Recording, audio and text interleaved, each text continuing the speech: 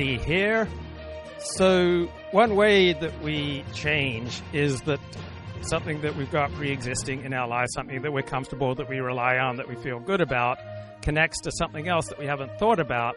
And so we move from that which we already feel good about, we become open because that connects with something else, and then we adapt that new thing and include it in our life. So I'm a big fan of the left-wing podcast, Decoding the Gurus, because I am naturally right-wing, and so I find I often benefit from getting a left-wing perspective. Also, most of the decoding work that goes on in Decoding the Gurus is not politically ideological. It's more a matter of logic and common sense. So I was listening to Decoding the Gurus, and I saw that they went on another podcast called Curiosity Porn. It's a podcast hosted by two academics, and I was like, yeah.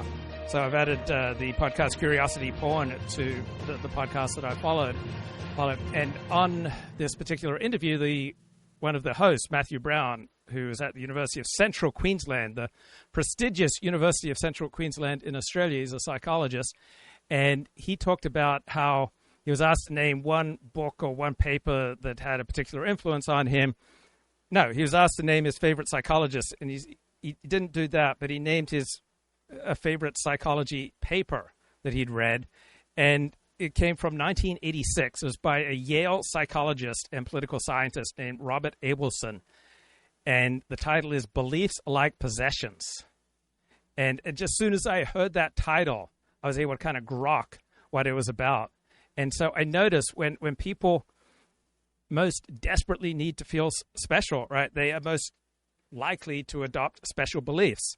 I notice in the world that I see and experience, people who have children rarely need to go out and pursue excitement, but people who do not have children are more likely to pursue excitement. So I do not have children. So I am probably far more incentivized to pursue excitement, including exciting beliefs. And if I didn't have children, all right, if I still did this show with kids, I'd probably be much more conventional, and I'd probably be less edgy because I would likely be getting all the excitement that I need from my kids. I notice that people who have kids, they rarely seem to need to pursue excitement. But if you need to make your life more exciting, one of the ways that people do this is by adopting exciting beliefs that are outside of the mainstream. Right, something that's cutting edge or unusual or unique, or that signals that you're a special person. So people who don't have children, and if the rest of their life is not working, then they desperately need something to hold on to. So they may adopt the belief that, hey, I am a truth seeker, I see through the BS, and so by these various conventional metrics, my life doesn't work, but at least I see through the nonsense. And so then they'll often adopt all sorts of beliefs that may appear ludicrous, but at least they are exciting. And so people who listen to Candace Owens or Joe Rogan, right, they get to hear a whole bunch of exciting perspectives on life. Right, the notion that we never landed on the moon in 1969, that it was all fake, that's an exciting perspective.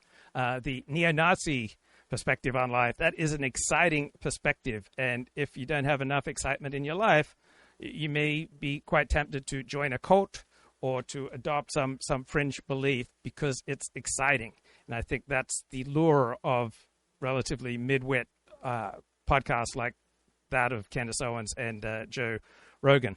So I love this analysis by psychologist Robert Abelson back in 1986. One finds or adopts beliefs with personal or social appeal. All right. So if you love a particular narrative or story, right, it resonates with something in you. For example, I tend to resonate with stories of loss because the most intense feelings I had in childhood were of loss. I lost my mother at an early age. I grew up in foster care for several years. We moved a lot. And so the most intense and therefore somewhat exciting feelings I experienced were loss. And so narratives about loss, they resonate with me. Narratives about martyrdom resonate with me because I grew up a Protestant Christian where I heard hundreds of sermons about the wonderful act of martyrdom by Jesus on the cross. And one of the earliest films that I remember seeing that just moved me deeply was called A Man for All Seasons, which won the 1966 Oscar Award for Best Movie. 1966 was the year that I was born, and it portrayed its protagonist back in the 16th century as a man who was willing to die for his beliefs, and that got imprinted on me. And so I think that was part of the psychology that underlay much of my life, that I would lose on traditional metrics, but I would pursue truth. I was the brave guy. I was willing to martyr myself for a greater cause. And, of course, you're going to be much more willing to martyr yourself if you don't have children. All right? The less you have to lose, the more likely you are to martyr yourself.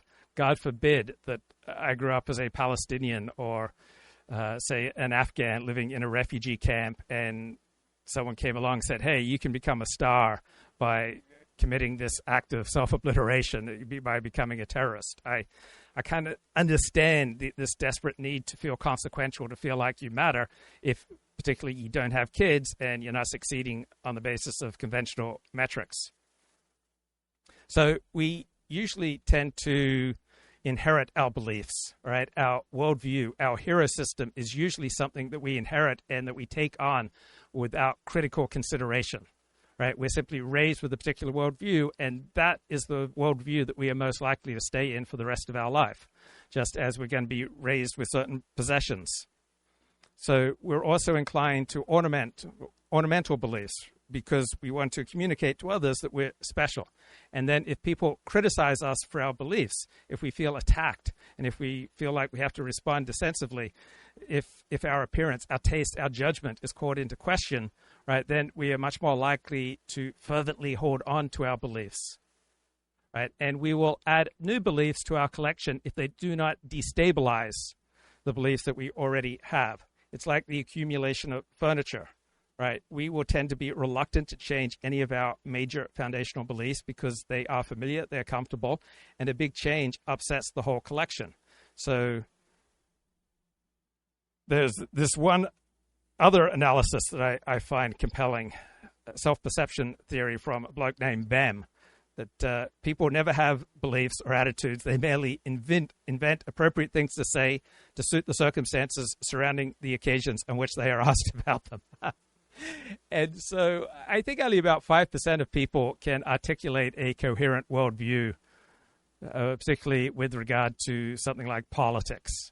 Most people don't live much of their lives in an abstract intellectual world. So these are the circumstances that tend to induce the possession of a particular belief. If you're asked to make a kind of public commitment to a belief, so I noticed in evangelical Christianity, in which I grew up as a Seventh-day Adventist, right, people who would publicly commit their lives to Christ, right, they would be much more likely to stick by that belief than those who did not. My brother was at an assembly. He was at a Seventh-day Adventist school in something like 10th grade, and his classmates were asked to go forward and publicly commit themselves to Christ. And when people started doing that, my brother yelled out, "Sucker!" And my brother is stuck by that skeptical view of religion ever since. If you have suffered for your belief, if you've had to explain your beliefs, if you've had to elaborate on a belief or to trace its origins, if you've had to defend a belief, or if you attribute your longevity or your success to a belief, you are much more likely to stand by that belief. And if a belief serves you, if it's instrumental, so it brings you inner peace or a feeling of being special, that you feel assured, for example, of your eternal heavenly salvation. For most people, that's not going to be helpful. But for those who feel a burden of sin, then assurance of your eternal individual salvation in the next world will be reassuring and a tremendous blessing. Most people don't understand that their inherited beliefs are just something that they've taken on without consideration of time and place. And many of us who come from a particular Christian upbringing, we just look at the world and other religions through the lens of the one religion that we know. And so this sense of being burdened by sin is essentially unique to Christians, right? In no other religion is there this palpable burden of sin, right? You don't find that much in Judaism, nor in Islam, nor in other religions. It's something that speaks to Christians, doesn't really exist outside of Christianity. And so your deepest feeling might be connected to a belief that is unique to a particular religion, such as Christianity. Many people receive a benefit from a belief that defines them, defines their in-group, that defines their experience of life, and that defines their feelings. Another thing that contributes to belief are sharedness, right? It connects you with other people, connects you with your family, friends, people you grew up with. It may show that you are unique and special. It can be justified quite easily, and it can be exciting. It might be sharp, it might be intense, it must be the most intense extreme belief possible. And another key attribute of beliefs that we hold is centrality. Does this particular belief fit in with other beliefs? So we are all motivated to act in ways that increase the values of our pre-existing beliefs. So whatever source our beliefs come from, we'll be motivated to build on them and to maximize them to increase their value. So the longer and more intensely and the more defended our beliefs, the more we will hold on to them and the more they will increase in importance. When our beliefs are threatened, right, our beliefs will take on much greater value. And then there are opportunity costs, right? That's the alternative benefit. If we give up one belief and perhaps take on another belief that serves us better, we might do that. On the other hand, sunk costs, if we have devoted much of our life to one particular belief, we're highly unlikely to give it up. For example, I made considerable sacrifices to convert to Orthodox Judaism. There's no way, given the quote-unquote sunk costs that I have put in for my Orthodox Jewish journey, that I'm ever going to give that up. So that would constrain my beliefs. Right? Sometimes we have to abandon beliefs to adopt new ones. And this abandonment is usually costly. And so the older people get, right, the less likely they are to give away or give up a belief for a new one. Now, if you want to effectively sell a belief, the most effective way to do this is not through rational argumentation, but you have to offer people something of great value. And the more attractive the person making an argument, all right, then the more effective the argument will be. So some wrinkly old crone making a highly rational argument is unlikely to persuade people. So our beliefs are like objects. They provide us value, and this value has little to do with the truth of our beliefs. So competitions between various types of belief depend upon which belief system provides greater value to its proponents. And I'm just started thinking after I read this essay, a friend's a little bit like possessions. Do we make friends? Do we lose friends in similar ways to how we adopt beliefs and discard beliefs? I have frequently changed my mind throughout my life. It helps being a bachelor and not having kids. That makes me much more flexible to change my mind. And when I take on a new worldview, I often lose friends in the process. Incredibly painful and expensive, but that's the price you pay when you do something new and exciting and take on a new way of looking at life. All right, this is probably the most influential Christian sermon of the past 50 years. So if you grew up a Protestant, all right, or a Catholic or a Jew, you might think of the sermon as the very pinnacle, the key, the most exciting, the most valuable part of your religious experience. But sermons were not key to the religious experience until the rise of Protestantism in the late 16th century. And Protestantism, because it doesn't have a lot of rituals, it put a well-argued, compelling sermon at the very heart of the religious experience. And my father did a PhD in rhetoric, and my father was a skilled evangelist and preacher, and his words moved thousands of people. My father was like a rock star in our small world of Seventh-day Adventism. And I'd look around, and people would sometimes be in tears due to the power of my father's sermons. You may have heard the, I think, saying from the Hebrew Bible, a prophet has no honor in his own home. So my brother and I were not similarly moved by our father's sermons. Well, I always had a great deal of respect for my father and admiration, and probably put him on a pedestal up until I went to UCLA. And somehow, in the 9 months between entering UCLA and coming home the summer of 1989, I went from viewing my father as heroic to viewing my father as an emotional cripple who was channeling his inability to build normal bonds with people into the performance of his Christian evangelism. So, John Piper, Boasting Only in the Cross, he gave this sermon in the year 2000. He is an evangelical Christian, and this is probably the most influential Christian sermon of the past 50 years. That's a tragedy in the making. That is a tragedy in the making. About 3 weeks ago, we got news at our church that Ruby Eliason and Laura Edwards were killed in Cameroon. Ruby Eliason, over 80, single all her life, a nurse, poured her life out for one thing: to make Jesus Christ known Ruby among the sick and the poor in the hardest and most unreached places. Laura Edwards, a medical doctor in the Twin Cities, and then in retirement, partnering up with Ruby, also pushing 80, and going from village to village in Cameroon. And the brakes give way. Over a cliff they go, and they're dead instantly. And I asked my people, is this a tragedy?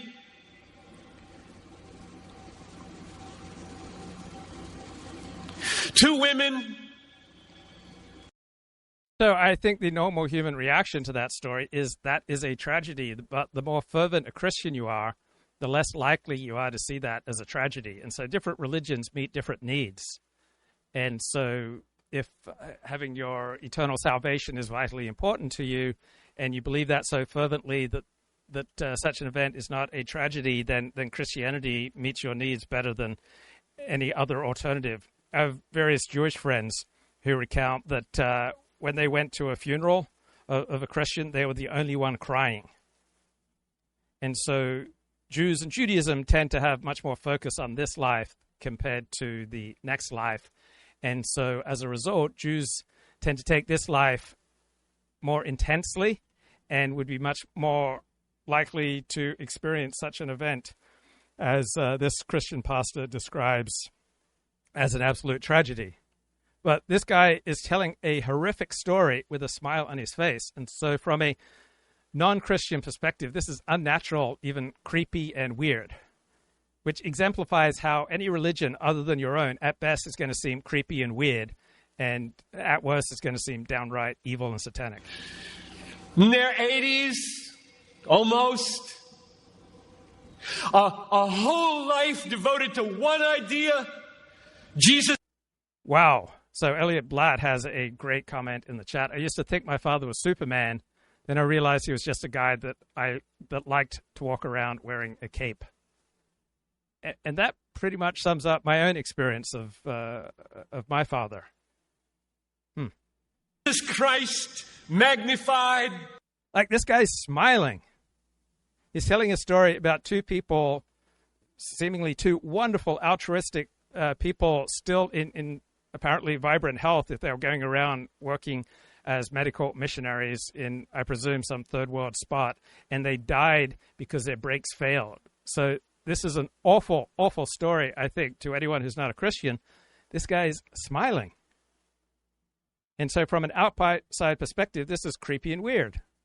But if you buy what he's selling, then it's stirring and inspiring. Among the poor and the sick. Now, I just wish he wouldn't make that neo-Nazi Heil Hitler signal with his hand, man. Come on, dude. In the hardest places. Stop doing that neo-Nazi signaling, bro. Not cool. Nazis are bad. And 20 years after most of their American...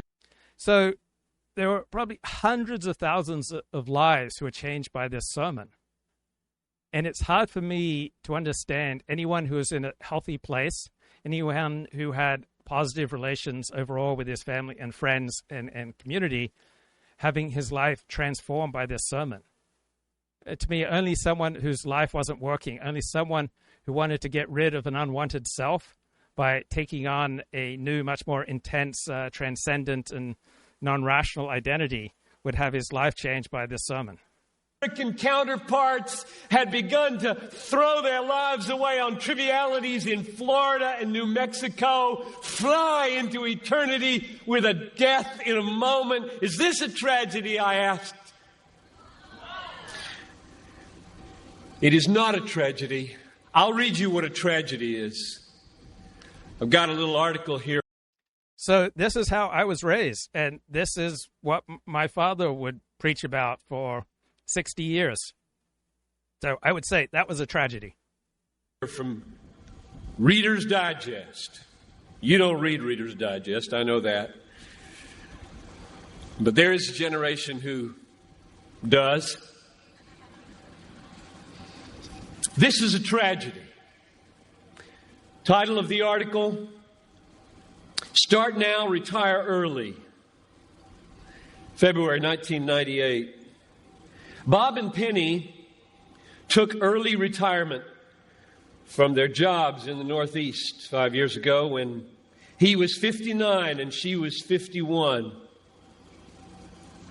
Now they live in Punta Gorda, Florida, where they cruise on their 30-foot trawler, play softball, and collect shells. That's a tragedy. I loathe this. He has no idea of the overall quality of this couple's life. Right? Just because Reader's Digest says a couple retired early and one of their favorite things to do is collect shells doesn't mean that that's the sum total of their life. They may also volunteer. They may be deeply entwined in the lives of their children, their community, their relations. To just dismiss this couple and say that they are leading a tragic life because you read something in Reader's Digest that says they like to collect shells, I think that's abhorrent. Right? You call them out by name and then you deride them, but they have a hobby of collecting shells. You have no idea the overall quality of their life. You are not necessarily a better person because you go overseas to medically volunteer. It's entirely possible that those people who died at age 80 volunteering overseas, that they were not, it's possible they were lousy parents. It's possible that they were not good friends. It's possible that they caused an enormous amount of grief to people who knew them and loved them. And it's possible that they wanted to get rid of an unwanted self by so immersing themselves in some showy demonstration of self-sacrifice on behalf of people on the other side of the world while neglecting people that they grew up with and lived their lives around and forgetting those bonds. So I'm quite skeptical of this sermon, and I'm skeptical of its ideological points. Even if it wasn't pro-Christianity, I don't find this powerful, and I find it disturbing anyone who does find this powerful. That's a tragedy, and there are people in this country that are spending... Bro, you know nothing about that couple. Just because Reader's Digest article gives one anecdote about them, and you are now going to tell millions of people that this couple is leading a tragic life, that's incredibly obnoxious. Right? There are certain persons, such as my father, and there are also Orthodox Jews this way, who view everybody as fodder for their religion.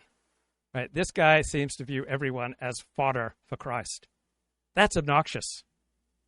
Now, It may be adaptive for certain dysfunctional people to get rid of an unwanted self and to take on this new self.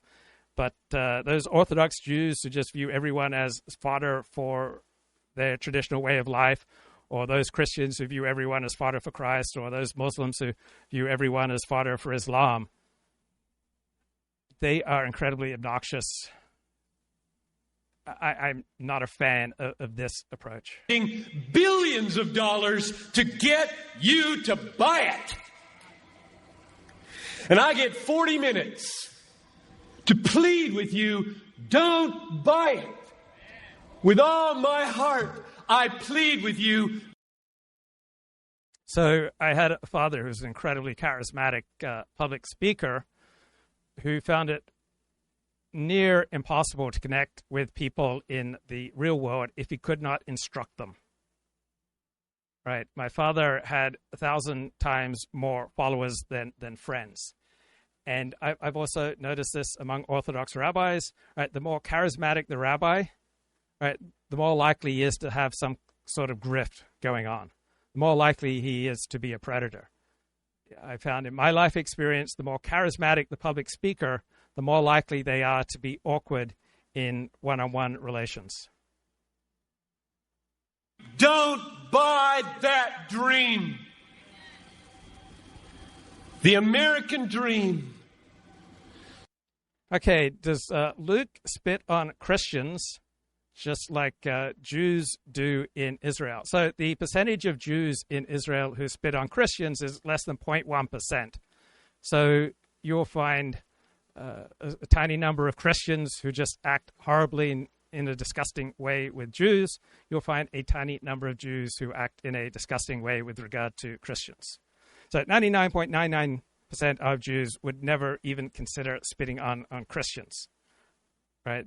And 99.999% of Christians would not consider doing something equivalent to Jews, but you'll have a tiny number of each group who acts in a disgusting fashion. Now, one thing that I will give this guy, I was curious. My father based his life on sacred texts that he could barely read in the original. It appears that this guy may well have a higher level of literacy in the original texts of the Bible than my father.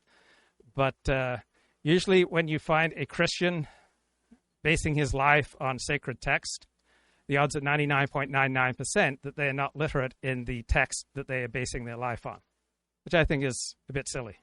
A nice house, a nice car, a nice job, a nice family, a nice retirement, collecting shells.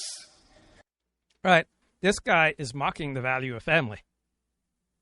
And that comes from the Gospels, right? Jesus says, "Who is my brother? Who is my sister? It's those who follow me." And so Christianity is a belief system, and early Christianity urged its adherents to, if necessary, split from their families, that their real allegiance should be to the story of Christ and to their fellow Christians, not to family. So virtually all revolutionary movements promote separating yourself from your family. And for most people, most of the time, separating yourself from your family is a bad idea. And so I have contempt for his contempt for family in relation to ideological beliefs.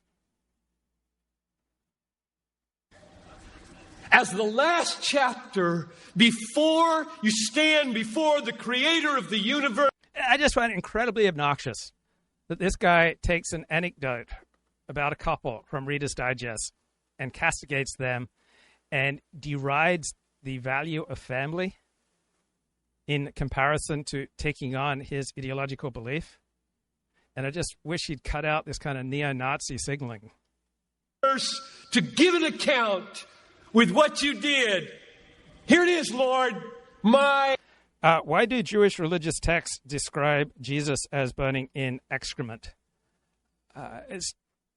There is one text in tens of thousands of pages of Jewish text that seems to do that, just as you'll find similar horrible descriptions of Jews in plenty of Christian sacred texts. So in every strongly identifying in-group, you'll find horrible things about out-groups. And so let's say I venerate 12 steps and I have a passionate relationship with a woman and then I break up with her, she will want to effectively urinate on everything that I held sacred if I then dared to break up with her.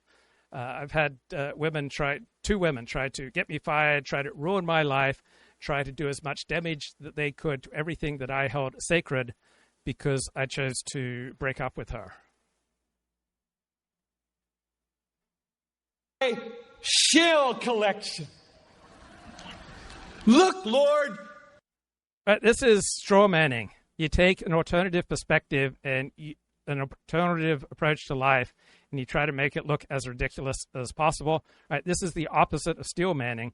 You would think that this level of castigation, denigration, on the basis of flimsy evidence should be the most unchristian thing in the world, but this guy finds it rhetorically useful, so he castigates this couple that he knows absolutely nothing about, and he castigates an ordinary and healthy approach to life to try to promote something that I think is probably unhealthy for most people. My shell collection. And I've got a good swing. And look at my boat. Right, there's only a tiny number of people for whom their shell collection is the most important thing in the world. And I would wager to you 1,000 to 1 that this couple that he is mocking, this couple that he is denigrating, this couple that he's poking fun at, all right, I would bet you the odds are more than 1,000 to 1 that the most important thing in this couple's life is not their shell collection. Right, people who love their shells and love their boats and love their cars, they almost always have higher priorities, right? I bet this couple loves their kids, loves their friends, loves their family, loves people that they are related to far more than they love their shell collection. Right? Just because this couple didn't emphasize to Reader's Digest that their love of their children is more important than their love of shells doesn't mean it's not true. I just find it so obnoxious when people become instruments in your aggrandizement, when people just become tools that you use to show how superior you are. God, look at my boat, God. Well, not. And me says your argument was to suggest that this 1% of Jews spitting on Christians. I didn't say 1%. I said it's less than 0.001%. Right? Almost never happens. Doesn't represent actual Judaism. Yes, it's literally in their religious text. Bro, I can show you just as many ridiculous things in Christian text. Right? So every group has things in their religious tradition that a normal member of that group is going to be ashamed of. I don't like it that there is a tiny, tiny number of Jews who spit on Christians. Right? Are you proud of the number of Christians who have slaughtered non-Christians simply because these non-Christians would not accept Christ? Right? Tens of thousands of people have been slaughtered by Christians in the name of Christ. Does that fill you with pride? Not for Ruby and not for Laura. Or just imagine that this couple is autistic, and he's mocking this autistic couple who fixate on a shell collection because they have certain psychological problems, some genetic blocks to connecting with people normally. And is he mocking them for that? Right? He knows nothing about this couple. But he has become great in part through mocking them. Right? He is happy to clamor over this couple in search of his own aggrandizement. Don't waste your life. Don't waste it. How does he know this couple wasted their life? He has absolutely no idea. Right? It's not like the only meaningful life is one where you go to Africa and you work as a missionary. There are many paths to a life of meaning and goodness and service. I grew up in a home where my dad was an evangelist, and he lived for one thing, to make Jesus Christ known among people who didn't know him. And I would watch him leave on Friday and put him on the airplane. He'd be gone for a week or 2 weeks. Perhaps this bloke has some wounds that, in comparison to his own mission, probably driven in large part by his own aggrandizement, right? His father wasn't around much or particularly interested in him, except to the extent that this guy could be an instrument in the father's aggrandizement. For 3 weeks, and then come Monday, and he'd come home, and we'd welcome him home. And I loved my dad, and I still do, because at 81, he's still doing it. And there was on the kitchen wall in our house a little... So there's a modern Orthodox rabbi, Avi someone, I think. He wrote a book on spirituality, and this guy was in the news all the time for his various forms of activism, including against the Pope with regard to a Jewish concentration camp and these Catholic nuns who wanted to pray there. So this guy was always in the news. He was a big deal in modern Orthodox Jewish life, and he notes that often clergy put their job first and their family second. And that was my father. My father put his job first, his evangelism first, and my father's self-esteem would largely come from the number and the quality of the people that he could convert. And when my father married my stepmother, he told her that his mission, his evangelism, came first, and family had to come second to that.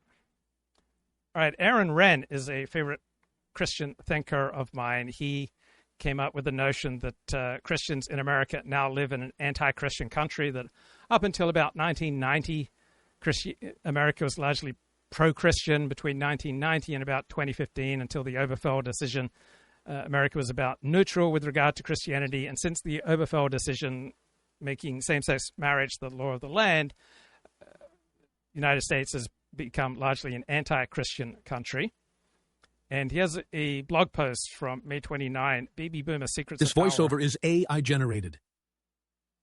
If you want to understand why baby boomers have been and remain so influential and dominant in our world, Baptist pastor John Piper's famous Seashells sermon from 2000 will help explain it.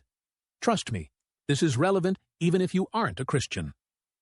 Piper's sermon at the Passion Conference for college students was one of the most influential religious talks of the past quarter century.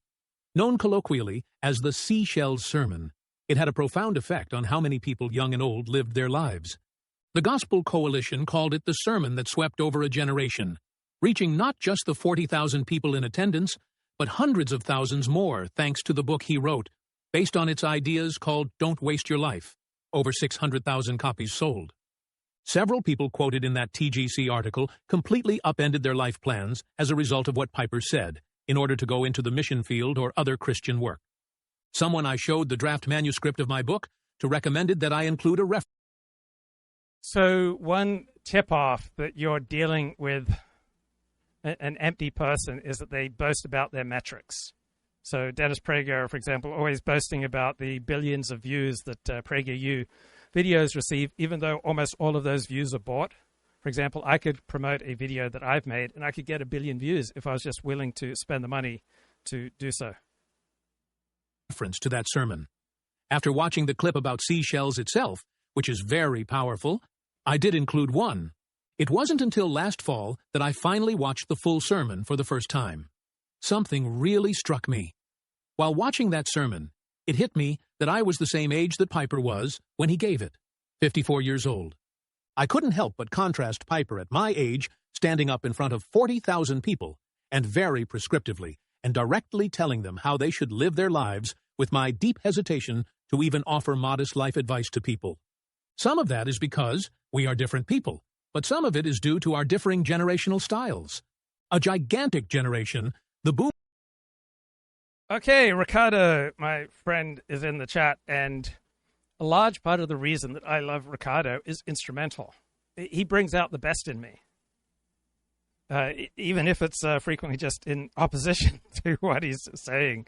How do I earn XP? So YouTube has changed something with the chat formatting, and now makes people MVPs the more they contribute to a chat.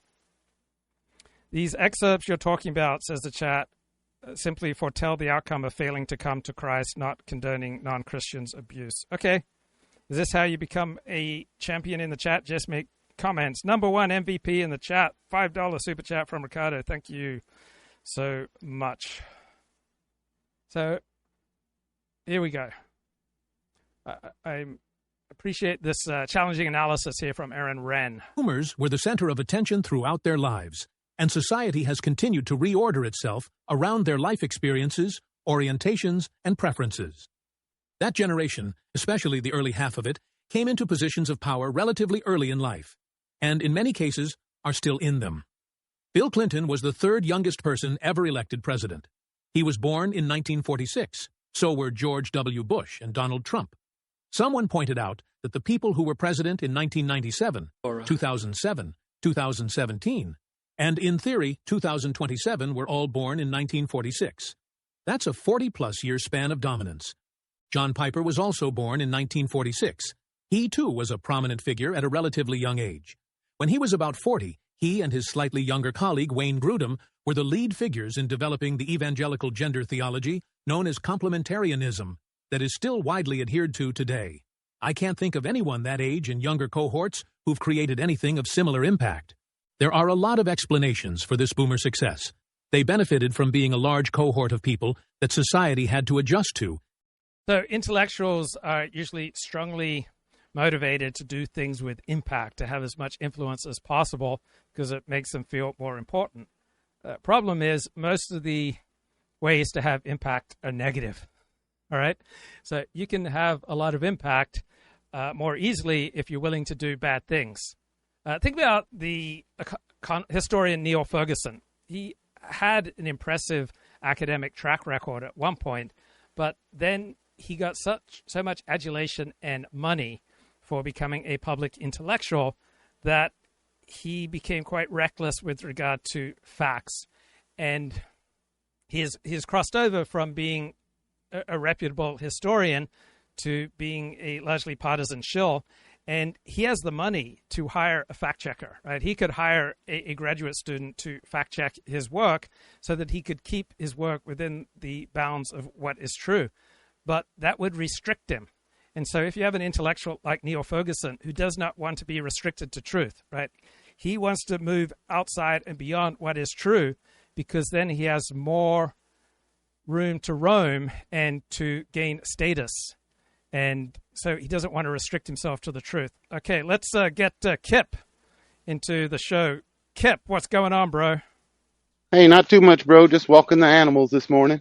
Got me. You were talking with her. Elliot sent a comment and reminded me about my daughter when I was like 8 or 9. My oldest daughter asking me why I wasn't president, that I was smarter than them, why I wasn't president.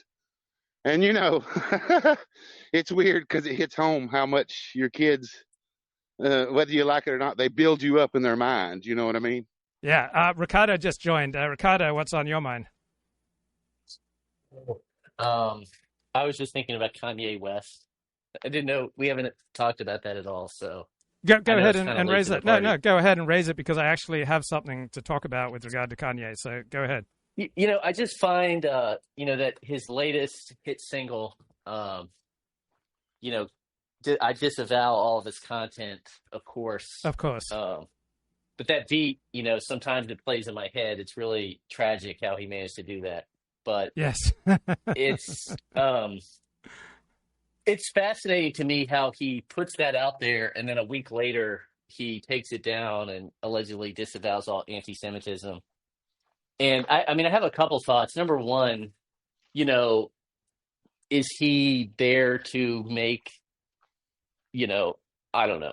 Let's just say like he, criticizing Jewish power, like unpalatable to white people by making it ghetto? Or, is he, because like he put it on this album called Cuck. And I have to say, like, making an album where you call.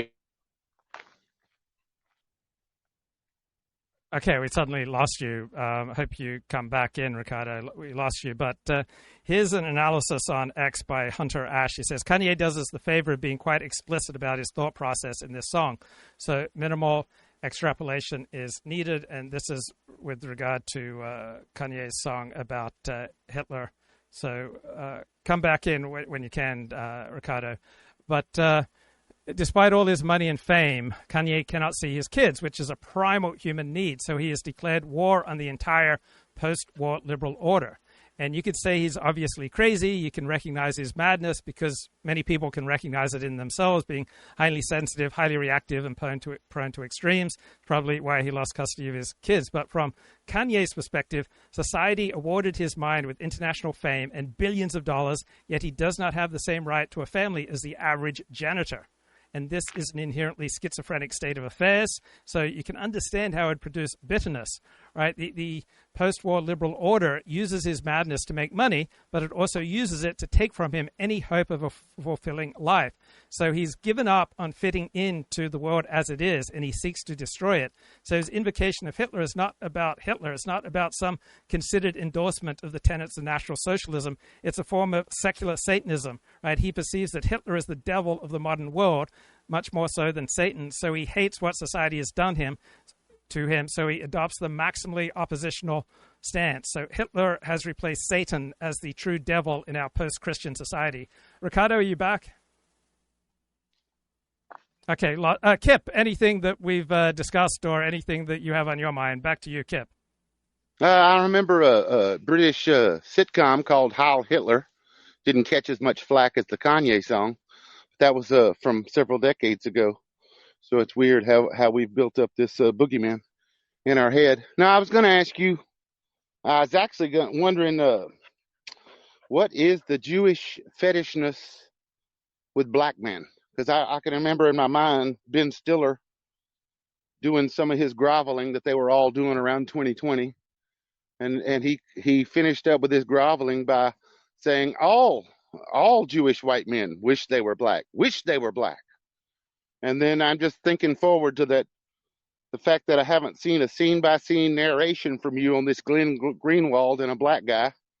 So I think you got a little work to do. Could you kind of explain the Jewish fetishness with black men and give me the scene-by-scene narration on Mr. Greenwald's Okay, so, interludes? yeah, I'm not going to watch Glenn Greenwald and his sex life. I find looking at male homosexual sexual interactions more upsetting than anything. Like, I'd rather see someone have their head cut off than watch two men kiss.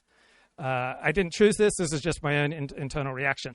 But with regard to this notion of Jews and the fetishization of black men, there's a different relationship between Jews and blacks than there is between your average non-Jewish white and blacks. And it runs in many different directions. So on the one hand, Jews tend to lead white flight, right? Jews will leave a white neighborhood that is getting less white more rapidly than your average white. Jews will react with more fear if they unexpectedly see, say, black men walking down the street compared to your average non-white. Jews would be more reluctant to engage in fisticuffs with blacks compared to your average non-Jewish white person. On the other hand, it's hard to find two groups who are more dissimilar than Ashkenazi Jews and African Americans. And so for many Jews, African Americans are just fascinating and can sit around and talk about them for hours. So there's just this wide panoply of Jewish reactions to blacks that is somewhat different from the average non-Jewish reaction. And it's because they are just so different and they have such different gifts compared to the average Ashkenazi Jew. So we tend to be astounded by their rhetorical abilities, by their abilities to move people emotionally, by their abilities to improvise in the moment, by their physicality, often their astounding physical prowess. And you're just looking at a group that is about as opposite from your group as you can get. I don't think there are two groups in America who have fewer deep interactions than blacks and Ashkenazi Jews.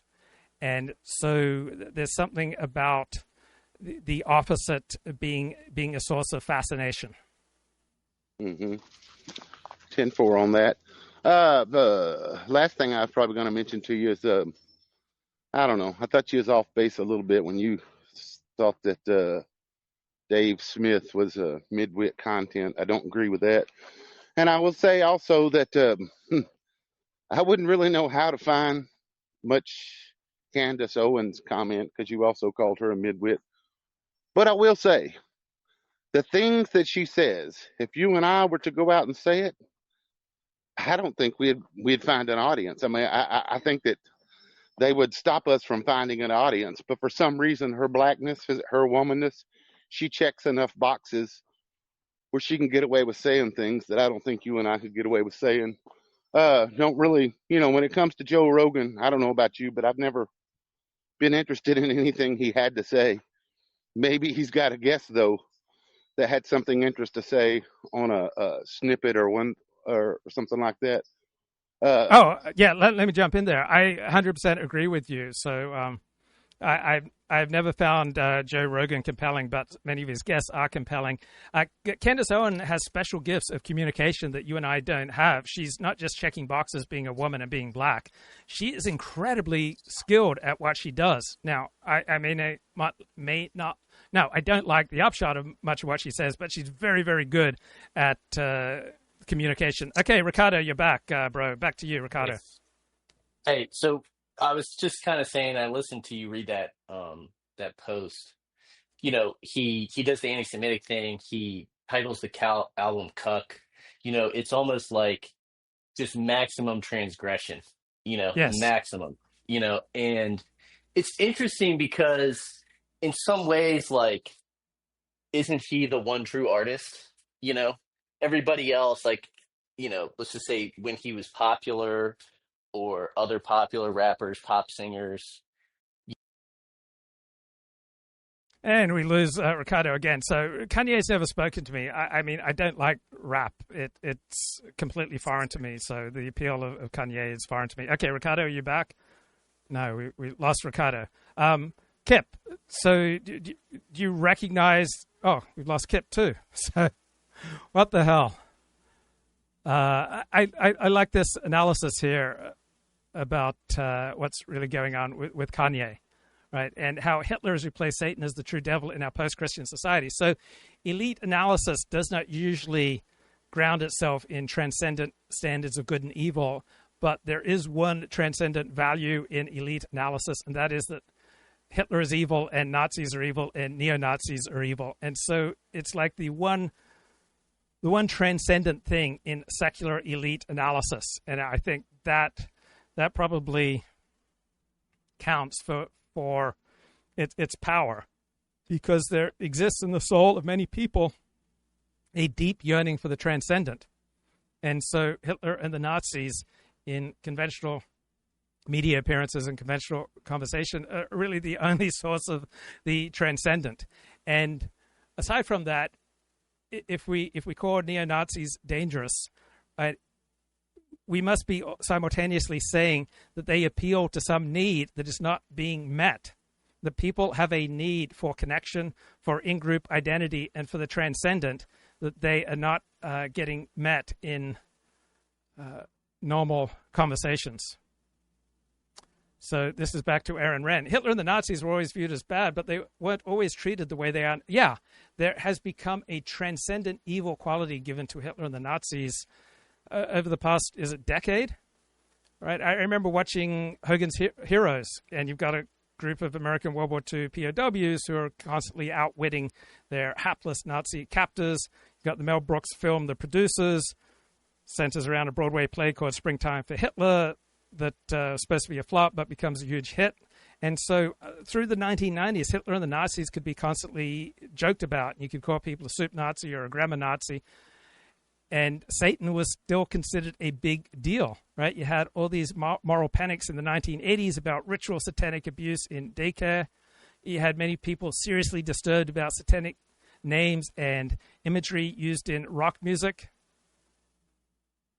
And Satan does not play the same role, right? With the decline of Christianity in America, and we have the dethroning of Satan from his old position in the culture, but nature abhors a vacuum. So in the absence of the Christian Satan, we've now perhaps turned to Hitler as a secular Satan. Right? There are many comedies about Nazis. Aaron Wren says, I don't remember the last time I heard someone use the term as a metaphor in casual conversation. Right? Even the use of the Hitler reacts meme online has diminished significantly. So Hitler is no longer just an evil totalitarian dictator. He's an actual satanic figure in our post-Christian society. And so the more secular our society has become, right, the more we have the rise of Nazism and Hitler as the one transcendent in the world, which seems quite strange on face value. Instead of vice versa. True. They were in the right place at the right time, such as to go to college and buy houses when those things were cheap. True. They were given opportunities by older generations that they did not give to younger. So Jewish law is quite skeptical about people transitioning, trying to transition from sex. It appears that Islam in general and Iran in particular are much more on board with transsexualism than any other religious tradition of which I'm aware. Generations in return. True. They were the first generation to benefit from modern healthcare and lifestyle knowledge, such they lived longer and stayed healthier and more productive after age 65 than previous generations did. True. But this misses that there were things the boomers did that earned them their success. For example, in adulthood, many of them were workaholics.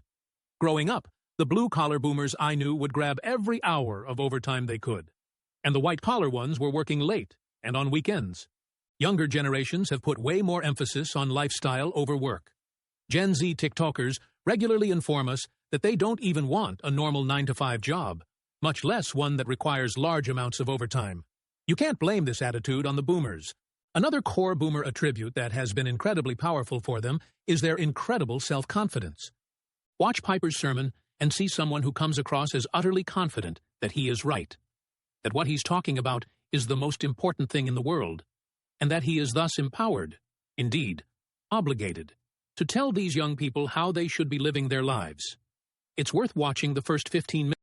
So if you're deeply moved by this John Piper sermon, or if you're deeply moved by some secular gurus such as Dennis Prager or Jordan Peterson, I would submit to you that there is a deep hole in your soul that these gurus and teachers are filling, and it's not a good sign. Now, you may still get benefit from taking on this kind of mentor, but I think the benefit is quite small compared to the realization that there is something like deeply missing in your life that you would need meaning so desperately. I used to think the search for meaning was about the most noble thing that you can find. And I remember reading a great book by a survivor of the concentration camps called Man's Search for Meaning.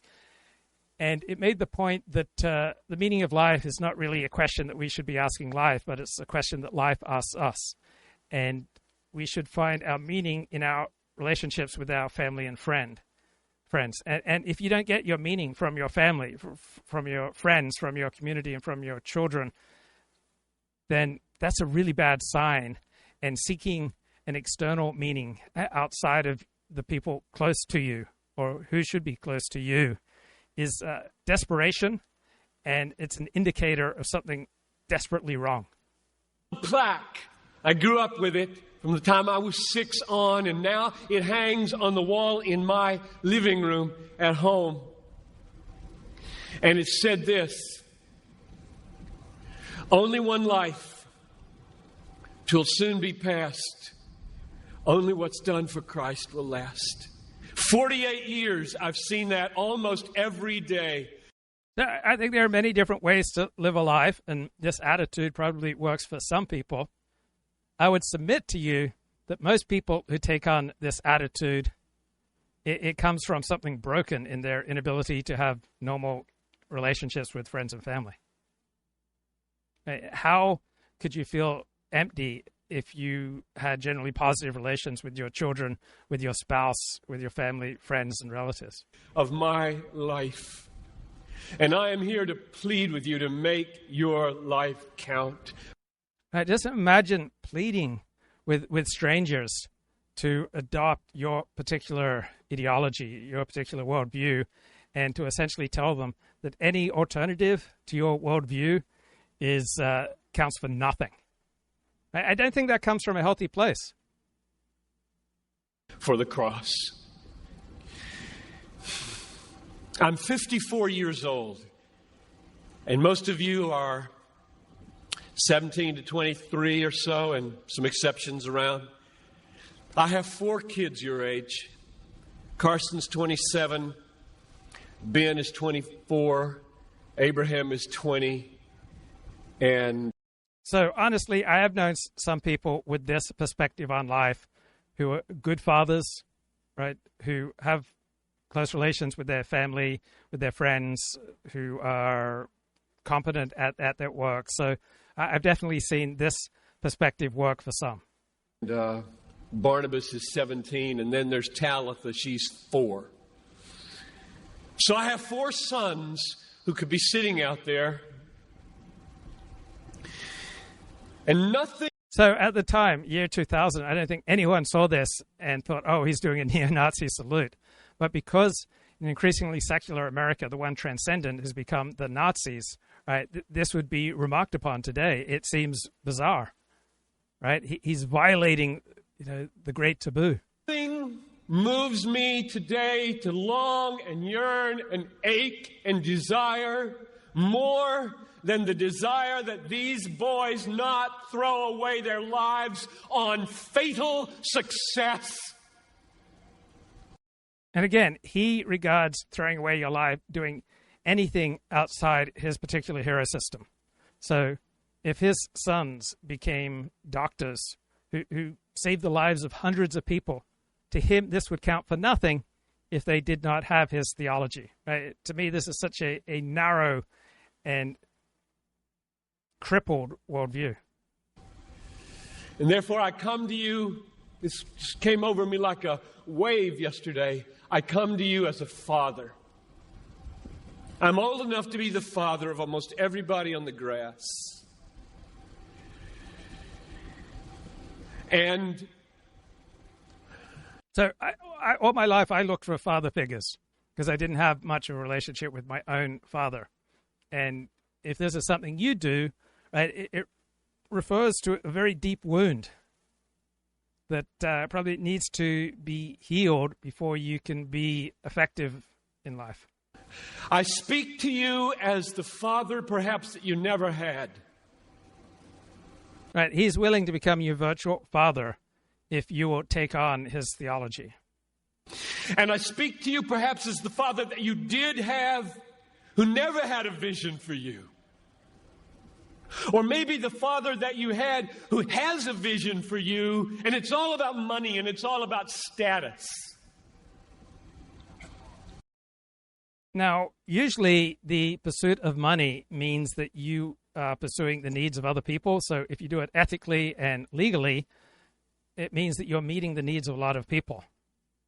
And so most parents are naturally and rightly proud if their children grow up to help people. And if you are making your money legally and ethically, right, you're doing it by helping people, which is a great thing. Or maybe, this would be the best of all, I speak as a father exactly what your father has always wanted you to hear. And you never would listen. To lay down your life for Jesus and to go to the hard place and do the hard thing for the glory. Right, he is venerating laying down your life for a particular theology. To me, this is a crippled and dangerous perspective that would undoubtedly serve many people, would work for some people, but would be reckless and dangerous and destructive for others. Glory of the cross. So hear me as a father speaking to my sons and my daughters this afternoon. I love Passion. Passion 96. So Passion refers to this evangelical Christian series of outdoor conferences. 7, 98, 99, OneDay. One of the reasons I love Passion is because the 268 Declaration. So can you imagine how much love and adoration he received, right? He's speaking to, 10,000, 20,000 people just an absolute high. Based on Isaiah 26:8, goes so close to the center of what I feel like I'm about. You know what it says, especially. So he probably did not wake up in the morning with a lack of energy. All right, he's got a mission that consumes him. Minutes to get a sense of that. This comes through most clearly in the way that he explicitly assumes fatherly authority. He says, I'm 54 years old. I come to you as a father. I'm old enough to be a father of almost everyone on the grass. I speak to you as the father, perhaps, that you never had. And I speak to you, perhaps, as the father that you did have, who never had a vision for you. Or maybe the father that you have, who has a vision for you, and it's all about money, and it's all about status. Or maybe, and this would be the best of all, I speak to you as a father exactly what your father has always wanted you to hear, and you never would listen. Here's someone who got up on stage in front of 40,000 people that he didn't know personally and didn't even have a pastoral relationship to, and tells them that his fatherly direction trumps that of their actual. So most people who get up and feel comfortable speaking to 40,000 people are not normal, and those who are really good at it are very rare people, not necessarily people that we should embrace or want to emulate. Has Luke seen Mus Trenny's son? I find that whole transsexual thing incredibly disturbing. I was living out of my car for about 6 months when I first moved to Los Angeles in 1994 because I'd rather spend my small amount of available funds on taking acting classes rather than getting an apartment. And then I met this Israeli bloke at a Chabad synagogue, and he said, I just noticed a good energy about you, and invited me to live with him rent-free in exchange for helping him with a script. And so I'd spend a few hours a week helping him with a script. And this bloke who, in part through my influence, right, moved from being secular to becoming a Haredi Jew who moved back to Israel to embrace the most traditional Jewish way of life possible. He had to take the script in a trans direction, which I revolted at. It was just completely repelling to me. But it's a fetish that is very strong with some men. Fathers who know them intimately, love them deeply, and are in a God-ordained position of authority over them. That is, unless their father's advice matches his own. That's pretty stunning if you think about it. Think about how confident you have to be, how sure you know the circumstances of the people in your audience, how sure that you are right about what you are saying, how sure that you know what the most important thing for them to be doing is, how sure that your imperatives are for the best, in order to say something like that and give a sermon like that. This incredible confidence is a trait that I've noticed in boomers. Think, for example, about the various debates around Tim Keller's ministry approaches towards the end of his life. His basic conclusion out of them seemed to be that he had gotten basically everything right.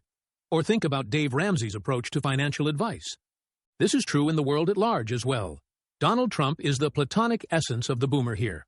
While his character is different from those other folks, to say the least, he exhibits the same self-confidence and belief that he is the one that should be giving direction, should be in charge. That incredible self-confidence is one reason why boomers are so ready to assert themselves, to believe that they should be in charge, to believe that they are empowered to change things, and indeed must change things, to believe they should be setting direction, and sometimes to believe that they shouldn't give up power or pass the baton, because no one else can do the job. This might sound like a critique of the boomers, but in reality, it is a critique of those of us who came after them. The joke is on us, because we did not have the confidence necessary to assert ourselves to the extent we should have. The fault for generational underperformance is in part our own. Think about my own Generation X. We tend to sit back, somewhat detached, analytical. The one hand this, on the other that. My own work exhibits this to a great extent. Or think about Joe Rogan's interviews, which exhibit this inquiring style. Millennials and Gen Z have their own different styles. These have their virtues, of course, but they have tended not to make us the kinds of people who would become institutional or movement leaders, or the kinds of people who run things and reshape societies. In order to aspire to do something like be president or be the CEO of a company, or create a high-ambition startup, or to shape the vocational choices of the next generation, you have to almost be able to generate a reality bubble around yourself such that you genuinely believe, and can cause others to believe, that you are the person that should be doing that. When the boomer who became my great mentor at Accenture recruited me as a staff consultant to come work on a project he was managing, he sold me on it by telling me it was the most strategic project in the firm. Big, complex, technologically ambitious business transformation. For years, I just assumed this was true. But was it? Reflecting back, I honestly don't know. Maybe it was, but I can't be certain. I don't know what else was going on in the firm at that time. I do know that he often described what he was working on in similar terms. This is strategic. This is important to the future of the firm. This is the project to be on. The important thing is that from his own perspective, this was all actually true. This wasn't just some sales job or cynical manipulation. He believed. So, Beale asks, what's my favorite race? Probably the marathon. I've been watching a lot of documentaries about ultra marathons. So I completed 5 marathons when I was 12, when I developed knee trouble. Never been a long-distance runner since. But it was just another crazy thing that I did to feel special. Believed it himself. And the less connected you are to other people, right, the more distant you are from your family and friends and your community, right, the more desperate you need to feel special, and the more likely you are to take on beliefs that show that you're a special person. He had internalized it, which is why it was so compelling when he talked about it to other people. When younger generations are able to do this, they are often very effective at achieving boomer-level success. Marc Driscoll was a Generation X evangelical example. Although he took a tumble, he built a huge church and was massively influential. He had, and has, the same self-confidence. Elon Musk's certainty that we must colonize Mars is another example. In fact, most big startup founders have this air about them. It's almost the first requirement. It's a common trait in post-boomers with high-level accomplishments. So this confidence and reality bubble effect is not unique to boomers, just more common among them. The successes of those post-boomers who had boomer-like confidence shows that while post-boomers did indeed face some structural challenges, as a whole, they probably could have been much more successful than they were. So there are all sorts of beliefs that are probably not true, but that serve you, right? The inordinate amount of self-confidence to speak in front of tens of thousands of people, right, probably often requires believing in all sorts of things that are not true. But sometimes believing in things that are not true will be an enormous advantage. So about 6 weeks, 2 months ago, I got quite weepy. Right? I had a weepy few days. And what spurred it was I saw some people preparing a Friday night dinner, and I knew at least one of them, and I knew 2 of them, and I thought, oh man, I'm not invited, I'm uninvited, I'm unwanted. And I got all weepy for several days afterward. And then about a week later, I realized, hey, I had been invited, and I simply didn't want to bother going to that particular Friday night dinner. But this interaction was not the cause of my unhappiness. It was the exemplification of there's a certain misfiring in my central nervous system, a certain degree of reactions to stimuli in me that are not aligned with my best interests. And so there's something in how I operate that tends towards too much solitude and a feeling of loneliness at times. And solitude's great when you're happy and you're thriving in your solitude, but loneliness sucks. And I'll probably never be as healthy as the normal person who grew up close to his family and friends, but I can certainly make ever closer approximations. But there's definitely something miswired in me with regard to loneliness, and it results in, at times, embarrassing displays of neediness and weepiness. And this bloke, Tim Fletcher, he articulates what I struggle with. But partly because, to me, we're facing a bit of a crisis in our world around loneliness. It first came to me when COVID hit back in 2020, that all of a sudden, because people... And this has huge ramifications for politics, because the more lonely you are, the more desperate you are, and the more you need to find something to show that you're a special person, right? So if you're failing on all the traditional metrics of life compared to your peers, you need to embrace something that shows that you're a great person, a good person, a truth seeker that you see through the bullshit. And so the more inclined you'll be towards conspiracy theories. Had to kind of be on their own. Right. A normal person doesn't base their meaning and purpose in life on religion or on politics. Right. They base their meaning in life on their family, their friends, their community. And cut off from going to work, etc. We saw this huge spike in loneliness, and everybody started talking about it. But after everything opened up again, what has stood out to me is loneliness is still an issue. Loneliness has not gone away. Loneliness has continued to be a problem all around the world, and it's a significant problem. So let me just give you some of the statistics that are coming out. So in November 20... So the more lonely you are, the more inclined you're going to be to seize on to some worldview that's exciting, some theory that is exciting and that will enable you to feel special. And the more desperate you'll be to join some sort of community that may well be based around esoteric beliefs. 2023, the World Health Organization declared loneliness as a global public health concern, and it launched an international commission to study the problem. A recent Gallup survey.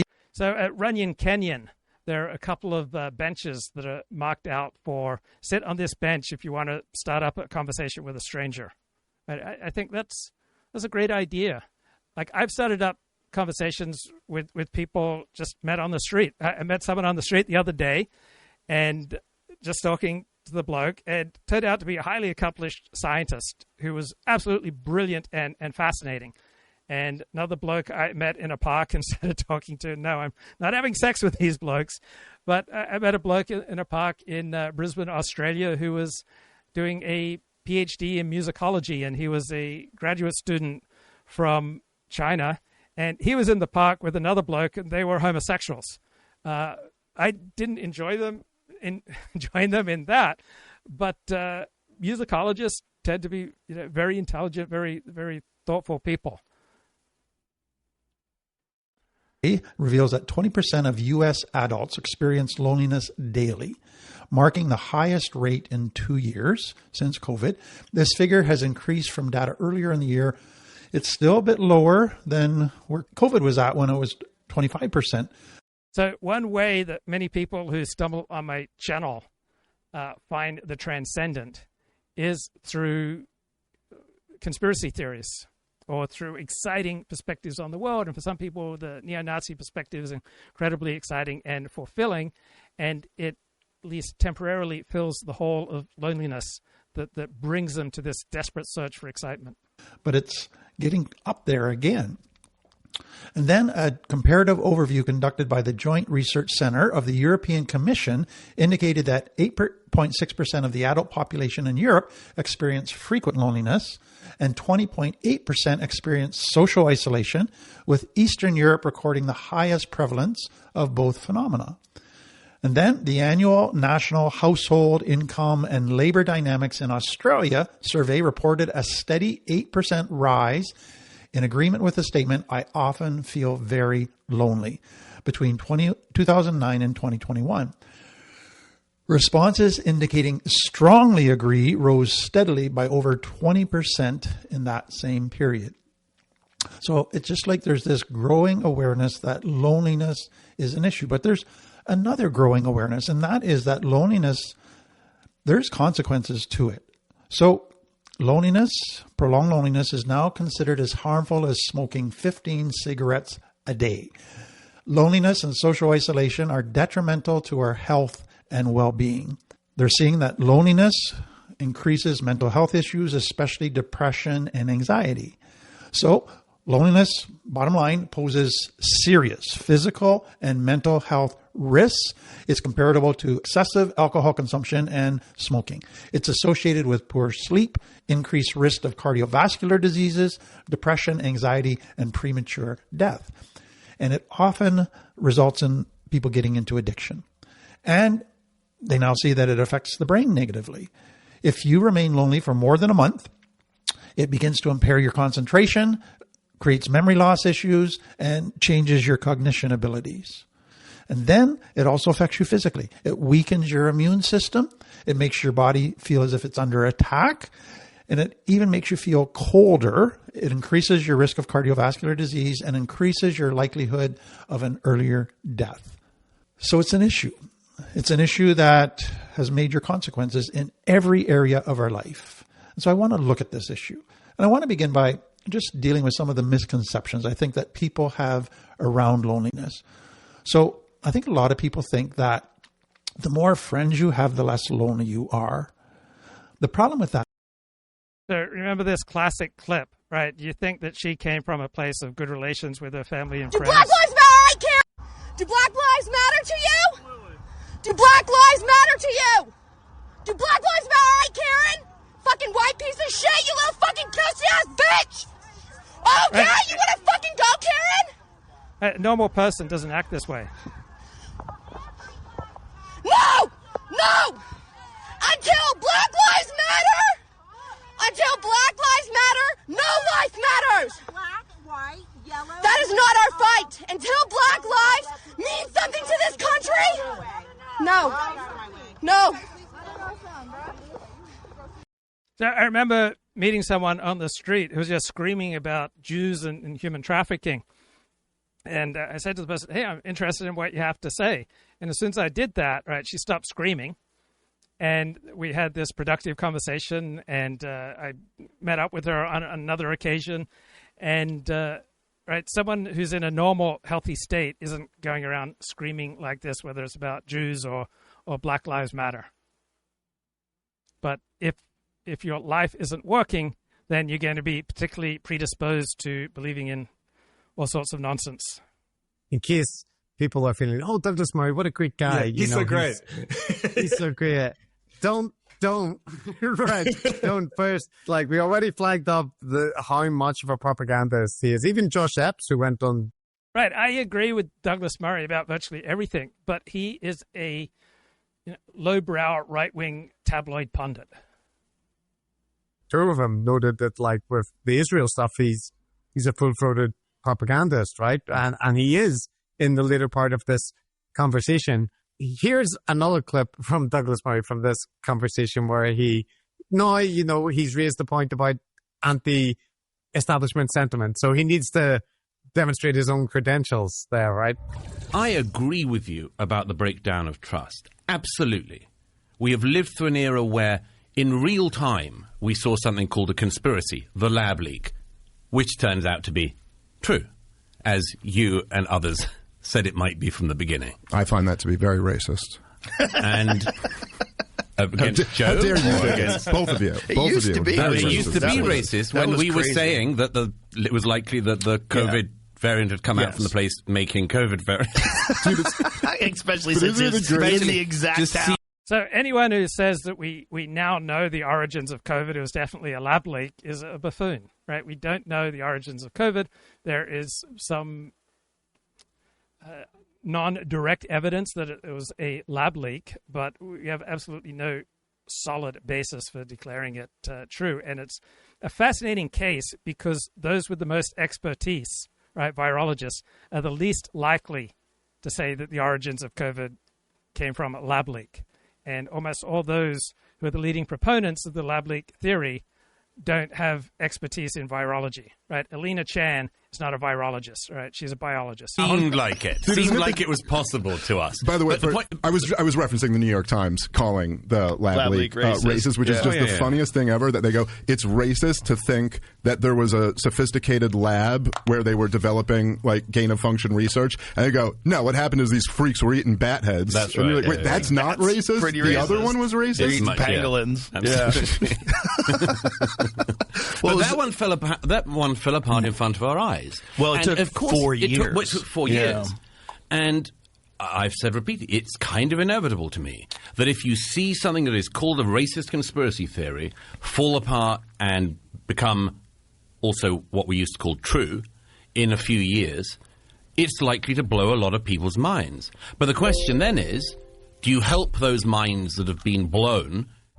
So it illustrates one problem with Douglas Murray. It also illustrates, Chris, how all three of these people are just so red-pilled, and that entire ecosystem. Like, in their world, the only objection to the lab leak theory was that it's so racist, and that was the line that was coming down from everywhere. Like, all it took was a couple of very liberal journalists to mention that, in the context, by the way, of Trump being incredibly xenophobic and proclaiming it, so that they might have gotten over their skis a tiny little bit.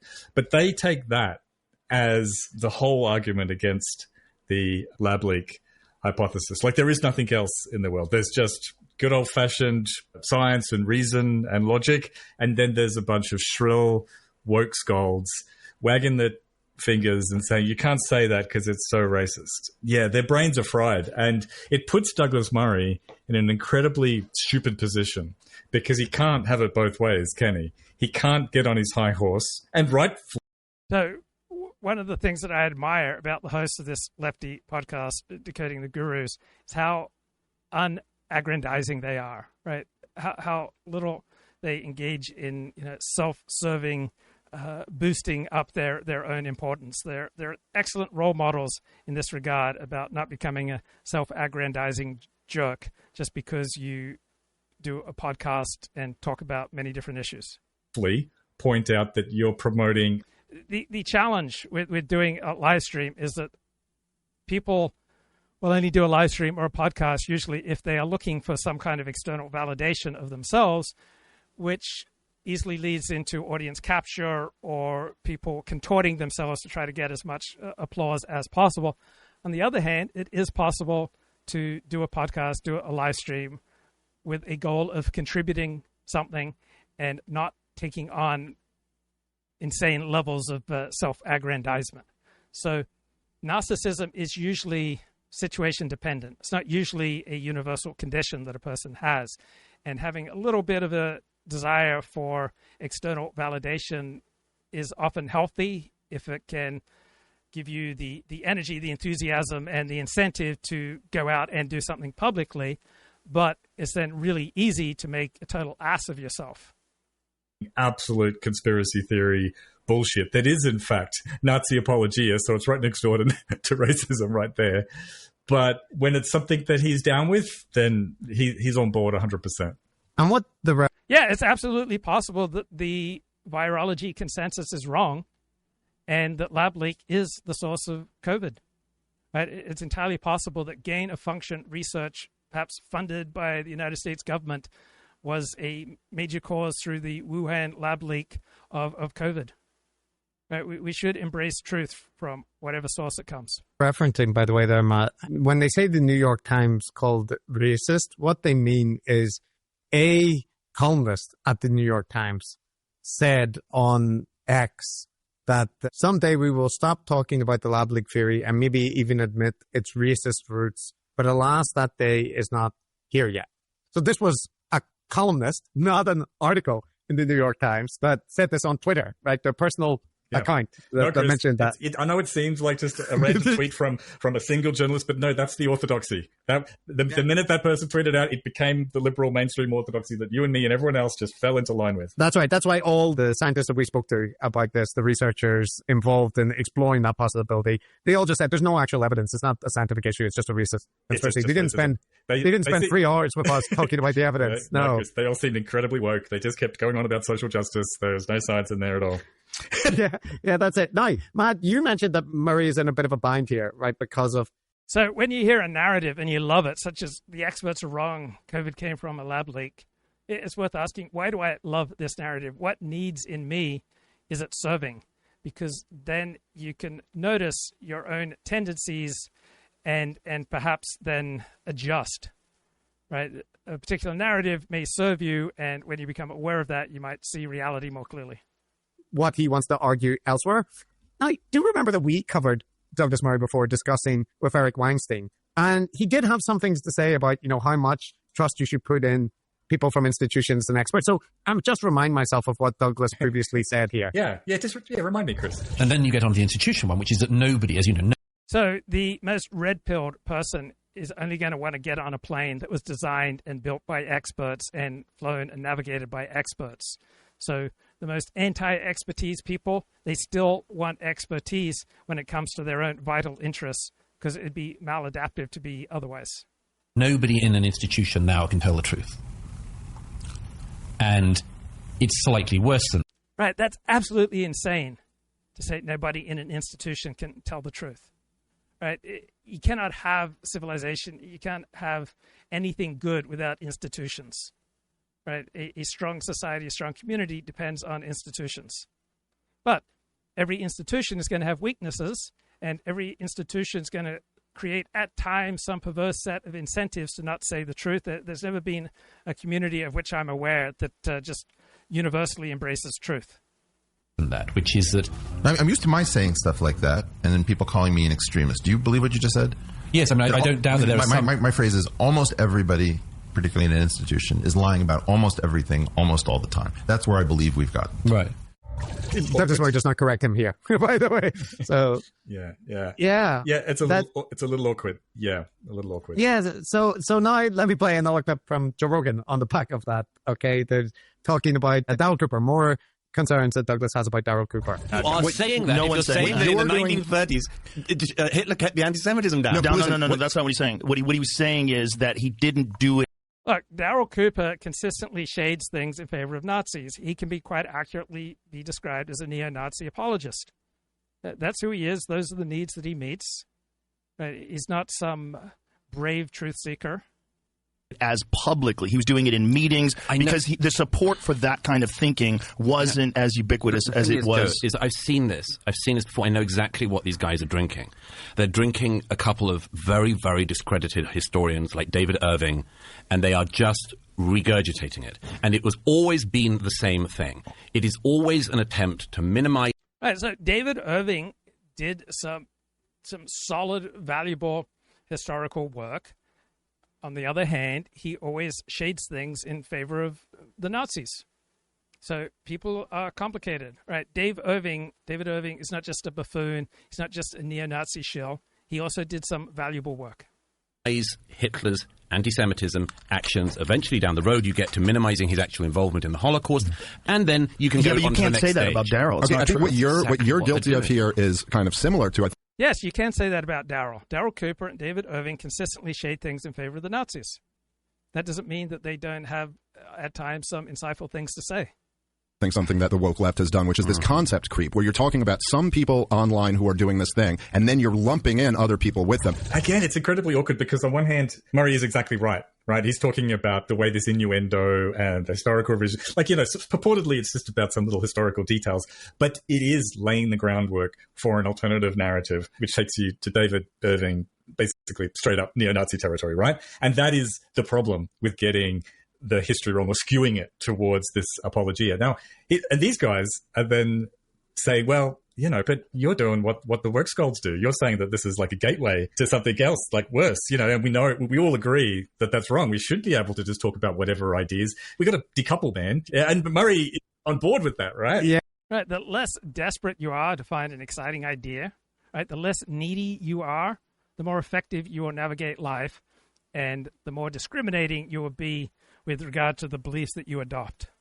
Right. This self-sacrificing belief system that this particular pastor was pushing here, right? This is not going to be adaptive for most people, right? You get this out of touch with reality, that only a life lived where you're looking to martyr yourself for the cross, right? Not a good idea for most people. That last phrase, your name and your renown are the desire of our souls. So here... Right, so pretty much everyone has a hero system because we don't want to be insignificant. And so we find ways of imbuing our daily choices with significance. This is one way people do it. Another way is Judaism or Islam, or a commitment to the tenets of liberalism, or commitment to science, or we need desperately some way to create meaning in our lives because it's not necessarily empirically just obviously there. And the more disconnected you are, the more desperate your need. But usually we will take on the hero system that we were born into. Here's not just a body, but a soul. And here's not just a soul, but a soul with a desire. And here's not just a soul with a desire, but... Right, and if you're not inside that particular hero system, it seems quite strange. Yeah, he's in a tangle, in essence. And I've got another clip that highlights this. Like, you can hear what he's arguing, but in my head, I'm hearing him voice the objections to what he's arguing, right, from his previous content. So listen to Murray get a bit tangled up here. But what he's trying to do is show what happens to human beings when they're confronted with unbelievable atrocities and how things go so incredibly sideways. Lots of people have written and spoken about that. So why is he not allowed to? He is allowed to. So he is allowed to. I'm saying that there's a weird way in which figures like him, whose ideas are not being countered when they are raised, are given platform after platform.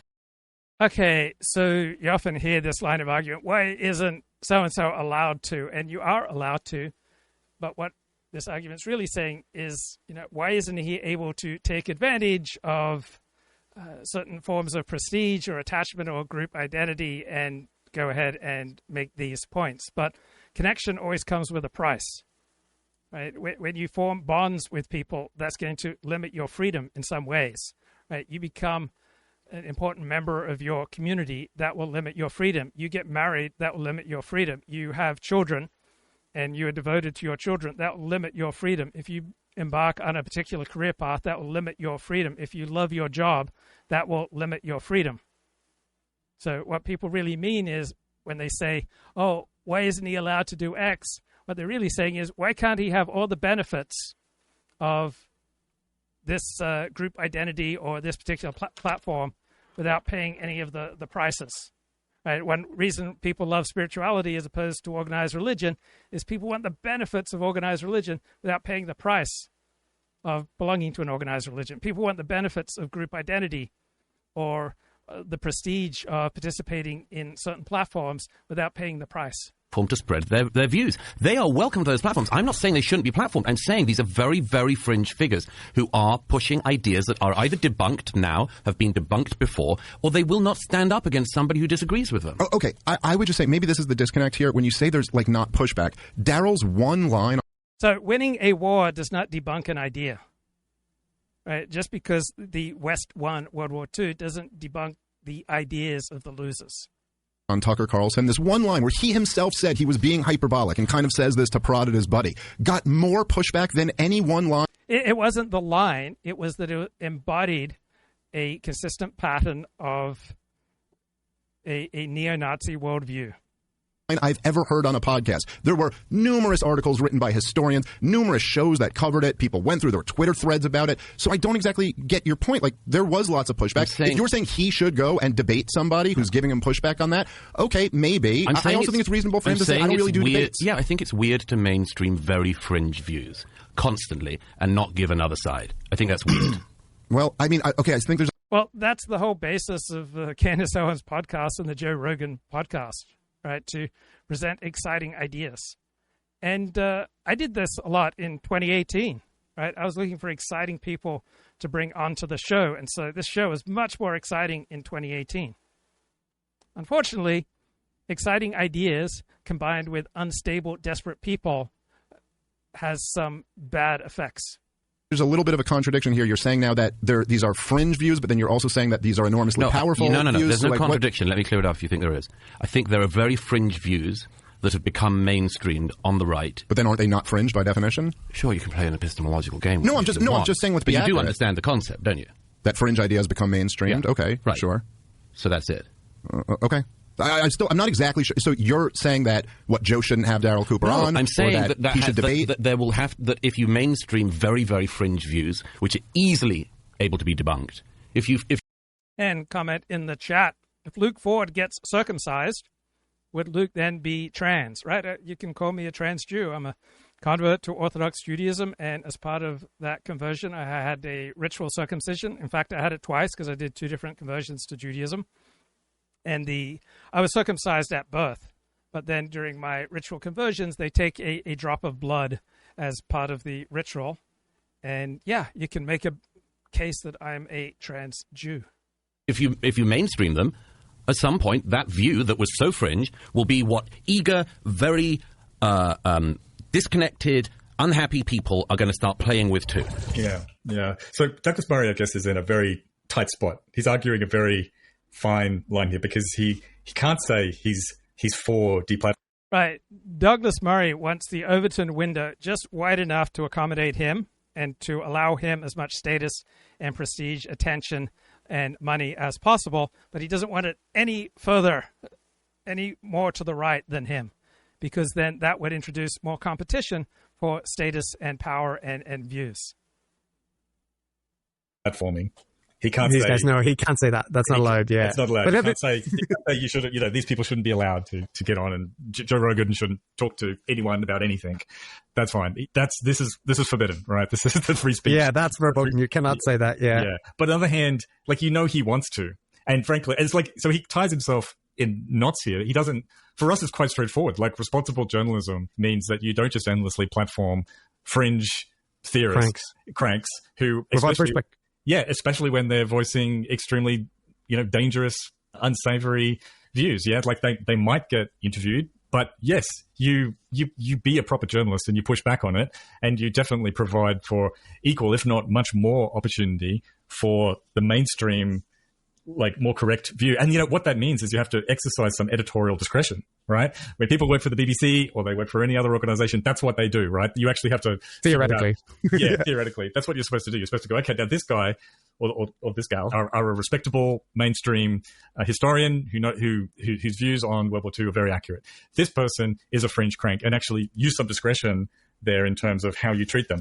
In Joe Rogan world, that doesn't happen. Or Lex Fridman world, or the rest of the podcast sphere. That doesn't happen. It's free speech. It's the opposite. It's the opposite. That's right. That's right. Because the cranks are far more interesting, right? They're wild. It's crazy. This is stuff you're not going to hear anywhere else, right? So it's the exact. And you see it with people like Neil Ferguson, formerly a respectable historian, but so desperate to be interesting and to gain money and status and power, he doesn't want to be limited by the facts, right? He can afford to hire a graduate student to act as his fact checker. No, he wants to roam out beyond the limits of what is true to accumulate a following. Exact opposite. They've got their own little, like, Tonka toy version of principles here, which is basically free speech, rah, rah, rah, forever. We do whatever we want, which basically means doing platforming and indulging the most rank conspiracies and misinformation on every topic whatsoever. Douglas Murray is not liking that right now, but he's signed on to this, right? Well, he's on board with that for almost every other topic that you might conceive, right? Like, so if you put into practice what he's saying, No, he's only on board with that amount of free speech that serves his interests. No more and no less. Hancock, his approach has been... And you'll see this with virtually all pundits. Right, their primary agenda is self-aggrandizement.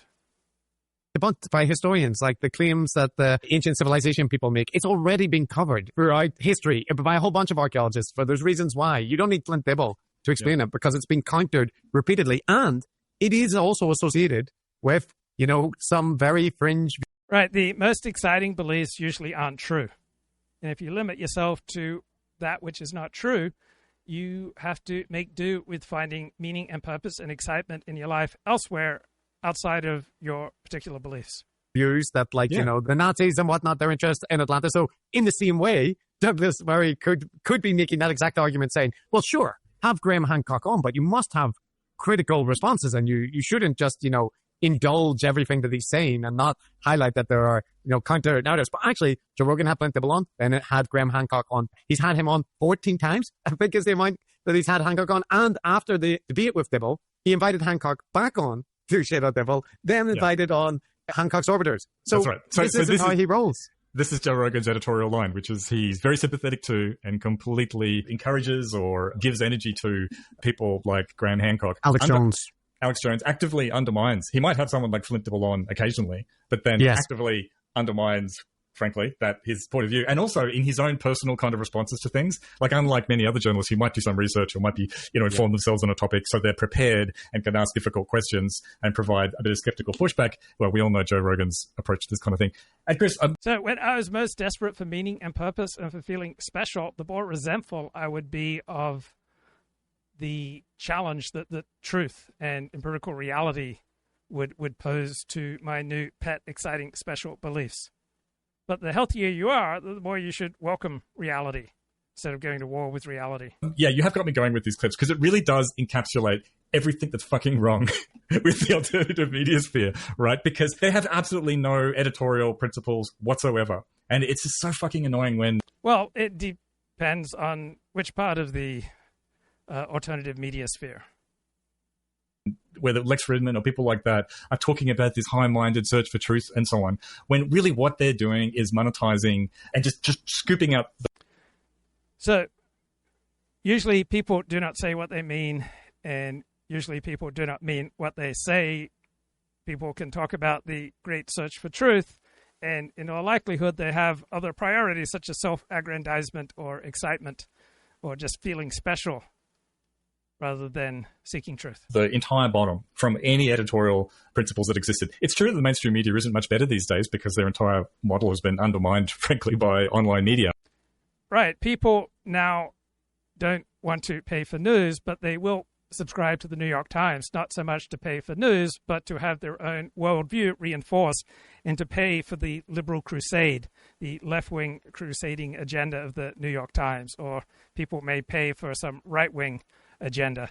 So people are not paying for news so much as for constant reaffirmation of their pre-existing worldview. Yeah, but it's like it's going to have to be this sort of decades-long, arduous, slow process where people rediscover the reasons for why you have editorial standards.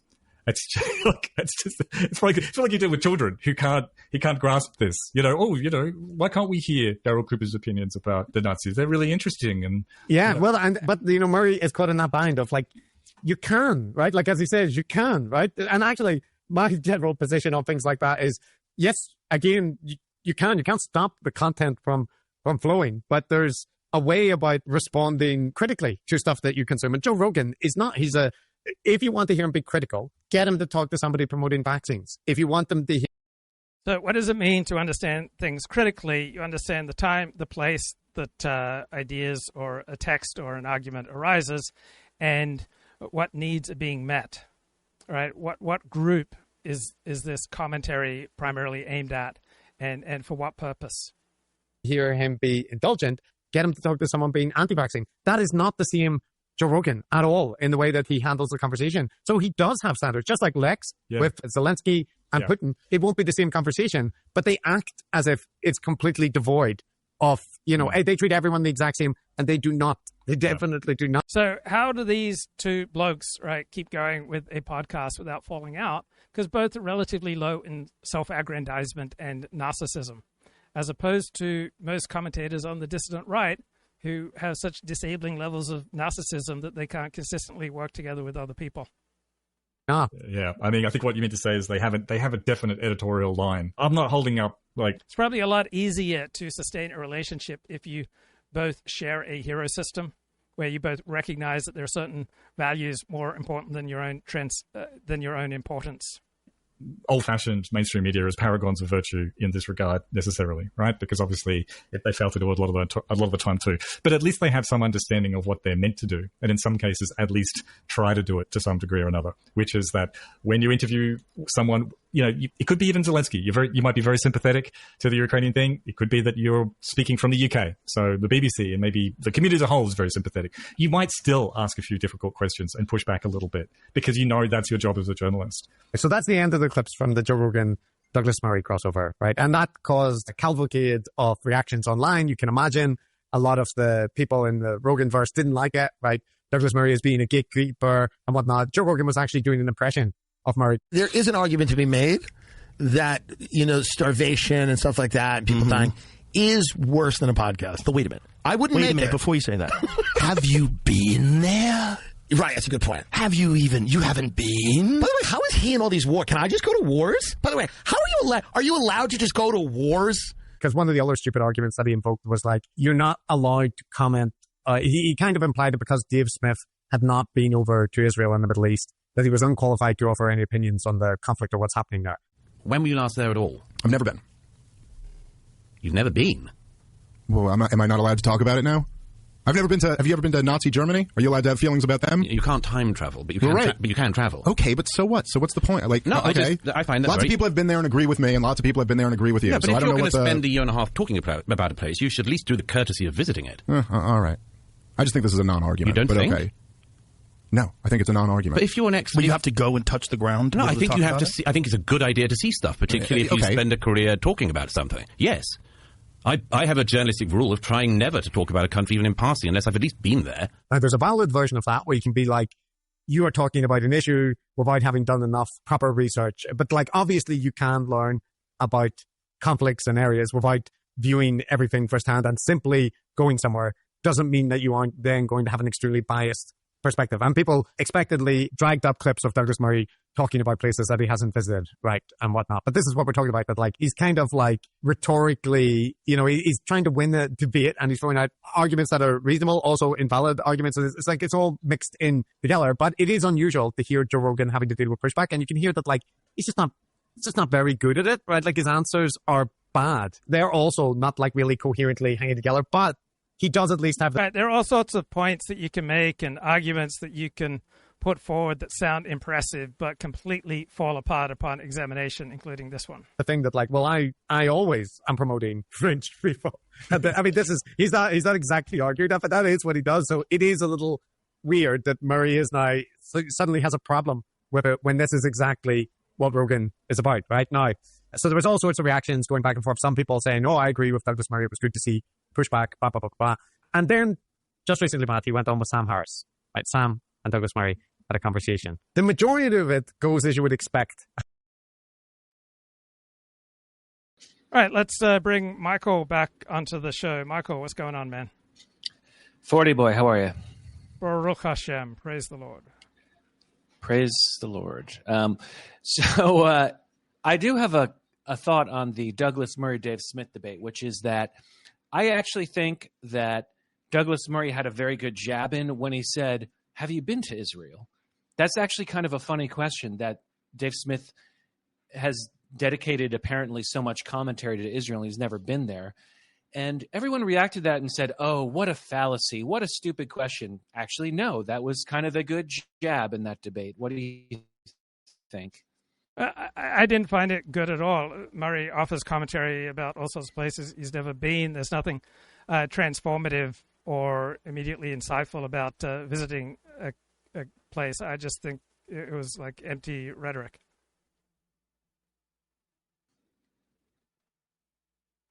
Okay. Have we lost you? Oh, I'm sorry. Okay, you're back. You okay. froze up. I heard... Okay, I just said I thought it was empty. Okay, my bad. My computer decided to update something. Okay, I just said I thought it was empty. That you thought it was like a fallacy, right? Yeah, it doesn't give you any more expertise necessarily to go visit a place. I think it does. Could I say anything really about California not having been there besides studying it in a textbook? Could you say anything about Texas? Could I can speak about New York City because I've been there so many times. I was born there. I live there. And if someone who's never been is trying to make a characterization about New York City with which I don't agree, I would have to kind of take the high ground there and say, actually, you've never been there. I don't see why that's the high ground, because I don't see the increased level of knowledge that comes with necessarily visiting a place. So if you were to offer me, on the one hand, somebody who's read 100 of the most scholarly, esteemed books on California versus someone who has read, say, half as many but visited the place, I would expect that the person who's read more scholarly work would have a sharper, more accurate and valuable perspective on California despite not visiting it, compared to the person who has visited it but hasn't read the work. Right. Because I think scholarship... Okay, but what about people that have both approximates reality. I don't think it's necessary. So some people have a gift for observation. Yes. But many people don't. Right, some people have sharp first-hand observations. But what if they both read 6 books and one person... Right, all things being equal, yeah, if things were equal Right. and one person had visited, then I would expect the person to visit to have a little bit more clarity. But I believe that that scholarship and just solid journalism are close enough of an approximation to reality that you can learn a great deal from them without having visited a place. Mm-hmm. I mean, how transformative has it been for you? Yes, to visit and a place? I agree in principle. Tell me, how transformative? 100%. Like, I mean, it goes from just an No, you go from just having a vague idea of a place to an actual experience, a tangible experience. It's really just 100% difference. But I get your point is taken. However, just the kind of indignant response that Dave Smith had in the moment struck me as a little silly because, again, it was a good jab. It was a good point. Like, you keep pontificating about this place you've never been. And number two, the kind of secondhand commentary that came from that, as though that were the most absurd point that you can make. I don't think it is an absurd point. I think it's kind of funny.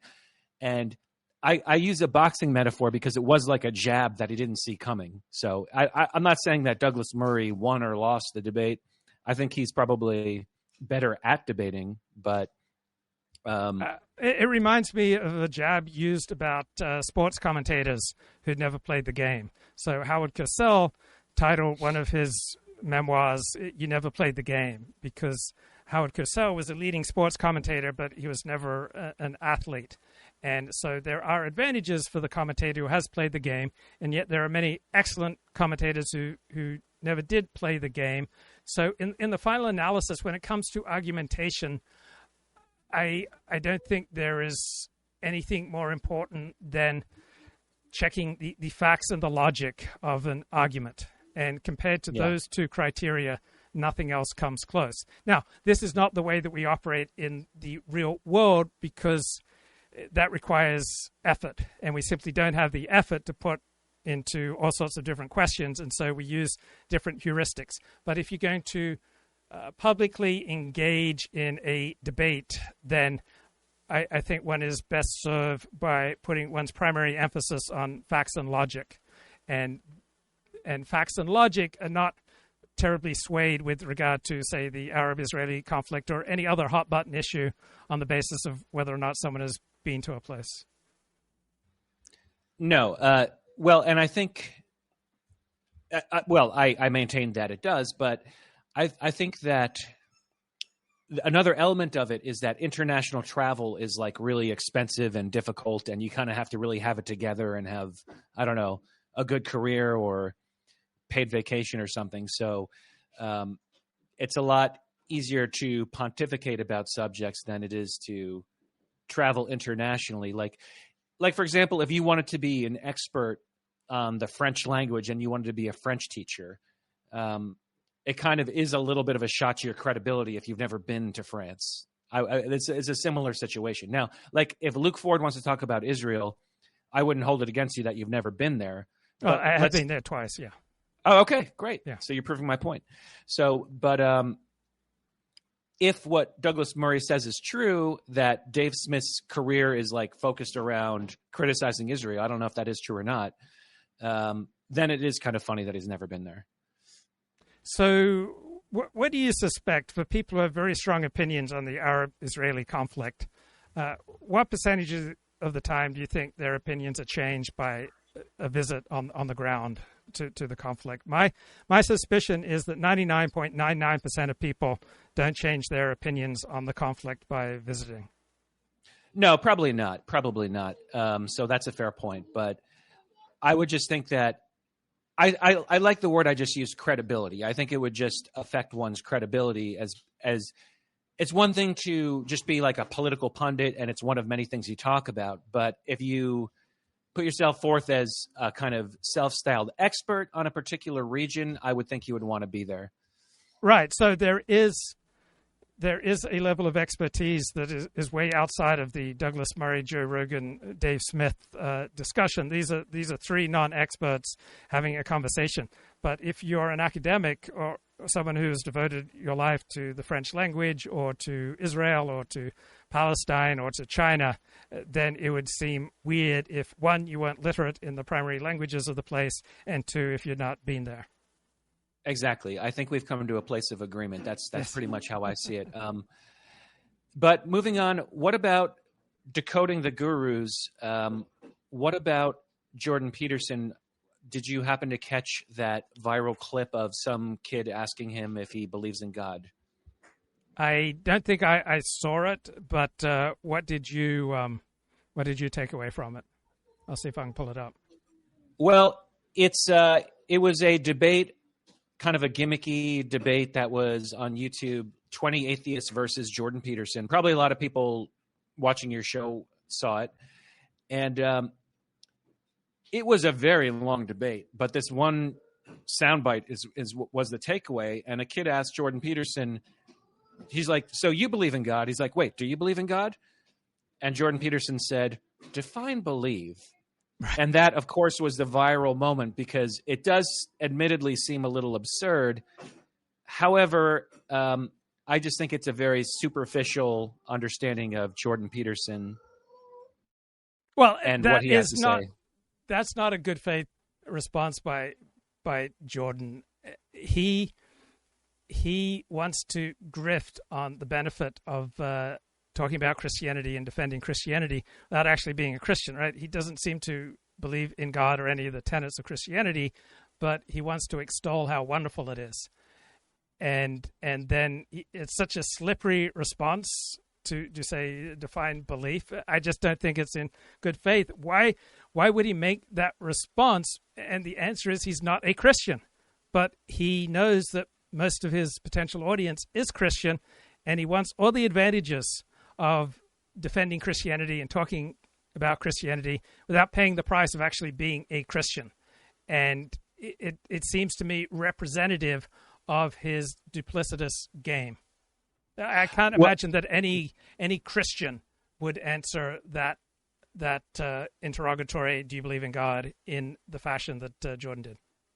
No, probably not. And I think that's the reason why it went viral, because it appears to be that. However, I think that if you're more familiar with his work, then you would know that Jordan Peterson has a very complicated relationship to Christianity, which is not, I disagree with your characterization that he's kind of like cynically using Christianity as a way to connect with his audience. Well, complicated is a euphemism. He is not a Christian by any standard normative definition of Christianity, but he still wants to tap that audience. He still wants to be identified with it, but he's not a Christian. It's not complicated. He is not a Christian. He does not believe in any of the tenets of Christianity. Now, you can be a Jew and not believe in anything, because Judaism is a tribal identity. You get it simply from being born of a Jewish mother. But to be a Christian, you have to affirm some things, and Jordan Peterson, in good faith, cannot affirm those things. It's not complicated. He is not a Christian. I think it is complicated because I admit that it shouldn't be, and that it looks weird, and that if you are Christian and someone asks if you believe in God, you would just simply say yes. And if you're not, you would think that you would just say no. If you asked me, I would just say no, and I wouldn't have any kind of agonizing response. But two things. Number one, he's written 2 books analyzing the Bible to the extent that he clearly feels that there's some extremely important significance to the Bible in some kind of metaphorical or symbolic way, which is well above and beyond what most kind of not especially committed Christians might see. And so he seems to have some kind of mystical belief in archetypes and myths that go beyond just a casual interest. And so that's why I say it's complicated, that in his mind, it's so complicated that he just doesn't even want to answer the question. And if you would ask someone at a party about their religion and they're just like, I don't want to talk about it, then it's like you would drop it. But in this context, it was certainly a fair question because it was literally a debate about Christianity. Right. He will extol the virtues of Christianity. But you ask him if you believe in God or you believe that Jesus was resurrected from the dead, and he'll go, oh, that's complicated. And so I was listening to that Curiosity Porn podcast. It did a 2-parter with a Professor Jerry Muller, who wrote a book on the tyranny of metrics.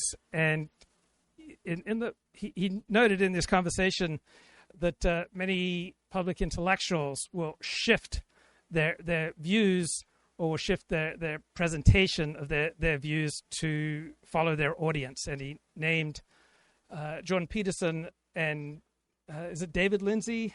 Both people who were atheists. James Lindsay? James Lindsay. He noted that they both essentially followed their audience to, tell their audience who were dominantly Christian much more of what they wanted to hear. And think about the rewards for Jordan Peterson associating himself with Christianity. He then aligns with the vast majority of the people who are predisposed to him, and he gets to tap into something that will receive a lot of revenue, a lot of applause, a lot of love and status with that in-group by associating himself with the beliefs that most of his real audience and potential audience already holds. So in the face of those overwhelming incentives and how it's very clear that he doesn't believe in God and he doesn't believe in any of the traditional Christian tenets, but wants to abstract them into archetypes and metaphors, it's just, I find it a distasteful grift. Yes. Yes, and again, I get how it would seem that way, but I would suggest that based on his writing, that it couldn't be that he just recently found this interest in Christianity. It must be that he's been studying this his whole career. It must be that. And like he enjoys Carl Jung, for example. And I don't know if you've read any Carl Jung, but that's probably where Peterson gets his interest in all the archetypes. And I could read you some from his new book, which is We Who Wrestle with God. And I'm wrestling with this book. So here's about Genesis. So in Genesis it says, God created light from darkness, and God saw that it was good. Isn't that an interesting line? God saw that it was good. What do you think of that? Yes, and it reflects an optimism in Judaism vis-a-vis this world and human potential that is not nearly as prominent in Christianity. So while Judaism has a highly skeptical view of human nature, it has a much more optimistic view than Christianity about the possibility of this world and the possibility of human potential. So the Hebrew Bible, though highly skeptical and quite critical of the basics of human nature, recognizes and gives prominence to the beauty and goodness alive in this world, compared to Christianity, which is more focused on the next world. Oh, well, that's a great interpretation, and I haven't really heard that before, so maybe that's why I was impressed by what Peterson said, which is not that far away from you. So here's what he writes in We Who Wrestle with God. What does it mean? It means, in the first place, that God not only confronts and shapes chaos and possibility, but does so with benevolent intent and positive outcome. Right, so that's a much more optimistic view of human potential and life in this world, and so to that extent, it's more in alignment with traditional Jewish teachings than the normative Christian approach, which is this world is a vale of tears to prepare us for the next world. So in any normal version of Christianity, the next world is much more important than this world. So did you find that analysis to be somewhat profound that I just read of Peterson's? Not mine, Peterson's.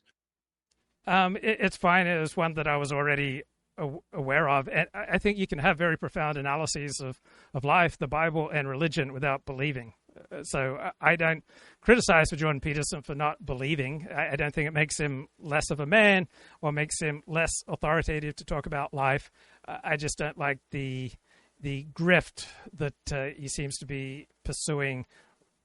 If he would just be clear, no, I'm not a Christian, then I would have much more respect for that. But he can still say profound things. It's just that there's so much nonsense with Jordan Peterson that, to me, it's not worth wading through the nonsense to get to the value. Okay.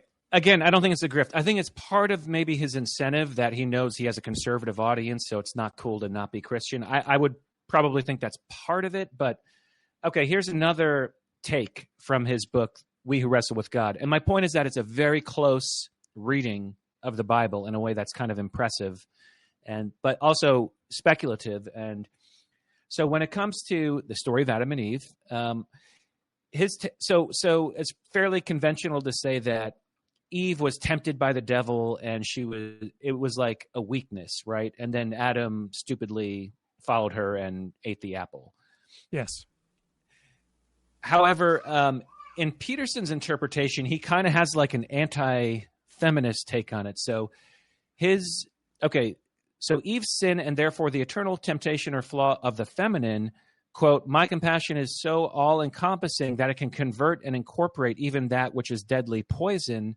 My compassion is so total that it can transform such poison into veritable nourishment. So he's saying that Eve is doing pathological empathy with the snake. Yeah, and that's an interesting perspective. And men and women not only have different gifts, they also have different weaknesses and different delusions.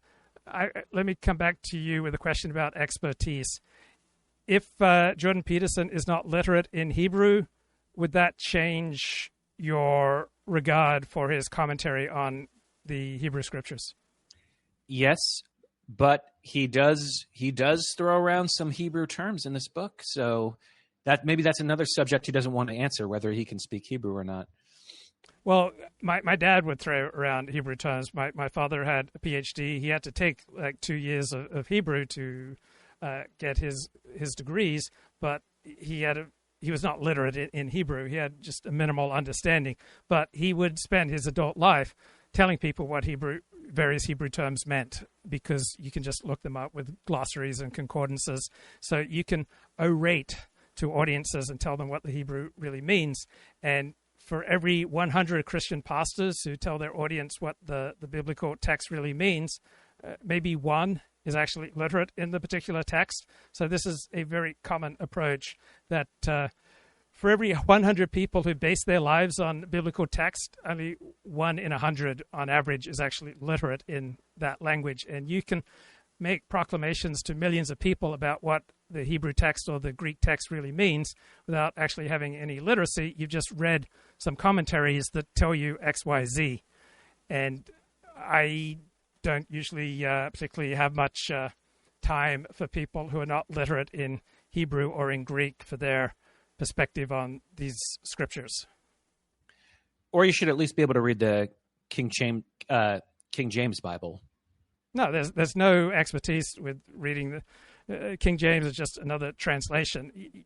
A person does not have any expertise to talk about text that they're not literate in. They can use the text, and I will talk about text, but I don't have any expertise. And so one should be honest, right? If Jordan is saying the Hebrew really means this, but Jordan is not literate in the Hebrew, he should make that very clear. Otherwise, he is posing as having a degree of expertise that he does not have. All right, I'm just saying there are people who are even less literate who can't even read the King James Bible. Right, so someone who can read English. Modern translation. Right. Someone who can read is likely to have more expertise than someone who's unable to read.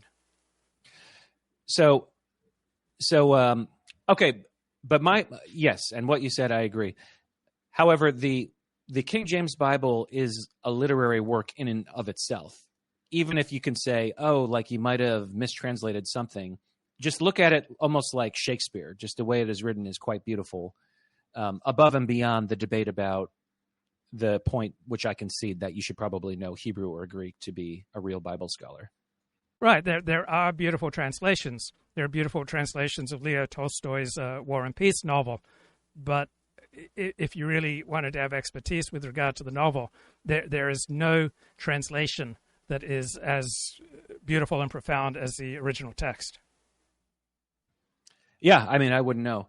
But you're a man of you have some common sense. You recognize that a translation can never approach the clarity of the original text. Yes, but I think in the case of the King James Bible, I think the translation itself has just been so ingrained in the culture that it has some aesthetic value apart from the fact that it happens to also be a translation. Right. You can have aesthetic value from a translation. No argument from me on that.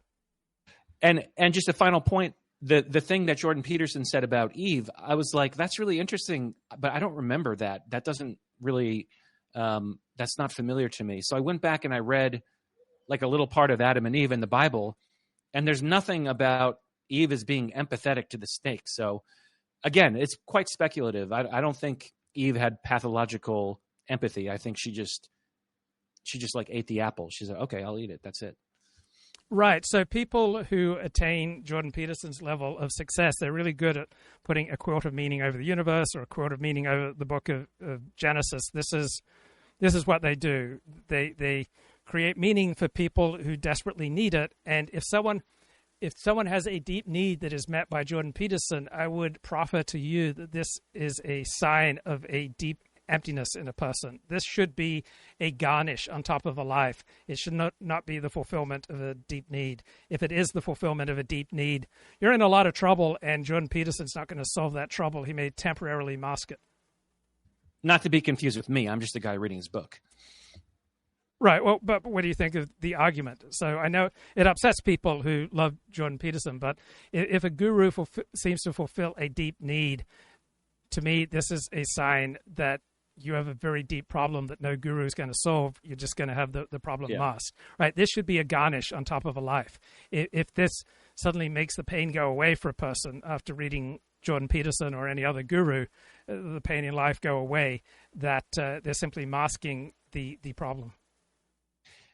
Yeah. Oh, yeah. I agree. I mean, I've never looked at Jordan Peterson like, oh, what should I do in life? Like, what does he say?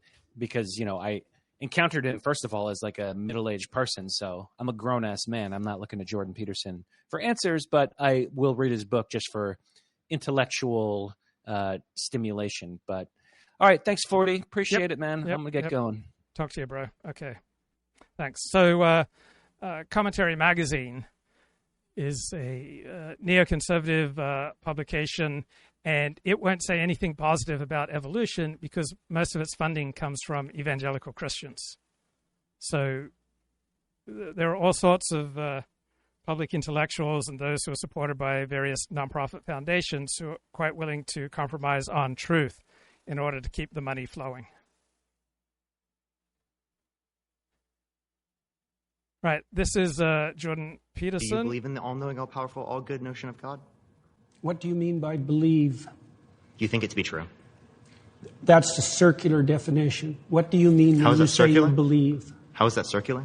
Because you added no content to the answer by substituting the word true and believe. I said you think it to be true. All right. So if you believe something, you stake your life on it. What do you mean by that? You live for it, and you die for it. Okay, so you're saying that you don't believe something if you wouldn't die for it? Not really, no. Okay. So then, how would you define belief? Something you say? Well, can I explain? Like, I could believe it is the case that this pen exists, but if someone threatened my life, right, I would lie in order to be able to save my life, right? Like, I think you would do that too. You wouldn't lie to save your life? Don't be so sure. You wouldn't lie to save your life? How much do you know about me? I didn't lie to save my career. I didn't lie to save my clinical practice. Would you lie to save your children, your mom, your dad? I don't think lying would save them. No, can there ever be a circumstance logically that lying could save someone? Yeah, and if you're steeped in sin, you're likely to live in circumstances like that. I'll give you an example. If you're in Nazi Germany, and it is the case that there's Jewish people in your attic and you're trying to protect them, example. Would you lie to the Nazis? I would have done everything I bloody well could, so I wouldn't be in that situation to begin with. It's a hypothetical, and it's not answerable. You can't answer hypotheticals? No, I can't answer a hypothetical like that because it's far. Did you Don't eat today? play games. I'm not playing games. I'm just asking if you ate it today. I just told you I would do everything that I could to make sure that I'm never in that situation. By the time you've got there, you've made so many mistakes that there's nothing you can do that isn't a sin. Being born in Nazi Germany and trying to protect people that you care about. There could be a Jewish friend that you have, and you want to protect them. I think you should have just them give in your up attic. on that line of questioning. But okay, again, you're not answering this hypothetical because you know it shows that you clearly would lie to save someone's life. I'm answering it in Obviously, a that's not manner what you truth don't is. find acceptable. Obviously, because I care about truth. I wouldn't be in that scenario. Obviously, right? Logically, because that's already happened. That's in the past. You don't have a time travel device. All right, just devastating clip. Right, Jordan Peterson looks absolutely terrible. in that clip. And anyone can look terrible at any time, but to me, it embodies his grift. A conversation between Sam and Douglas Murray to go. They complain quite a lot about, how Israel has been vilified in the West, this kind of stuff. There's this section where Sam is talking about the psychology of extremism. This is a pet bugbear of mine, but he's talking about the legitimate thing that there is a strand that is uniquely hateful towards Jewish people and responded very quickly in the wake of the October 7th massacre to downplay what had happened and kind of appear celebratory, if not at very least unsympathetic to the Israelis that were killed in that attack. But then he goes on about the psychology of Hamas and Palestinians in general, right? And there's often not that much distinction made between the two. But one of the things that he's saying is, people simply don't understand religious extremist psychology. They imagine their psychology and they kind of extrapolate it out, right? So if you're a secular liberal person, you're just like, well, everybody's like me.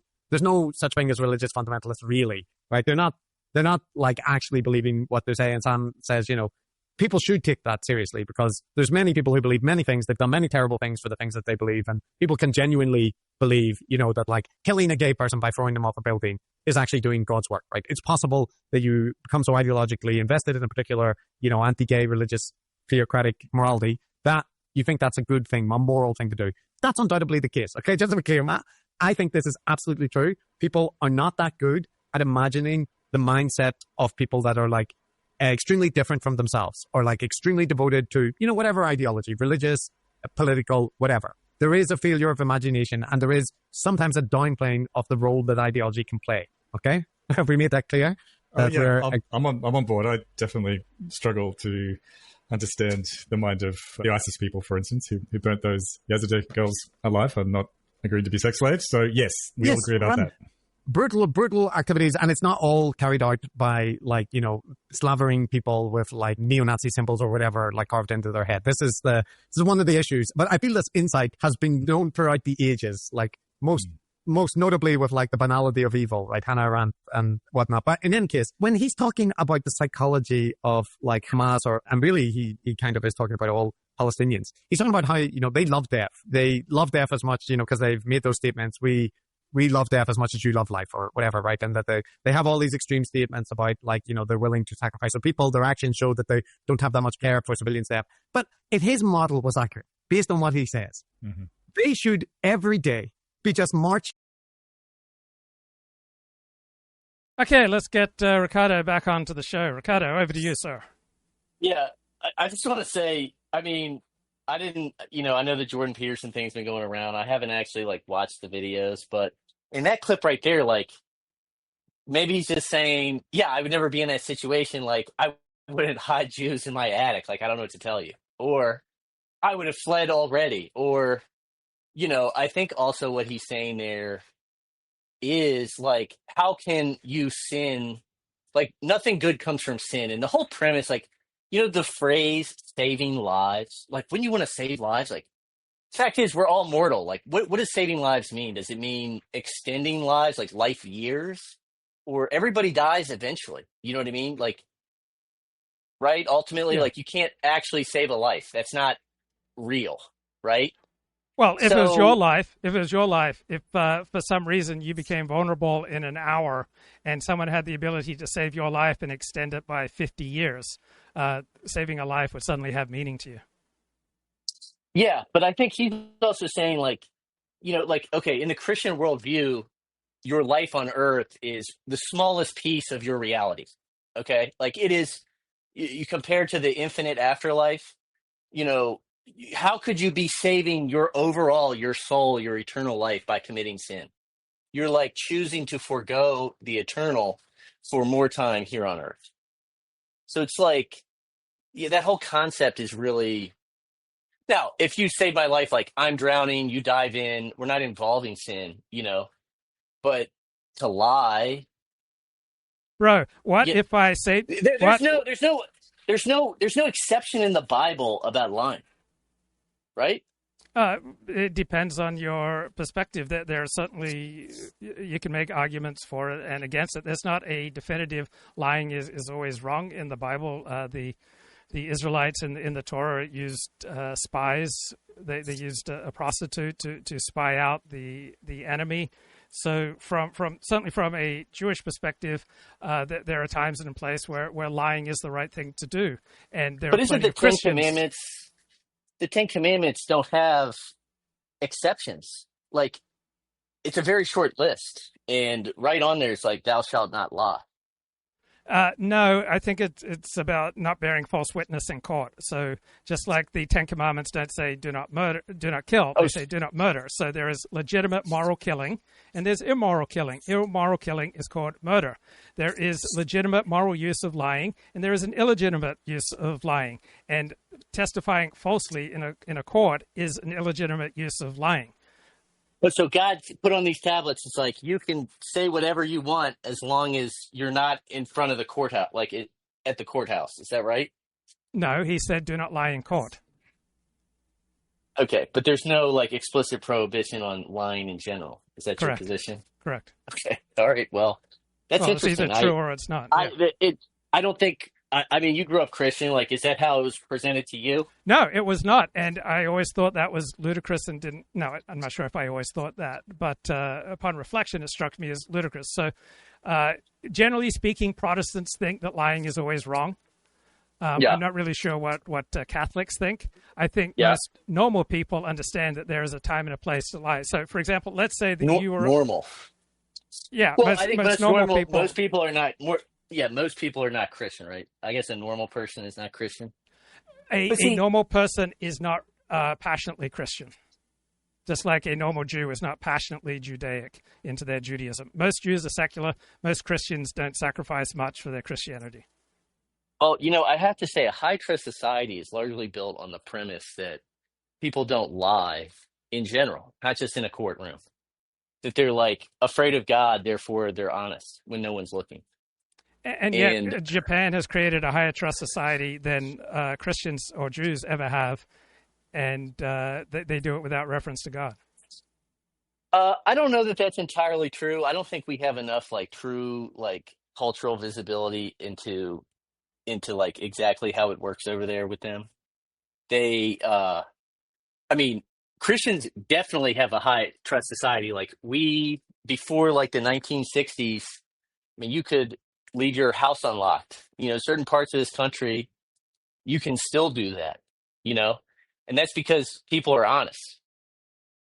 Right. And now, if what you're saying is that Northern the Europe Jews, could do even that the religious Jews, aren't I don't know. But they've been bred that way.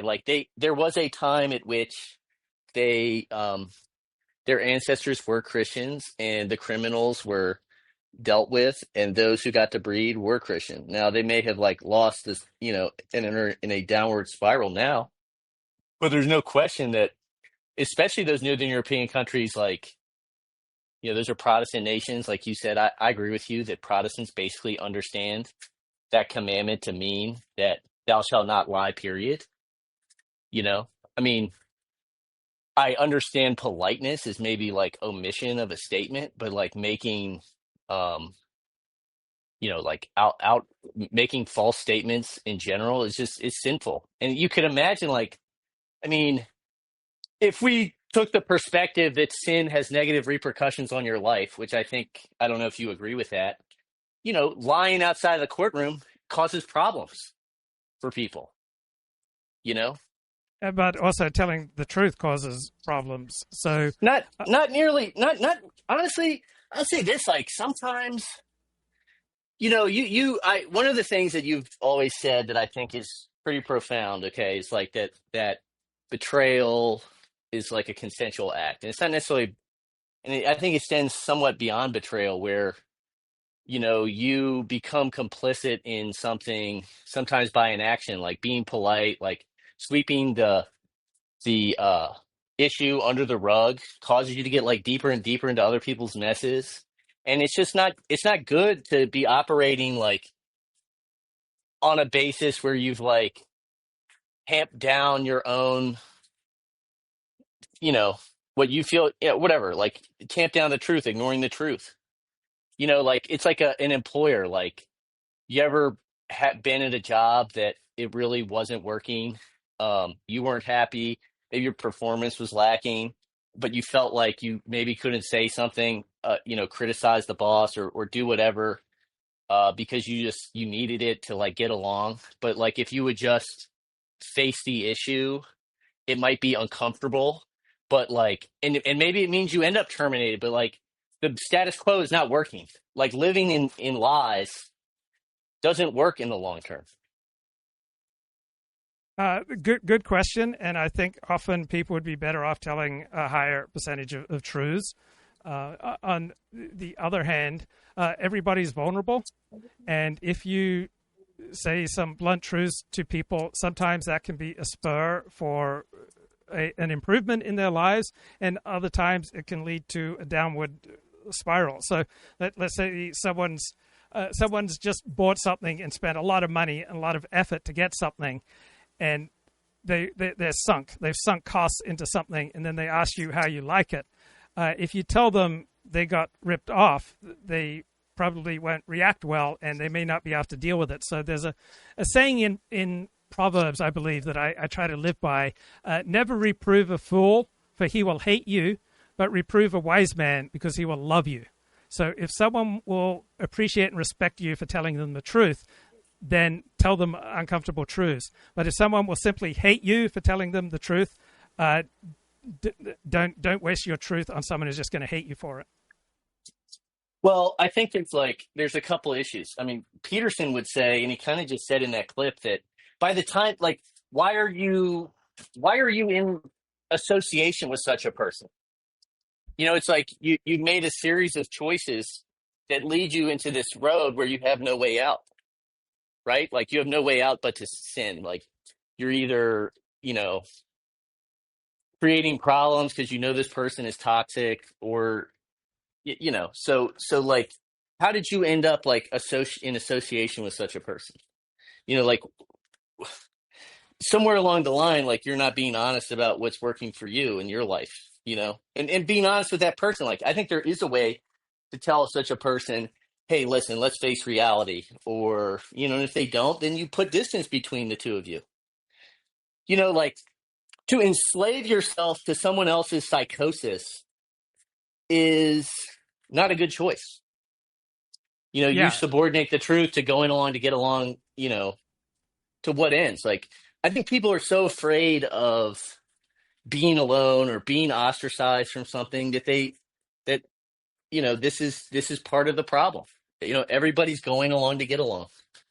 What would be fascinating is if you implemented a little bit of what you're saying. So I don't want you to go out and destroy your life, but try telling more truth and like let us know how it works. Because I could because I would say in the past year there's things that have happened in my life that I'm not going to get into, but that have led to more frank confrontation of the. Like, how about this? Like, you have a relationship with your wife. Yes. Do you want to just get through the day, or do you want to like address the thing that's been the elephant in the room for 3 years?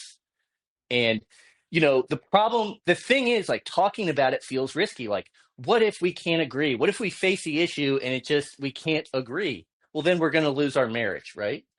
But the status quo isn't working. You have to face it. And like, it's a painful process, but sometimes you almost have to risk losing things to gain them, and I can say in my life, like, I've gone through one of these processes. My marriage has greatly improved. At work, instead of maybe being resentful about certain things, finding a productive way to speak up about my own needs and not letting myself get, taking advantage of a strong word, but you can understand what I mean. Yes. Like, getting paid for what I'm doing, let's just say. And I've taken those risks, and it has been super psychic. Like, I've had some hard times and battles, but you know what? Frankly, they were only really hard because I delayed.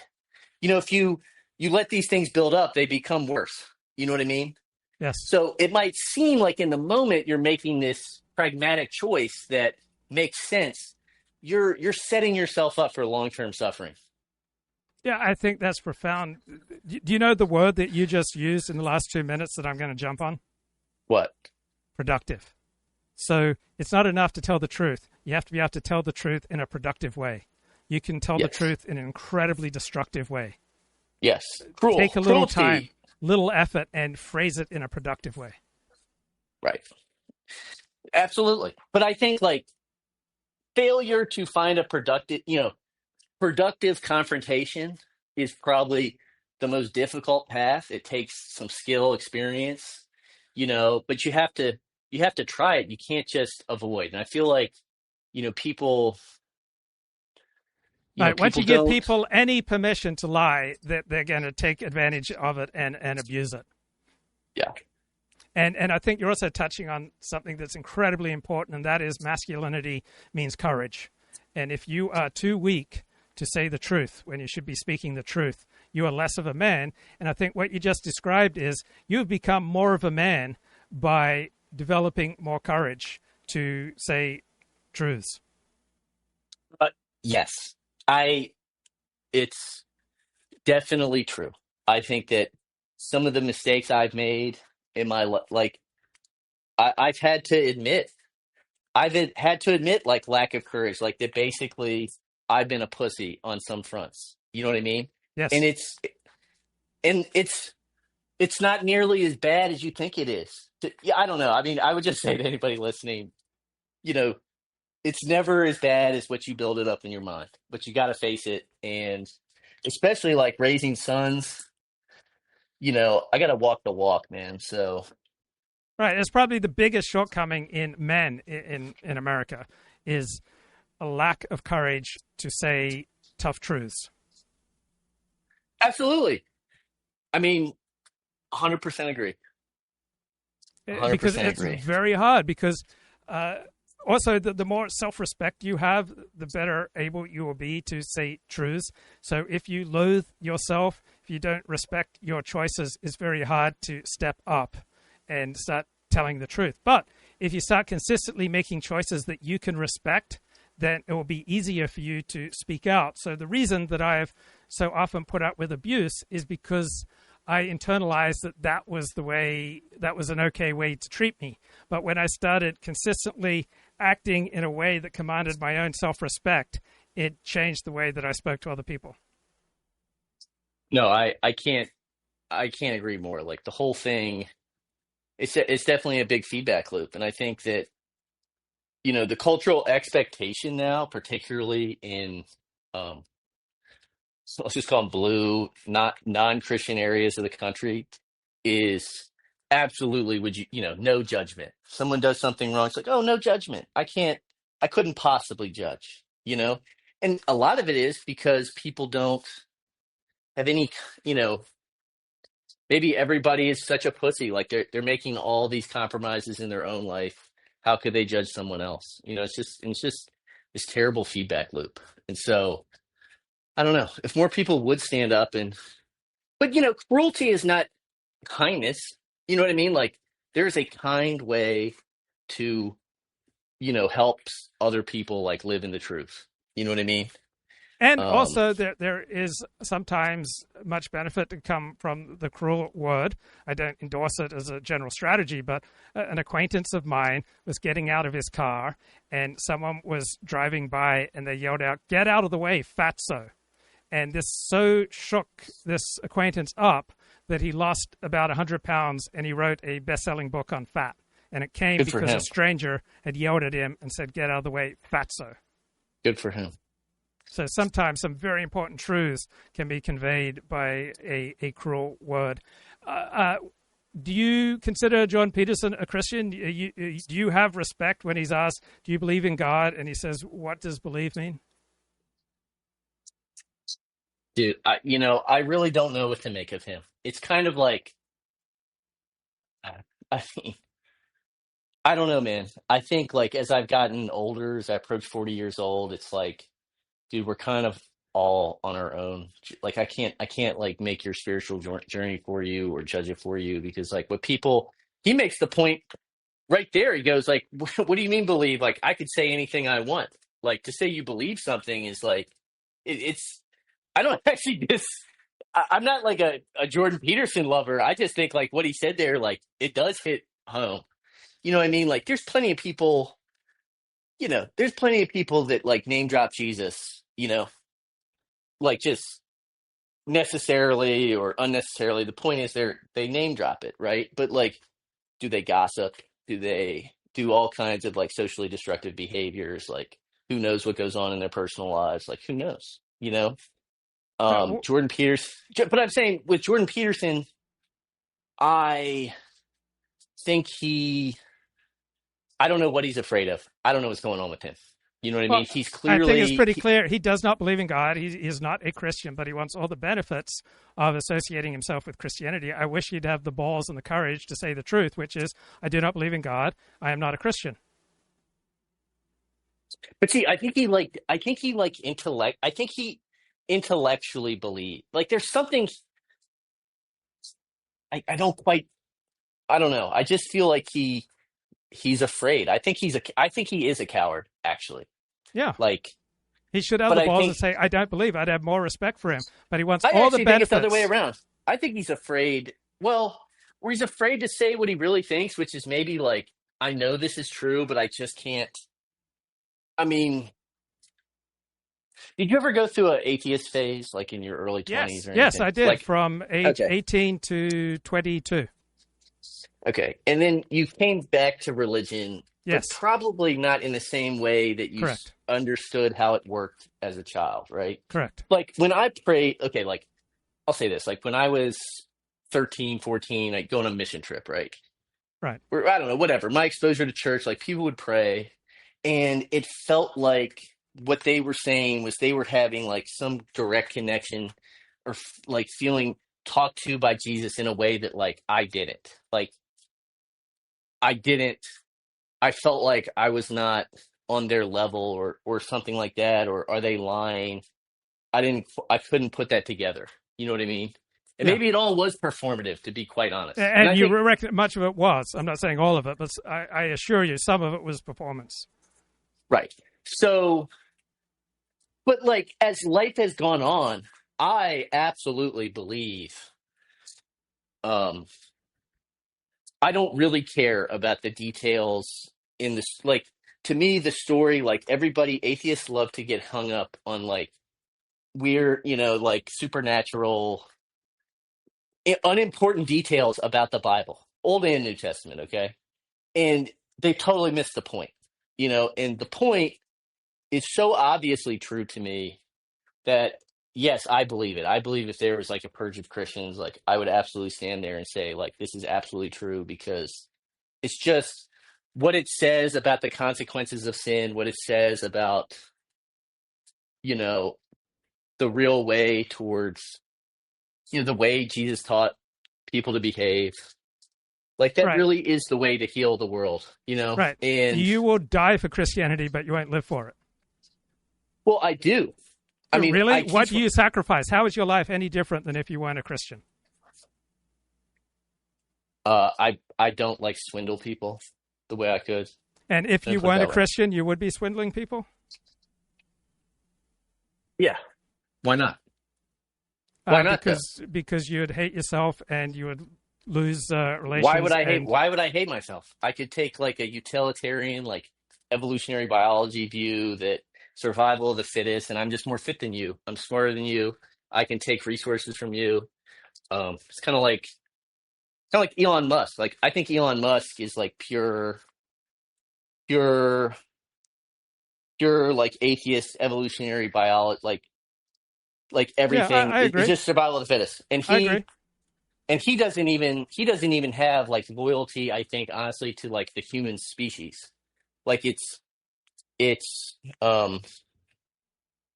but I think that point of view makes a lot of sense, like, absent of the Christian God. Right, but you have had enough experience where the side of you that participates in some low-level swindling makes you feel like crap, and you know that you'd be on a path towards death. So for you, to swindle is to embark on a path towards death. Yes. Other people can pull it off, but you can't, because you have a past in addiction, like me. All right, elaborate. So you're saying I can't sin because I'm not as I don't know, evolved as these other people? No, you have a don't weakness that I do, where we're both susceptible to certain types of addiction, and we know that once we start lying and deceiving, we are moving towards death in a way that other people are not similarly vulnerable, who are addicts. Right. You know, for us to lie is to die. For to... us to swindle is to die. For us to start participating in our addictions is to get way too close to the edge. Yeah, but I think like maybe we're the ones who need the religion.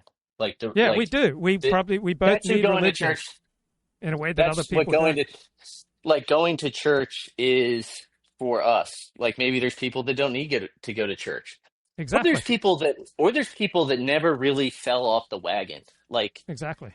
I think that, you know, here's what I'd say is like the Bible says that the way, you know, sin is born by the generations beyond you, right? Yes. And so like our fathers play a role in our struggles from the outset. And, you know, their upbringing, it's a chain, you know what I mean? And you can't help the fact that, you know, you've been set up for this life, you know, but you don't get any other position, you know what I mean? And it is like fair in a way that as the offspring of these people, like we're responsible, we're sort of just the latest iteration of that person. And therefore, you know, part of their, it would make sense that we would actually bear responsibility for the things that they did. You know what I mean?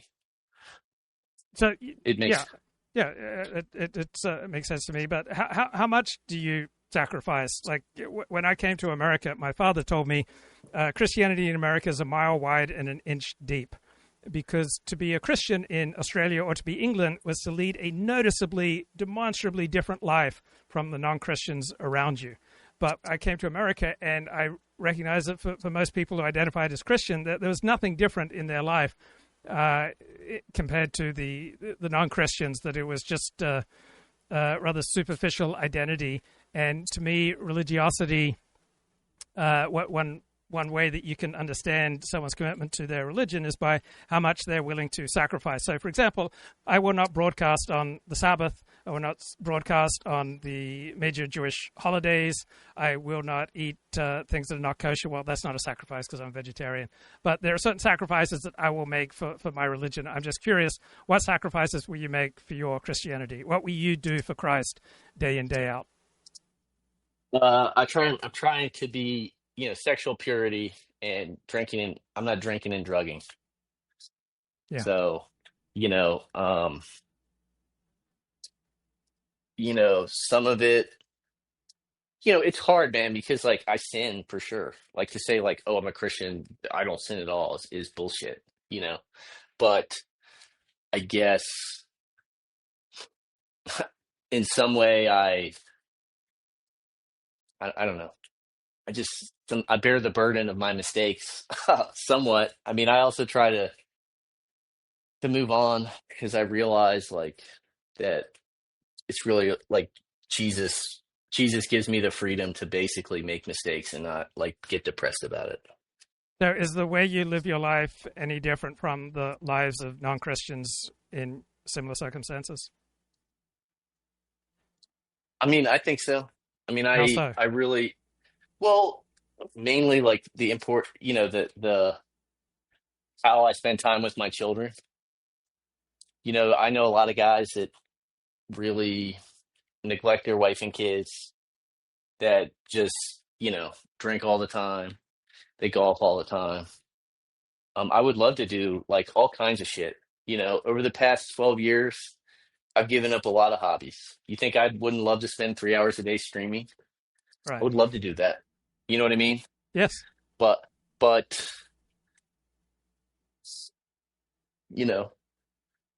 Right. Yeah. More important things to do. And so you recognize how people who don't have children, how they seek excitement, that people who do have children, such as yourself, just don't have that same visceral need. That's interesting. Yeah. I mean, I feel like you need, like without children, the existential dread, I couldn't imagine, man, like hitting 40. I mean, no offense. Okay. I'm not trying, but like, I don't care. Go ahead. okay.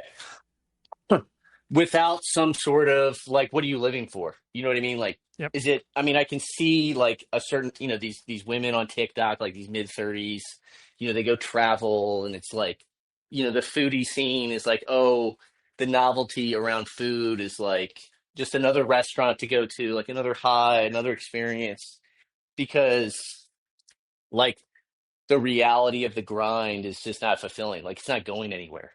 You're just on a treadmill to nowhere. I look at my life as like, I'm excited about meeting grandchildren. Honestly, I'm like, how can I like have more kids and like make sure that those kids like give me more grandkids so that like my life can be full of people and like human connection. Yeah. I think like you're right to say, fuck the highs I'm getting on this YouTube channel if it means like I lose my real life community. Yes. Like, what do I have? Nothing. There's nothing, like, so I guess like a huge part of trying to be like, I think God wants us to be together and like, and share love and just, I mean, what do I sacrifice? Like, I sacrifice myself for my children, like every day, my health, my money, my time, you know what I mean? Yeah. I'm giving everything to others. I give it to my community when I coach baseball and football. And there's just a different way that married men with children speak. I know, but like, themselves. dude, I don't like hear God. Okay. Yeah. I don't really hear God, and I don't know what that means if I'm just like deaf or whatever, but I've never felt like the evangelical ecstasy that I've like seen other people perform in my life. You know what I mean? And it kind of like turns me off because like, I don't know how to do that, but then I go to like, stuffy, like a stuffier, like there was this Presbyterian church I was going to that was conservative. It wasn't like no female pastors or anything, but it's like so Northern European in a way. I think it was like sort of like Dutch Reform kind of thing. So you have it's just so stoic and I don't know. And then, people do effed up things, It's just kind of like, I don't know. I guess like, I feel like in the South, I have the luxury of like, everybody, like it is very culturally Christian. Like we pray before games, Yeah. and we pray Christian prayers before games. And, like, why do I need to like go to church and listen to some closeted gay man preach at me? By the way, I've also come to the conclusion that all Christian clergy is homosexual. Like either like in actuality, and like maybe that's just the way it is. Like what do you do with such men? You know what I mean? Like is that just you got to check out Aaron Wren. He makes a similar point about the anti-masculine perspective from virtually all Christian clergy. Yeah, it's like they're he's all a Christian, just but he's not clergy, and he just notes that virtually all Christian clergy have an anti-masculine, anti-heterosexual masculine perspective. Right. So like, and maybe that's actually. Maybe that's okay.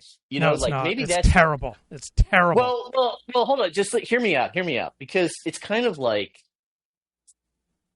okay, like let's say paganism, like Roman paganism is hyper masculine.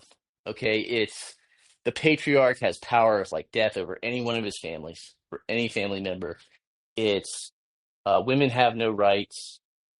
It's just the value, warlike. It's just hyper masculine. And Christianity like presents like this tempering force where you almost have like, if you imagine the medieval church, the Lord, right, of the manor is a warrior. His band of troops, like these guys they live by chivalry. They sort of like have the same warrior ethos of like the prior paganism. Like it's almost like Vikings and Romans with this layer of Christianity, just like saying, hey, maybe you ought to be charitable to your peasant, you know. Yes. You can't just cut his head off. Like, even though Yes. that is your prerogative under this like might is right perspective that you have, which understandably, and like maybe that so like society can function where yes, the guy with the muscles and the troops ought to be in charge. I mean, that's just how the world works. Okay, violence has to be on top, but this, the Christian clergy mediated the relationship and made them, channeled them into much more productive, benevolent, overlordship. Okay, so, and is that like a feminine energy? Like cooperation is feminine energy, and the reality that what do you do with these, feminized men, right, but it's tilted too far. So that now, whenever you hear Christian clergy talking about how to improve your marriage, it's all about how the man needs to change. It's never about how women need to change, how women need to sacrifice, how women need to go against their natural inclinations. It's all about how the man, the husband, has to compromise and give in to his wife. You never hear Christian clergy saying, women, you're doing wrong things. Women, you need to change. Women, you need to grow up. Women, you need to mature. It's all about the man is at fault and the man needs to compromise. I agree. And I mean, so much of that is because the women have gotten too much power. And like, I think a lot of it comes from but see, I think this is secular pressure. It's because the Christian clergy now go to secular universities and they take on feminism and the secular worldview in some ways. And so they don't have the balls to ever say anything challenging to women. Well, but see, the thing is like their parishioners, all the women go to college. Like, so every female in your audience has been to university, and it has spread. It's not all overnight. It's not at Bob Jones University yet, but in some ways it has. Like, it is absolutely like shifted. School, you used to not even be able to date interracially or, walk on the same side of the street if you're men and women.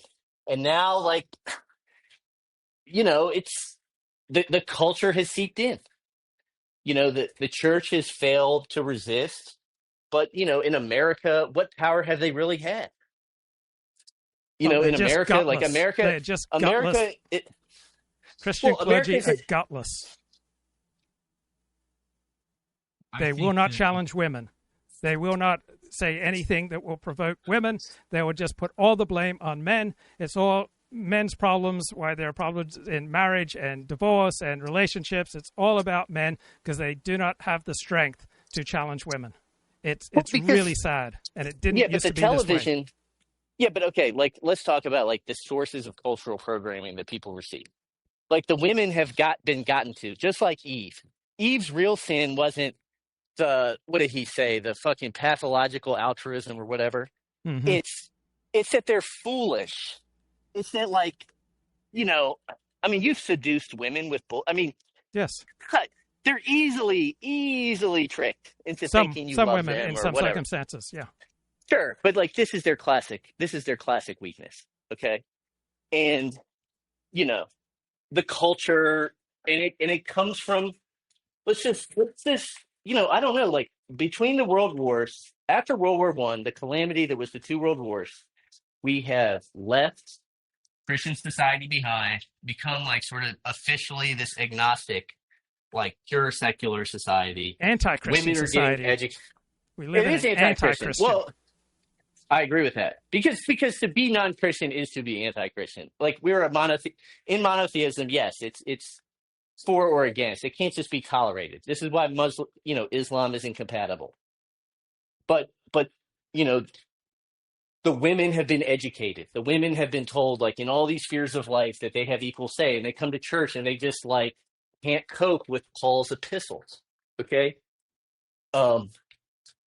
this is and then the guys who are sort of like ranting at the wind with like guys, like, this is the truth. Like, the flock has been misled, and the flock is being misled because there's television and radio now, right? And you can talk to women and universities, and the people, You had to go outside Christianity to get real talk because Christian clergy lacked the balls to give you real talk about male-female differences. So you found real talk outside of Christianity because Christian clergy wouldn't step up and do what people like Andrew Tate and the Manosphere, et cetera, does. To the extent that the Manosphere and Andrew Tate give over hard truths, that they are meeting needs that Christian kids and Christian young men are not getting in the church because Christian clergy are pathetic wussies with regard to saying truths about men and women. Right.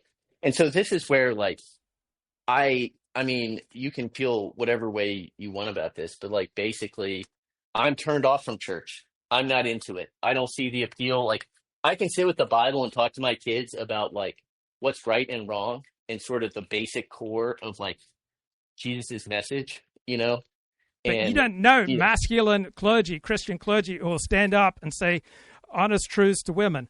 They all cuck to women, and so you can't respect them. Yes, agreed. This is a major problem. There should be Christian clergy who have balls, who stand up and say, women, you have your weaknesses just like men. Women, you are doing things wrong in your marriage just like men are doing things wrong. But instead, it's universal condemnation of men. Men have to compromise. They don't have the courage to challenge and criticize women. And so you have to go outside of that to get real talk. Yeah.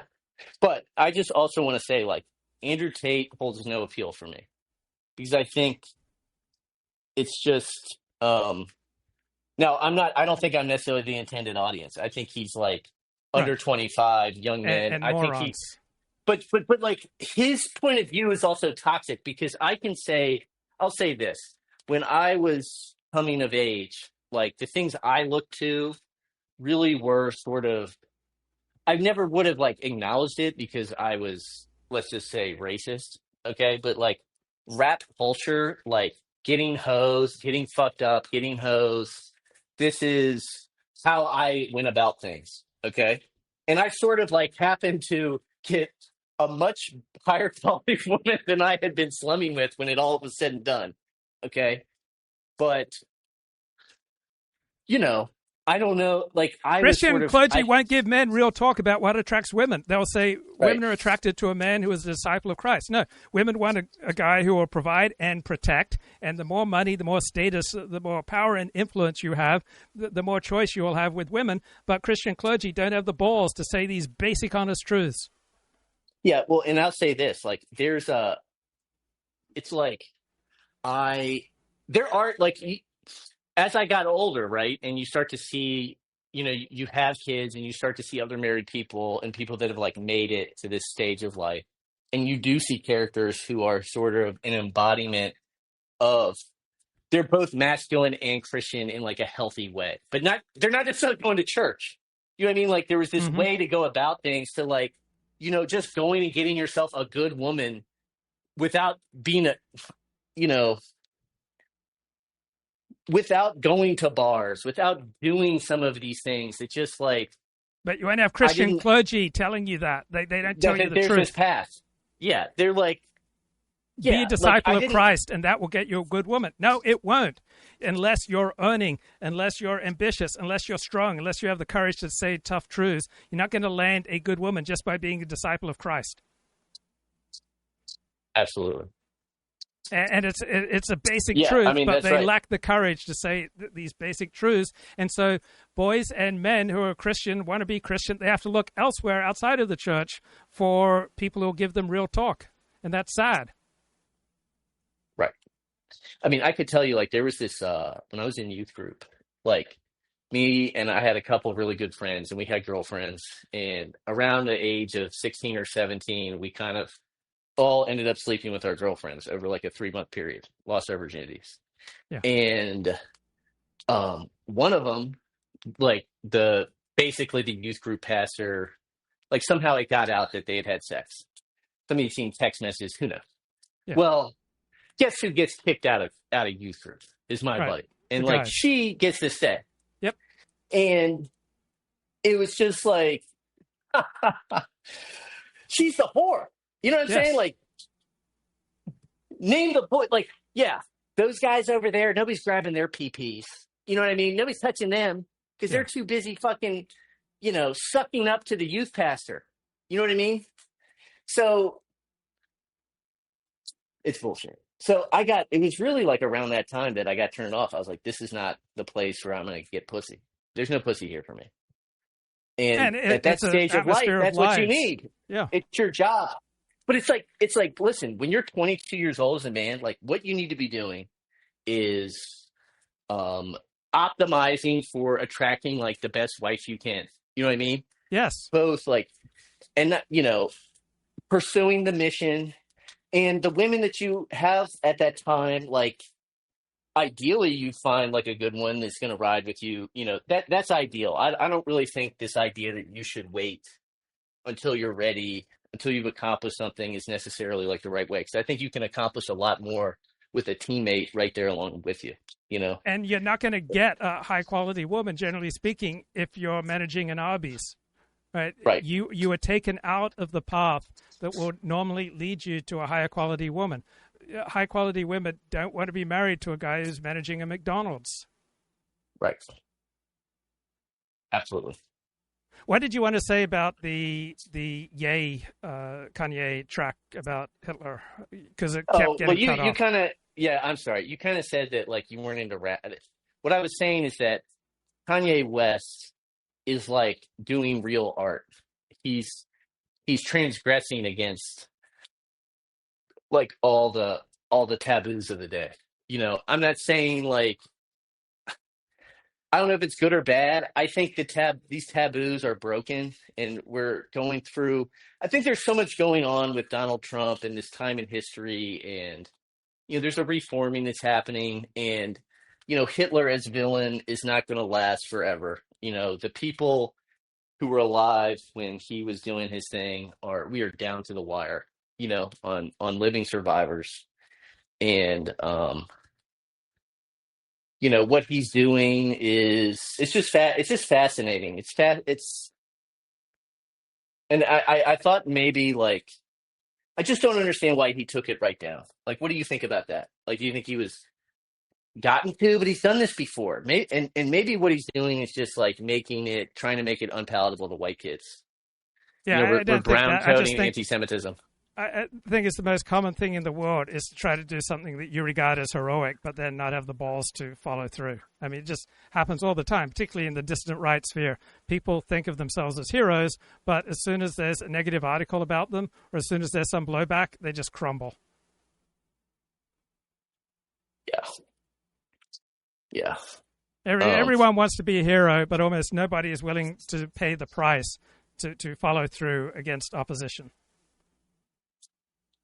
Yeah, I agree with that. Because, I don't know. I mean, the internet is fake in a lot of ways. Like, it's, if you didn't spend any time, like, I remember, it wasn't until I found you on YouTube that I got a Twitter and got into Twitter. And it's like one of the worst things I ever got into. Because it's just like, it takes up time. There's nothing good coming out of it. Yet I can't not look, because now there's like people I know, like there's people there's these relationships that you form that you don't feel like you can walk away from, but they're not even real either. I mean, yes, they're real people, but I don't know. What do you think? Like, I think it meets some real needs. Right, men often have a national perspective in a way that women don't naturally tend to. So this meets a real need for you to have some intellectual, national, and political excitement. And it's not necessarily maladaptive. I think there are healthier and less healthy ways to do it. But a man, I think, who's above average in IQ naturally inclines towards an interest in his nation. Yeah, there's no question. I guess. And the sanitized mainstream media discourse doesn't cut it. And the sanitized, cucked feminist discourse that you get at church doesn't cut it either. People want some real talk. And people experience reality one way, and then they get messages from the media, the elite, and from the clergy that bear very little resemblance to reality. And so it's no more natural and healthy that one would have a hunger for some real talk. Yeah, yeah. I mean, you know what? Actually, I'd rather scroll right now is Substack. I think Substack is the best. Yeah, Substack's like great. I'm actually like, to me, what's gotten depressing about X is that there's just nothing. It's like what I'm really looking for is an interesting thread, and what I'm getting is like junk, shock videos. Yeah, and I don't. I mean, they're interesting. I mean, they can hold me for an hour, but I want something that's like where the writers are. I want to see the writers. Nutritious, something that doesn't make you feel icky, something that's that brings out the best in you. Yeah, yeah. And so, and maybe this is the first time I'm articulating that opinion, and maybe what I really need to be doing is just going there. Yeah, that's very high quality conversations on Substack. What's also nicer about it is like, because it's typically longer form, is that you don't just mindlessly get into it. It's like, oh, I don't have time for this. I can't do this right now. And so it's more like discrete bites instead of this sort of infinity of dopamine. Yeah, because Substack is primarily a written word medium that inherently appeals to a higher IQ audience than the spoken word. Yeah, agreed. Because it makes more demands. Okay, bro. Good to I got to run. It was great to talk to you. I'll see you. Take care, bro. Okay, bye-bye. Marching up to the front line of Israel with like infants strapped to their chest and just blowing them all up, right? Because like the way he talks about it is that they are all absolutely just waiting for the first opportunity for martyrdom. What do you do against a movement that not only glorifies in your death, but glorifies in the deaths of their own side and sometimes in the deaths of their own family, like Ismail Haniyeh, who finds out that his sons, all Hamas leaders, have been killed in an airstrike. Yeah, we have the video. We can see his reaction to that knowledge. He's happy. Yeah. He's happy. The whole populace is, kind of basically in agreement. And this is a genuine point of misunderstanding, especially on the left. People think that if the members of Hamas, or even we should actually make this point that it's not just Hamas that came across the border that day and Islamic killed Jihad people and civilians and civilians, yeah. Then their actions don't make sense because he's talking about suicide attacks and how common they are and so on. I mean, you can find this death cult behavior in people who have been immiserated by occupations and been treated badly, and you can find it in people who have not been immiserated. Yeah. And so it's the ideas that give you the death cult. And conversely, you can find people who have been treated far worse than the Palestinians, and they never manufacture an endless supply of suicide bombers. But they're not as common as they would be if the entire population was as radicalized as he's describing. If it was like he's describing, they're just happy to die. They don't even care about like being that successful. They just want more civilians to die more. There's many, many more inventive ways that they could cause more people to die. And it's just like, to me, it actually sounds like you're describing not just extremists, but like an entire people with an alien psychology. They don't care about their children. They don't care about their families. Yeah. They just want death and suffering. And that's not accurate. That is different than saying you can have like an extremist ideology and that kind of thing. So, yeah. Yeah, I mean, you do see that flattening othering that people do on both, people who are partisans of both sides of that conflict, mostly from the West, who have never been close to that area. Yes. Either representing Israeli Jewish people like this, or Palestinian Arabs like this. And, yes. For someone like Murray or Sam Harris, I mean, they might spare a thought for like the history, because it wasn't that long ago when pro-Israel Jewish people had underground militias, had paramilitary terrorist forces that did stuff like blew up British soldiers and stuff to further their goal of getting a state, which the British brutally suppressed. They felt very strongly for their cause, right? And they did a lot. This is not even controversial. Jewish people recognize that. The Haganah organization eventually became the IDF. So there is extremism. There are people doing horrible things. They have their reasons. They may or may not be good reasons, but it would be just frankly stupid to kind of think that every single person who grows up in Israel, or every single person. And you're going to have a lot easier access to a place if you haven't said critical things about the powers that be. It's entirely possible that Dave Smith would not be allowed into Israel because of the number of critical things he said about Israel. Okay, bringing Claire Khaw in. Claire, what's on your mind? Oh, hello, everybody. What you were discussing previously about culture and the law and the law not supporting marriage and family values, and Christianity being basically a spent force, which is why it doesn't support men or marriage. Well, there's a segment. The Christian clergy are consistently anti-male, anti-masculine. I don't think either Ricardo or I was arguing that Christianity was a spent force. We were saying that there were some problems with current Christianity. Oh, I thought you were saying that maybe you were saying that you can only look for a proper explanation of how things are outside Christianity, and I thought perhaps you meant Islam. In some sphere. No, not Islam. I can't think of any important Islamic intellectual who I regard as essential for understanding. But real talk, people, particularly men and boys, want real talk about male-female differences. They have to go outside of Christianity. Also, there are far more masculine forms of Christianity than mainstream Protestantism. So a lot of Christian men are converting to Orthodox Christianity because it's much more masculine than Protestant Christianity. I happen to know that there is this woman called Natty. I forget her last name now, but she seems to have caught the attention of the Orthodox Christians because she picked a fight with Andrew Wilson and Rachel Wilson, his wife.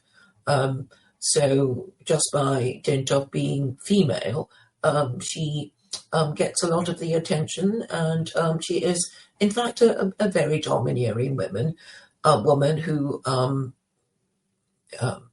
has muted Andrew Wilson more than a few times, and she's just arrived basically because before that, and I have met this woman. She was an MRA, a men's rights activist. So it seems that she is intent on dominating all the areas of debate. And now she is promoting feminism in Orthodox Christianity. And it seems that the men are helpless against her.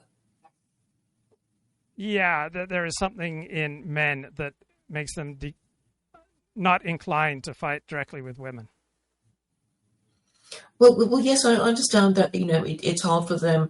They're very easily distracted if the woman's voice indicates that she's, young and of childbearing age, and they'll just be prepared to put up with more nonsense from a woman than nonsense from a man.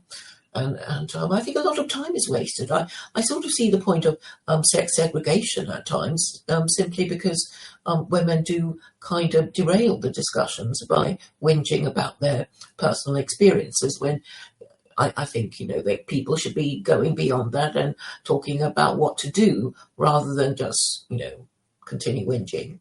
But it seems that the mindset is now particularly feminine. It's almost as if complaining is more important to them than actually proposing solutions. And I find it incredibly frustrating because people don't want to be talking about solutions, because I suppose it means that if they talk about solutions, they are questioning the orthodoxy, and the orthodoxy is not Christianity, but, of course, feminism. Right. A space is completely changed when it moves from an all-male space to start admitting women. Men are much less likely to argue for their point. They're much less likely to say difficult truths if there's a woman present, which is why I think most men are happier when they get to spend their social time around just men. And I grew up in Australia, which is about the most sexually segregated advanced economy in the world, where you go to a social gathering and men naturally hang out with men, women naturally hang out with women. And I think that's usually healthier. And much of woke culture is an extension of the feminine. It's when women come to dominate spaces that were once male-dominated. Yes, that's very true. I've been talking to Australians quite a lot recently, and recently I was talking to Jim Bowden, and I think, and it was actually another Australian man who said that it was almost impossible to even have a conversation about politics with one's own family. And that's why everybody's, online on X whinging to each other, but that only just relieves the feeling temporarily, but the problem isn't solved because, you're not saying anything that will inspire action on anyone, really. Because if in a face-to-face conversation, yes, there will be people getting upset, but at least they'll remember that they were upset, and eventually, hopefully, these disputes will be resolved. But if we just go online to vent, and then we feel better briefly, and then when the feeling becomes uncomfortable, we do the same thing. It's kind of like repetitive behavior that doesn't actually address the issue. Well, it's like saying "ow" when somebody hurts you, and that's it.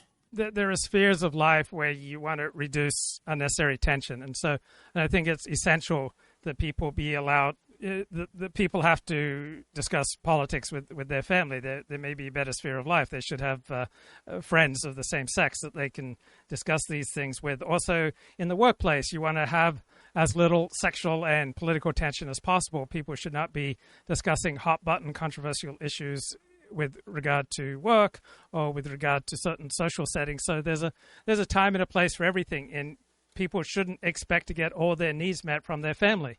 That's why people have friends, right? Talk to your friends about some things, talk to your family about other things, and at work, probably steer away from hot-button controversial issues. In general, people seem to be happier and more effective reducing unnecessary tension, and having political and hot-button debates with family or co-workers, I don't think is a good idea. Well, no, this is not what I'm suggesting at all. But if you can't talk to your spouse or members of your own family because, your children might call you a name ending with ist, racist, Nazi, fascist, whatever, when you express what you think is truth and logic, then you won't be discussing politics with your children or anyone else, because they'll tell you, to shush and not discuss politics at a family reunion or something. So I think it is, really quite sinister how terrified some people are of saying how bad things are, and that they are reduced to talking to strangers online that they know they will never meet. I don't think it's sinister. I think people are naturally evolutionarily evolved to want to live, most people, most of the time, in the middle of the herd. And if you're going to stay in the middle of the herd, you can't be saying hot-button things that get the people around you agitated. So in every part of our life, we are playing a role. And if you do not respect the role that you're playing, you are going to run into a lot of unnecessary trouble. There is no relationship that we have where we just get to be ourselves, right? Whether you're a husband, a father, a son, an uncle, a niece or nephew, a worker, you always have a role when it comes to other people. And if you go outside of your role, you're going to get into trouble. And the only time you can fully be yourself is when you're alone. But with your spouse, you need to respect your role as a husband or as a wife. If you're a father or mother, you need to respect your paternal or maternal role with regard to your children. You never get to be yourself. There's no relationship that we have with other people where we can just be ourselves. We always have to operate from within the rubric and the discipline of a particular role. Yes, I know, but this Australian man that I mentioned, he said from his childhood memory that his family were always talking about politics, and now he is forbidden from discussing these subjects. And this is also a childhood memory of mine, that my aunts and uncles and my father would go to my grandfather's house on Sundays and talk politics, and now people don't. Right, for good reason, and they probably shouldn't, right? There are all sorts of relationships where you want to steer away from controversial issues because the benefits of having a conversation about controversial issues are outweighed by the harm that comes from it. I mean, this is where you should have friends, and shouldn't expect any one friend to meet all your conversational needs. There is one friend that you should be able to discuss certain things with, and a different friend with whom you discuss other things, but to expect any one person to be open to everything you want to talk about is silly. Well, I'm not saying that we should ever expect anyone to completely agree with us, but I think that there was a time. I mean, this idea of locker room talk I guess there was a time, an idea that men would have some kind of male solidarity, and they would make off-color jokes about women, but it would be all right because it was all boys together. And I don't think this sort of thing exists anymore, and probably a lot of self-loathing must be felt by men who fear to discuss these things with their daughter for fear of, or even warning, their children about these things in case they get called a name. Well, I agree with you. You think, and I think that the number one problem with men in advanced economies is a lack of courage. Yes, and you were earlier talking about things to die for. So on the one hand, we sort of know that we are supposed to die for our principles, in theory anyway. Even if nobody does that, we are in theory supposed to stick to our principles. We say this thing that we believe to be true, whether we are praised or punished for it. And this goes back to Jordan Peterson, who is too terrified of even saying whether he believes in God or not, which utterly undermines his integrity. And I'm surprised he didn't. It didn't even occur to him to say that he's agnostic, as I do. Well, it occurred to him. He just doesn't want to say the truth because it would cost him in money, power, and influence. So he plays this duplicitous game, which is highly unimpressive. Yes, and I think, okay, this is just a little theory of mine, but I think he doesn't want to identify as Christian because the moment he says he's Christian, he would be expected to defend the Trinity. And this is indefensible, I think, with all these Jews and Muslims, now emboldened into being able to question the divinity of Jesus without being burnt at the stake for it. Yeah, it's very self-serving, and people want the benefits of being Christian without paying the price. But if you're an authentic, fair-dinkum Christian, there's a price to be paid, and you do have to stand with the Trinity. If you deny the Christian, I mean, you're outside of any normal version of Christianity. But Jordan doesn't want to do that. He's an atheist, but he recognizes that most of his following and potential following is Christian, and so he is playing this disrespectable game. Yes, but wouldn't you say that the founding fathers were in fact heretical Christians who denied the Trinity, making them proto-Muslim? Yes. Well, I don't know, it makes them proto-Muslim, but they were not, by and large, normal Christians. Well, yes, I can imagine, educated men of the time, wondering why they were forced to believe in this thing that was never properly explained to them. Did you ever question the Trinity with your father? No. I never really encountered any alternative to the Christian worldview until really I got to UCLA. Any other religious alternatives. So I simply took it for granted until I was about 18 when I became an atheist. And I probably read some anti-Christian things, but I didn't consider any other religious point of view until UCLA at age 22. Most people grow up within a particular framework that they don't tend to question. Some people start to question when they get to university. Yes, I remember listening to one of the cassette tapes. I think you played it. This was a few years ago, and there was you very fervently showing your faith in God. Yes, it was refreshing. Do you miss the days when you were so certain of things? No, because what was underneath that certainty was a huge amount of insecurity and self-loathing. It was precisely because I so loathed myself and wanted to create a new self that I so fervently desired to create this new self under the rule of God.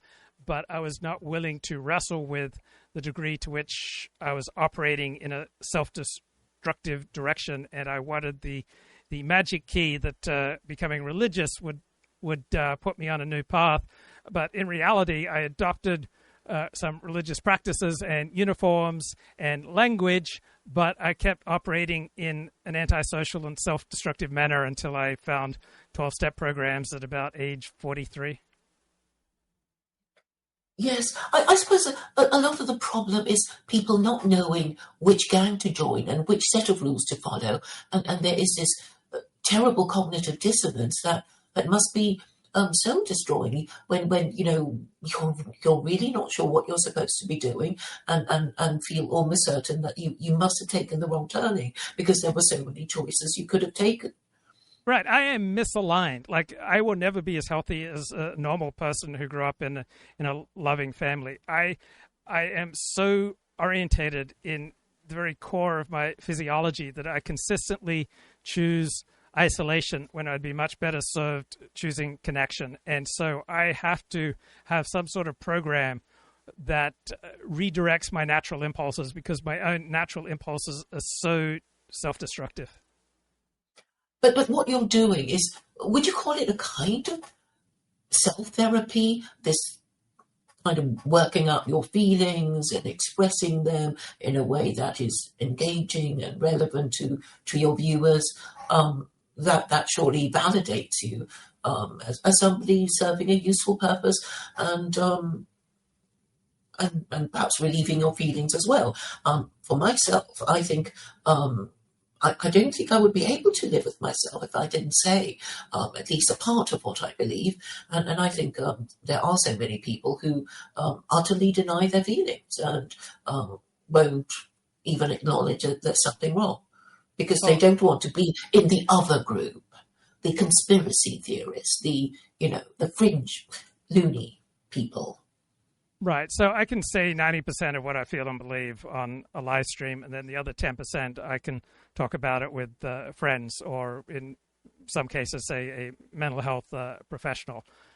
So I try to operate this live stream so that it'll either have a neutral effect on a listener or possibly a positive effect. But still, I recognize that there's a miswiring in me that sometimes uses these live streams and podcasts to try to regulate myself. I've had a frustrating, humiliating day, and so I want to do something that I imagine I'm good at, and so I do a live stream to try to regain a sense of self, and I am consciously and ostensibly doing it to try to do good in the world, but it may very well come out of some kind of maladaptive, selfish, self-destructive compulsion.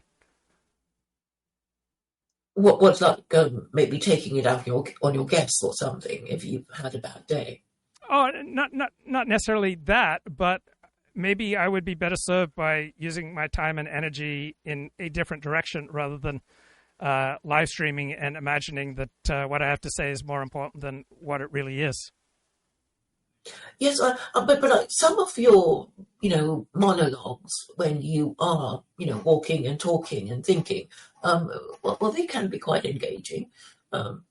I hope so. Like, I don't want to be acting in a self-destructive or anti-social manner. I ostensibly, consciously want to be doing good, but I recognize that my own ego and self-delusion takes over at times.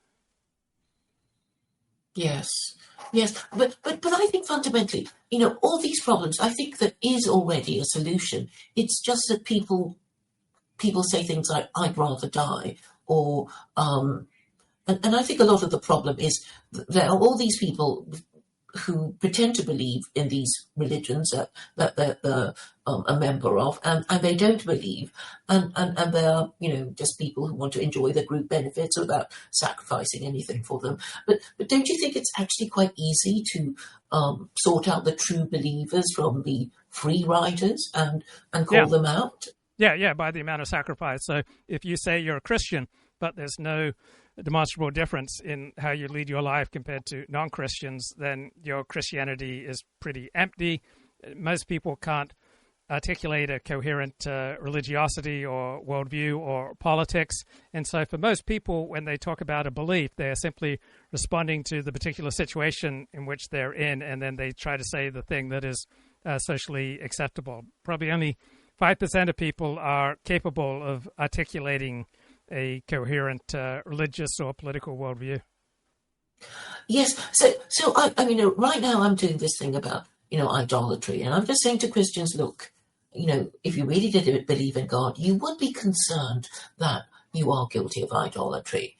And the thing is, I get a blank. It's like, no, of course not. We're not, but obviously you are, and they have no defense because there never really was any defense because the church would, in the good old days when Christianity was firing on all four cylinders, they would get burnt at the stake. So there would, so now nobody, not even the Pope or the most, famous theologian would have any answer to why Christianity is not idolatry or why Jesus is God, because the retreat would be, it's not idolatry to worship Jesus if he is indeed God, and then they run out of the room before you get to ask them how Jesus is God. But I think because of all the stuff with Muslims, they are getting increasingly sophisticated in debunking Christianity.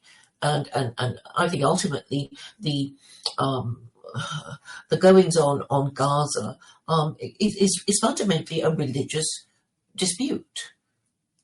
Right. So I think that what's going on in Gaza is not fundamentally a religious dispute any more than what happened in Northern Ireland. I think that religion is the uniform, but what's really going on is a clash of interests between two peoples, and the religion is just the uniform. It's not the substance.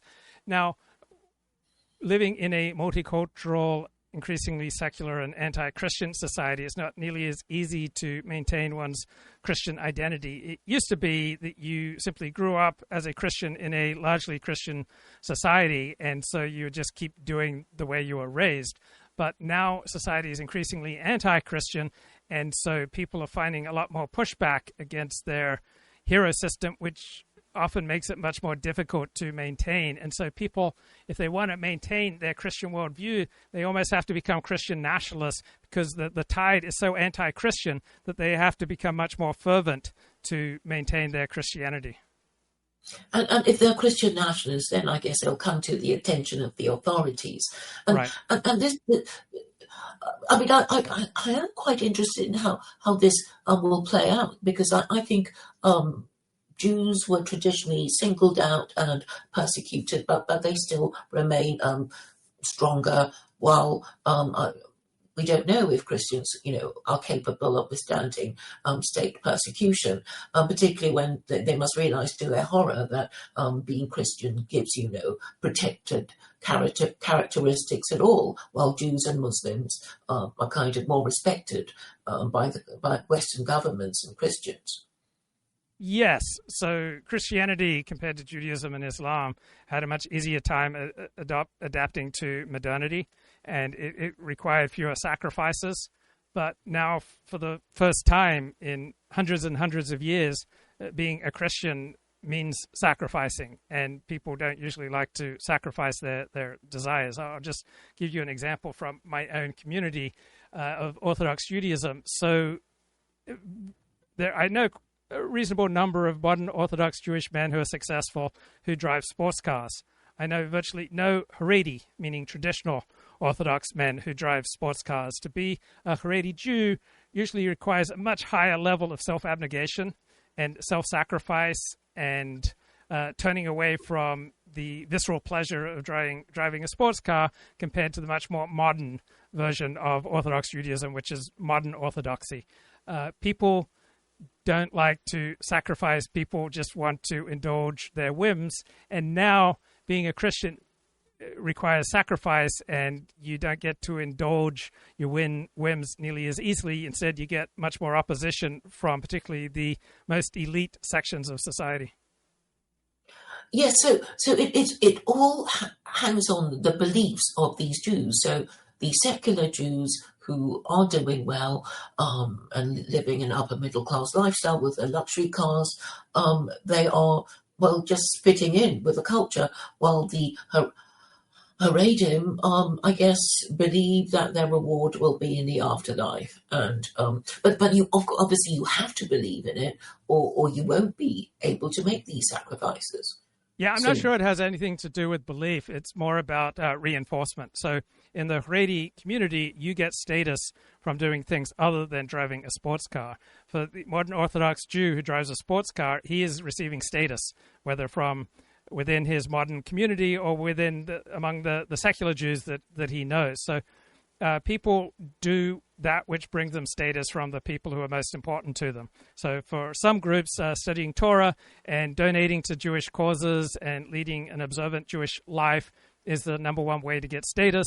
And then in the modern Orthodox Jewish community, there is some status from religious performance, but there's also a great deal of status to be had from secular success.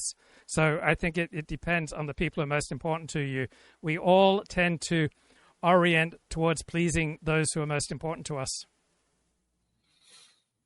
Yes, but don't you think fundamentally, if it's about God and the afterlife, and that's what the Abrahamic religions are all about, that correct belief, if you really did believe that good will be rewarded and evil punished in this life or the next, then you will do the right thing. But obviously, if you don't, or you're just pretending or being a hypocrite, then you're going to be saying, I would rather enjoy this life because this life is probably the only one I will ever have. Yeah, so there are two extreme reactions, and I reject them both. One reaction is to say that beliefs are what's guiding people, and the other extreme reaction is say beliefs play no role. And I would posit the middle course, that beliefs play varying roles, and it's very hard to maintain the sacrifices required for living an Orthodox Jewish life without belief. It can be done for exceptional people, but overall, the rigorous lifestyle does not work for those who lack belief. Yes. Is hypocrisy something that is discussed in Orthodox circles? At times, but most people lack self-awareness, and most people don't want to discuss anything that makes them or their group look bad. But there is awareness that people often perform a level of religiosity that is not true, so that there's awareness in Orthodox Jewish life that there are people who perform great acts of religiosity while simultaneously cheating in business and having sex with hookers. So I don't know if you're aware that in Islam, hypocrites go to hell. Well, there are similar statements in every religion, but religion isn't just a set of statements in sacred texts. So in all religions, there are many different sacred texts, and people operate in reality, and you will find admonitions in every single religion against hypocrisy, but hypocrisy is inevitable to all communities and all human relationships, because life and reality frequently demand it. Sorry? I was going to say hypocrisy is a tribute that vice pays to virtue. Right, and we're all hypocrites, and there are many wonderful things about hypocrisy, because hypocrisy is a type of virtue signaling, and you see signaling throughout nature, and we are part of nature. We also have a divine component in my faith-based worldview, but we're also part of nature. And so you see animals signaling all the time. They have lovely plumage. They will try to look tough or scary to repel predators. So if you see signaling throughout nature, you shouldn't be surprised when you see signaling among people, because there's an adaptive, useful variant of signaling. You would not want communities that are based upon signaling that you're a bad person, right? That's not going to be a great community.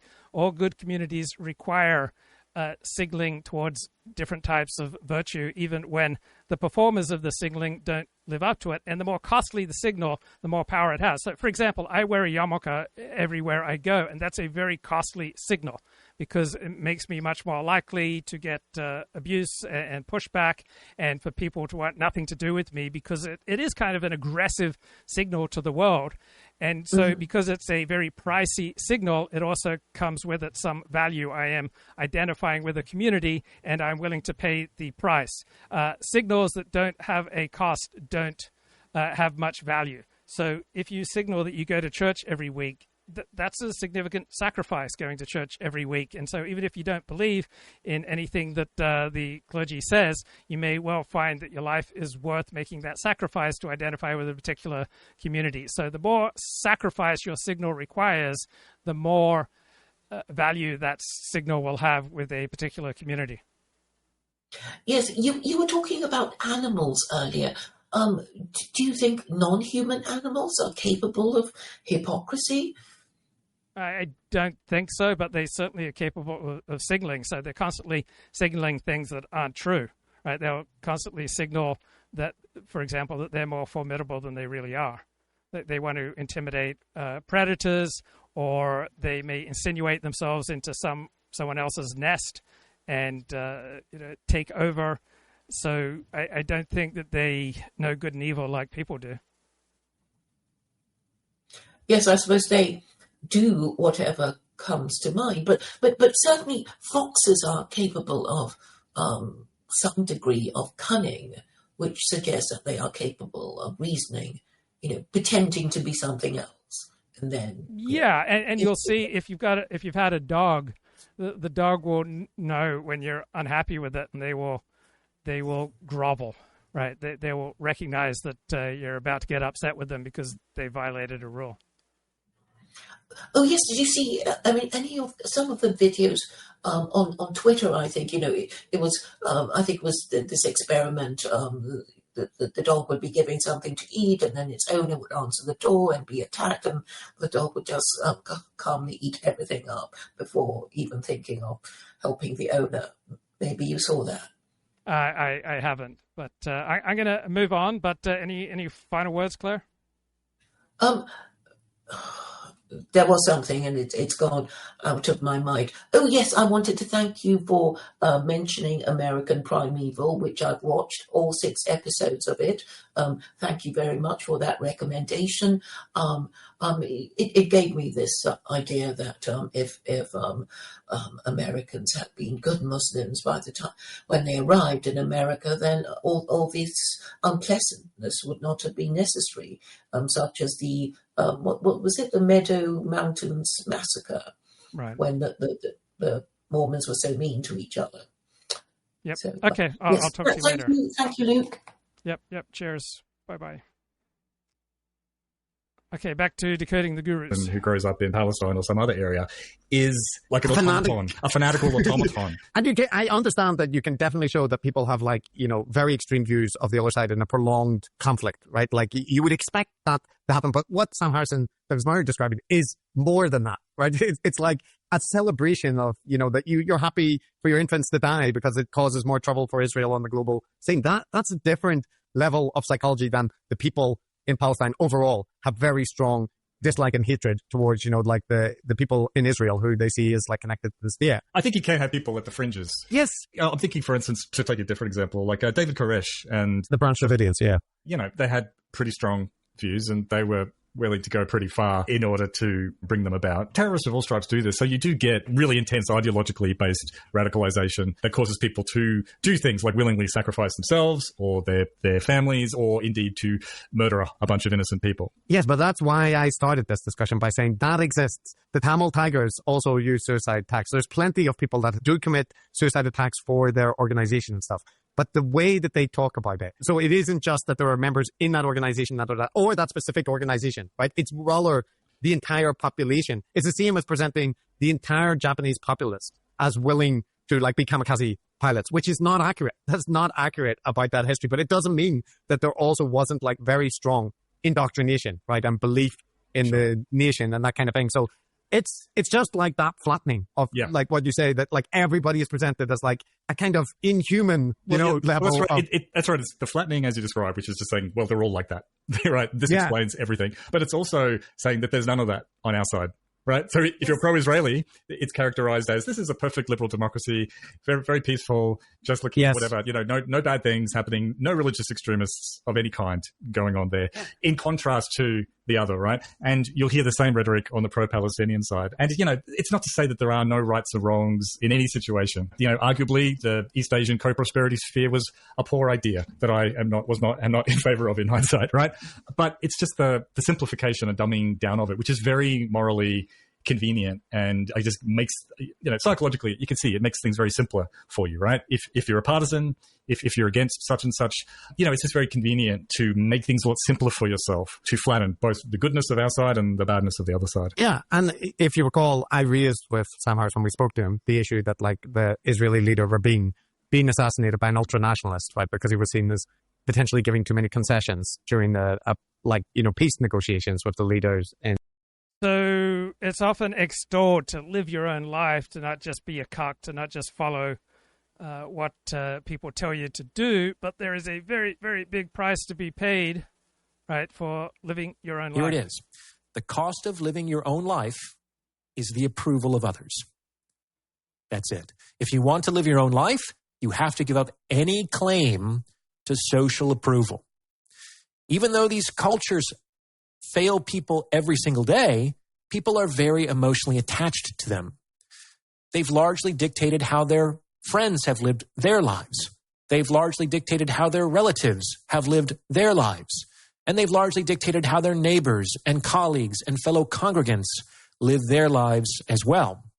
These people might not be able to approve of your choices because chances are they won't be able to understand them. And how can someone possibly approve of something that he doesn't understand? But that's the reality. The more your life deviates from these cultural expectations, the less your life becomes comprehensible to others, and this can be a very lonely situation. What's more, as soon as you start to say, hey, you know what? That doesn't really work for me, and you start to take a different path, you run the risk of inciting the envy of others because your courage will reflect their own. Right. It's usually a better strategy to think freely, but to act like everyone else in your group. Cowardice. It will reflect the extent to which they have given up on their own lives. And this generally does not make people feel very good. So you may think that you want to live a bold new sexuality. One of the reasons why we haven't shared this is because the path has been arduous and bumpy, and we've been in our own chrysalis of understanding what this looks like, how it could be. You know, I had a little bit of hesitancy about this podcast just because it's exposing, the most vulnerable part of my journey. But I am here with my beloved wife, Vylana, and we're also here with beloved Alana, who is a part of our relationship constellation and shares a deep love with both myself and Vylana. And we're also here with my beloved and esteemed teacher, Rebbe, Dr. Marc Gafni, who's helped us navigate what this all means, how we're going to not only live in this moment to moment, but to create something that is pointing towards one possibility in the future of relationships. It's beyond complex. Can we make it through this? There's nothing more whole than a broken heart. Maybe we can't go backwards. Now, what does it look like to go forwards? I never viewed it as my job to make this work. This is not prescriptive. And I can also hypothesize an evolution of consciousness, a new story. All right, so this extolling of polyamory, it reminds me of extolling medical marijuana use for the terminally ill who've got deadly cancer. That's how marijuana legalization began. Because if it had taken any more definitive an approach that using marijuana is a great thing for everyone, right, it would have attracted way too much opposition. But now you walk around places where marijuana is legal and it just stinks, many public places. But it started off, this is for those with terminal disease. Basis within all of us, I think that we've had to die to, or ideas or expectations, and really just knowing that, we're moving through this together, and this is actually something that is forging a deeper bond within all of us. We've given this a name. We're calling it radical monogamy in the field of erotic mystics. Lifelong, committed relationship, but not in the classical monogamous sense. It's an expanded monogamy of deep exclusivity between Aubrey and Vi. And then there's going to be a... Right, so if I wanted to date a non-Jewish woman, there would be pushback from my Orthodox Jewish friends. It's not something that would go. Or if I started dating a woman in her 20s, there'd be a lot of social pushback. And most people can't handle the amount of pushback that they would get for publicly embracing polyamory. A new goddess who will step into the field. For me in my life journey, it has never brought me to anywhere but the most liberated, beautiful, beyond what I could possibly imagine if I had 1,000,000 hours to think that this would be where I would have been guided to from just listening to the whispers, not submitting to the fears that can feel so real and can be so validated. So many times, like when we're in conflict, you're there for both of us. Mm-hmm. Like you're such a stand for our relationship. You have shown over and over and over, like you're not here to take anything from me. So worth it to forge and attune what truth feels like in your body and to you, and to create a relationship with truth. Can I trust my deepest heart's desire? And can I clarify that desire? And if I can't clarify it, I shouldn't do it. The hardest and most radically beautiful and majestic path that I've ever walked, and it's not an easy one. All three of you have shown purity. You've all been exceedingly complex and a huge pain in the ass. Through all of those moments, our love deepens and roots. It's like our love is like an oak tree, and those roots are so deep down into the earth. We know the insides of each other.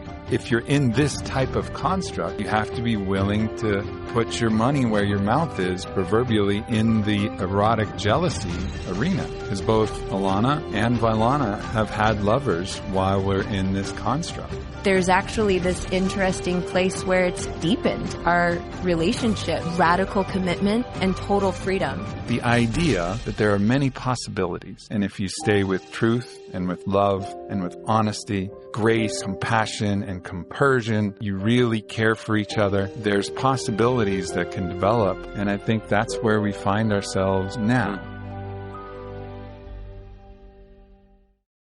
Well, buckle your seatbelts, everyone, because this is going to be a podcast that is going to be shocking for some of y'all. It's going to be stimulating for many of y'all. It's going to raise a lot of questions. And the reason is that I am here with my beloved wife, Vylana, which many of you who follow me on social media or have listened to our podcasts have met and love. And we're also here with beloved. Right, there are very few relationships that can withstand going public with these type of intimate details. Alana, who is a part of our relationship constellation and shares a deep love with both myself and Vylana in their own unique qualities. And we're also here with my beloved and esteemed teacher, Rebbe, Dr. Marc Gafni, who's helped us. All right, you're not going to find many rebbes or rabbis endorsing polyamory. Us navigate what this all means, how we're going to not only live in this moment to moment, but to create something that is pointing towards one possibility in the future of relationships. Relationships that, as we know, if you look at the statistics, there's staggering percentages of infidelity. There's staggering and disappointing numbers that come from statistics and studies about the decline of eros inside relationship containers. Right. I talk about radical love and inclusion. Right. I talk about come learn Torah with me and learn love, but these guys are really living it. These are the fair dinkum exponents. And so people are looking for different options. What are they? Do they work? Is it possible? And for some people, the traditional models, monogamy as it has been for thousands of years, just works perfectly. And so we're not here to be advocates of our way, but we're here to just humbly tell the story of our way and the reality. And that's the only way to promote something that is sure to get mainstream opposition. Right, to be just very humble. We're not promoting this for anyone else. We're just sharing. It is that we didn't plan to be here. This was not like we set out with this intention. We arrived at this intention through a variety of choices and mystical interventions and just the acceptance of what is. And what is has really guided us to where we are now. And where we are now is a story that we have not yet told. And so here we are to tell the story and also tell the story in the context of a world, a planet that's really, as you would say. Yeah. No, I don't know anything about Aubrey Marcus prior to this video getting reference on Decoding the Gurus, but he seems to talk a lot about psychedelics. I'd be drenched in shame I mean, maybe that's, there's going to be so much to hear from you, Aubrey, and from Vylana and from Alana. So maybe we'll... So Marc Gafni was an Orthodox rabbi. He had a congregation. He's a prolific speaker and writer, and he got pushed out of normative Judaism, and so he has blazed his own path. We'll just kind of set the frame, and then, away we go. Right. You can think that you have innovative perspectives, but if no one within the community is going to support them, or if you overwhelmingly meet with opposition, right, eventually you're going to leave a community that is increasingly opposed to you. And I think that's what Marc Gafni experienced within normal institutional Judaism. So first, I think what Aubrey said was so important, which is we're not here to suggest that there's this new optimal form of relationship which we are proselytizing for. Joseph Smith starting Mormonism. So I'm on very friendly terms with Marc. I'm on very friendly terms, I think, with the people who are most opposed to what Marc says. So I'd like to think I'm on friendly terms with both sides. Marc is brilliant, and for many people in institutional Jewish life, they see him as the epitome of wickedness. Then he has also a very devoted following. Nothing of the kind. So one. Two, for most people, most of the time, classical monogamy, and I say classical monogamy, is probably the best road, and not a simple one. Because actually, in this kind of classical monogamy vision, everyone envisions classical monogamy as this, perfect man and woman, first off. I don't think this is accurate. I don't think any sensible person envisions monogamy requiring perfect people having an idyllic life. Rather, for anyone thoughtful, they recognize that monogamy is the most adaptive choice in a very difficult world. Right? Heteronormative, if we can use that word. There's always a man and a woman. There's 4 perfect kids. Incredible grand.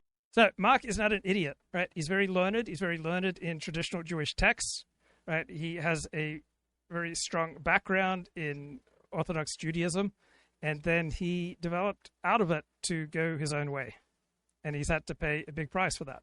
Grandchildren. There's a philanthropic organization that they're all working in to make the world better. They have insanely beautiful Christmas parties. And all right, nobody sensible envisions this as what's represented by monogamy. I think Marc is distorting recognition that for a very painful, difficult world, that monogamy is the best choice, but no one who's thoughtful would equate it with such an idyllic scenario. Thanksgiving, they all love each other, or at least pictures that look insanely right? beautiful. That unimaginably, they of just like this bliss and harmony, and you can just see the picture of all of them, and everything else is somehow reaching for that. Now, Donny Osmond might. So, for every intellectual who wants to blaze their own path, like Marc Gafni has done, right? At most, one has the fortitude to pay the price, and Gafni has paid the price for blazing his own trail. Right? He's had to do it against considerable opposition. Might have made that happen in Salt Lake City, or may not have. That's a question. But that's not actually how it works. Classical monogamy, which, again, I think is probably the best path for most people most of the time, is filled with holy and broken hallelujahs. And the reason why Leonard Cohen's song Hallelujah has more covers made of it than any other story is because it's about, wow, love is not a victory march, right? It's a cold and it's a broken, it's a holy and broken hallelujah, right? Meaning it's not simple. There's agony, there's ecstasy, there's pain, there's abandonment, there's trauma. So monogamy itself is a beautiful and gorgeous journey, which works for many people or doesn't, but it's a gorgeous, sacred possibility, which should be at the center of culture. Beautiful, we got that. And it's a critical and. Historically, what's happened is the way monogamy has been lived is through deception. there's actually a series of deceptions that are always at play. So it's not just monogamy, right? In all your roles in life, it will require varying levels of deception. As an employee, employer, as a husband, wife, uncle, niece, nephew, friend, right? All roles require some self-abnegation and some deception. So, for example, right now it's about 60 to 70% in classical monogamies of people who are having sexuality of some kind that violates the agreement outside of the monogamous container. And there's a range of what that means. Does that mean cheating of this kind? Does it mean pornographic play? Does it mean emotion? Whatever it means. But basically 60 to 7% of people color outside of the lines without telling anyone, which means that... So Marc, in addition to having a popular following, has an elite following. And there are all sorts of ways of living for people who are highly intelligent, highly disciplined, and highly accomplished that won't work for your average person. So highly disciplined person, high IQ person, someone with more resources is going to be much more equipped to navigate the polyamorous life than your average bloke. There's a fundamental lack of safety in the container because there's a fundamental deception at play, which is hidden every day. And it takes an enormous amount of energy to keep hiding it because you got to keep hiding it every day. You got to keep making sure it's not discovered. And then, of course, you know about it, so you feel shamed. And your essential shame is this experience that if everybody really knew what was going on, if they really knew where my mind, heart, and body were playing, whether in the palace of the real or the palace of the imagination, they wouldn't actually love me or honor me the way they do. And this episode got a little bit of a critique on decoding the gurus. There was more sense-making to be had. So there was this conversation. Again, there's so many things that I could highlight in this. But do you know who Aubrey Marcus is? I kind of know. I kind of know like I know the name of my dog. Okay. You'll remember when I'll serve as the reactive agent to regenerate your memory palace or whatever it is. So Aubrey Marcus is Joe Rogan's old partner at Onnit.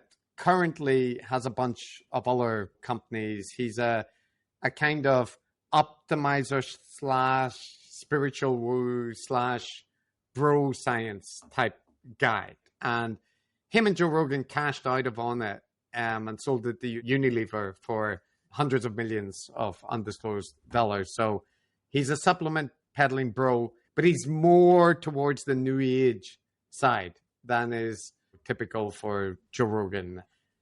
He has a podcast. It's insufferable, but he did one recently where he wanted to introduce his kind of polyamorous new quasi extended monogamy relationship to his listeners.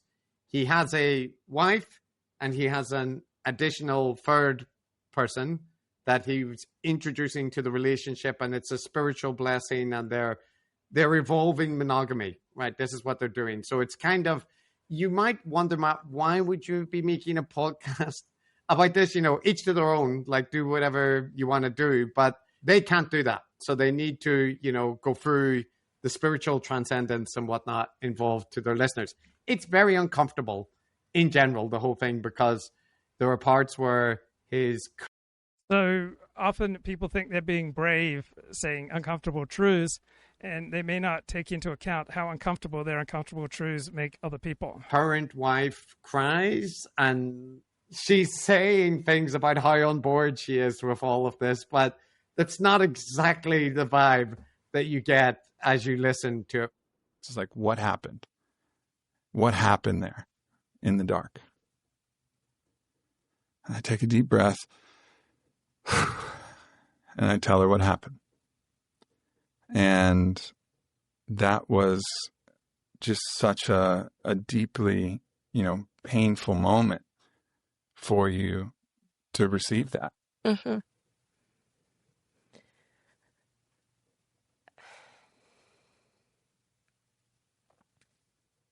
It's felt like, at first when you shared that with me, I felt pretty calm and collected and was able to like hold it from a place. But the more that our conversation continued, you know, like it was bringing up that piece of me that feels like, you know, like I always get like hit out of left field. It's like as soon as I feel safe, like there's something. So why would you publicize this? Maybe because you want to do But she good? just point blank. She's like, what happened? What happened there in the dark? And I take a deep breath and I tell her what happened. And that was just such a deeply, you know, painful moment for you to receive that. Mm-hmm.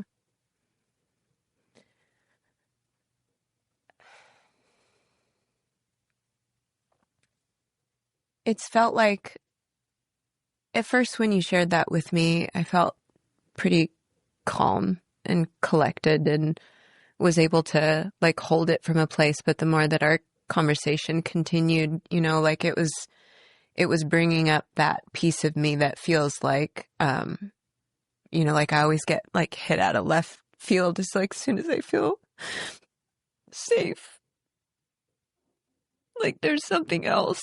And so it was a lot of that woundedness around like, this always fucking happens. And like, I've been so open in the blessing and trusting. And then like the thing that I literally was the most afraid of. And this is like, you know, I had a little bit of hesitancy about this podcast just because it's exposing the, you know, the most vulnerable part of my journey. And, you know, we had a really difficult day, as you can imagine. So most people are not going to thrive with this level of disclosure, but everyone's different. Maybe this works for them. And, you know, once we kind of, both of us are very dramatic, so we went like full out. I have a little thing on my ring, but I like tried to like pull off my ring and I couldn't pull it off. And then that. Hate when that happens. You're trying to get the ring off in a dramatic way. Yeah. I mean, it was full drama. I almost threw myself he in the wanted Nile. to throw himself in the Nile. Like, it was the dramatic. people next door, I'm just like, Jesus Christ. That was me. Yeah. But, you know, kind of coming down from like the big energy, like I feel like there's so many dimensions of myself. There's like my wounded self, the part of my imprinting and programming and fear and everything that I've been through in my life that's like. Okay, it doesn't sound like it's a great thing for her. And so it was a lot of that woundedness around like, this always fucking happens. And like, I've been so open in the blessing and trusting. And then like the thing that I literally was the most afraid of. And this is like, you know, I had a little bit of hesitancy about this podcast just because it's exposing the, you know, the most vulnerable part of my journey.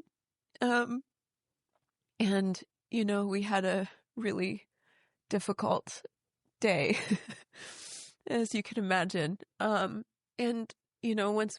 So for 999 people out of 1,000, it's a bad idea to go public with this level of disclosure. We kind of, both of us are very dramatic, so we went like full out.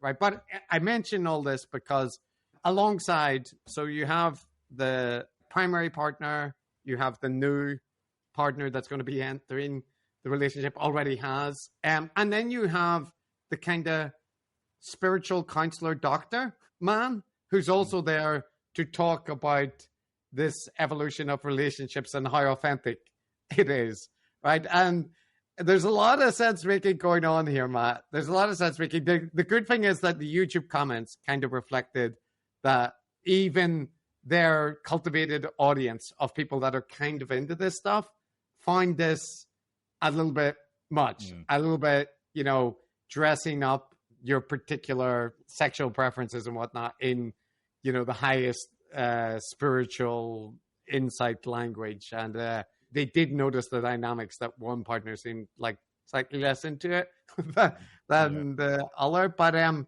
going to play you 2 clips from it. So the first one, this is the doctor man, okay? And he's, I think he kind of gets into sense making about relationships. So listen to this.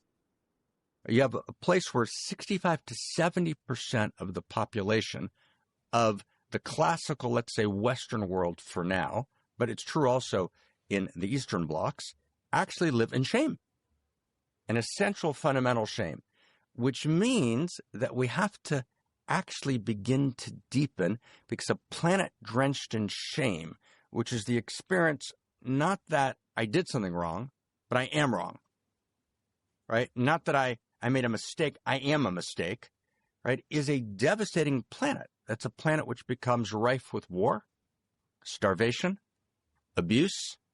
So that's part one. That's just kind of frame one. Just have that frame.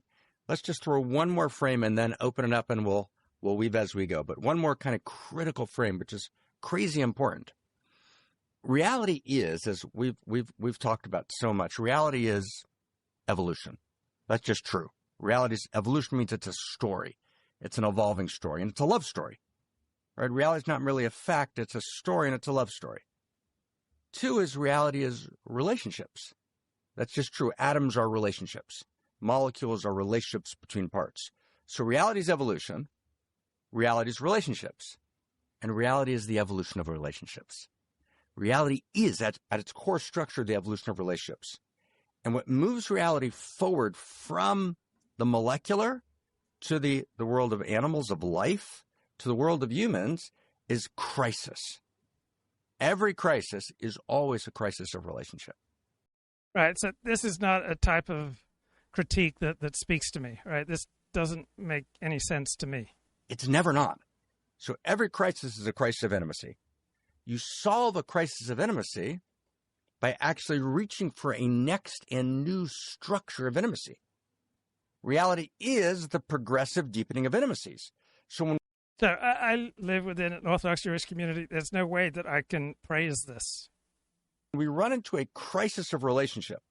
Okay, so monogamy, right? Classically, it's not exactly working. So what do? Wow, that's impressive.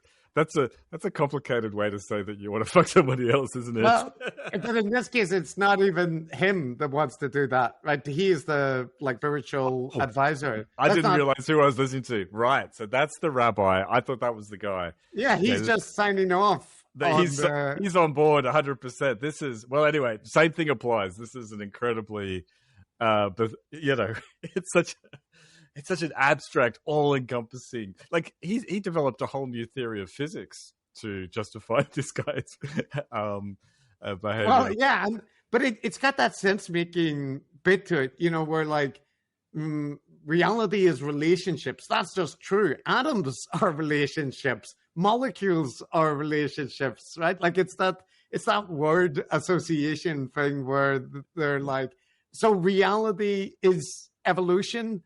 And reality is relationships, and relationships need to evolve. and everything is crisis, Matt. How do things resolve? They go through crisis, and then they evolve into a new, a more complicated relationship. That's how things work themselves out.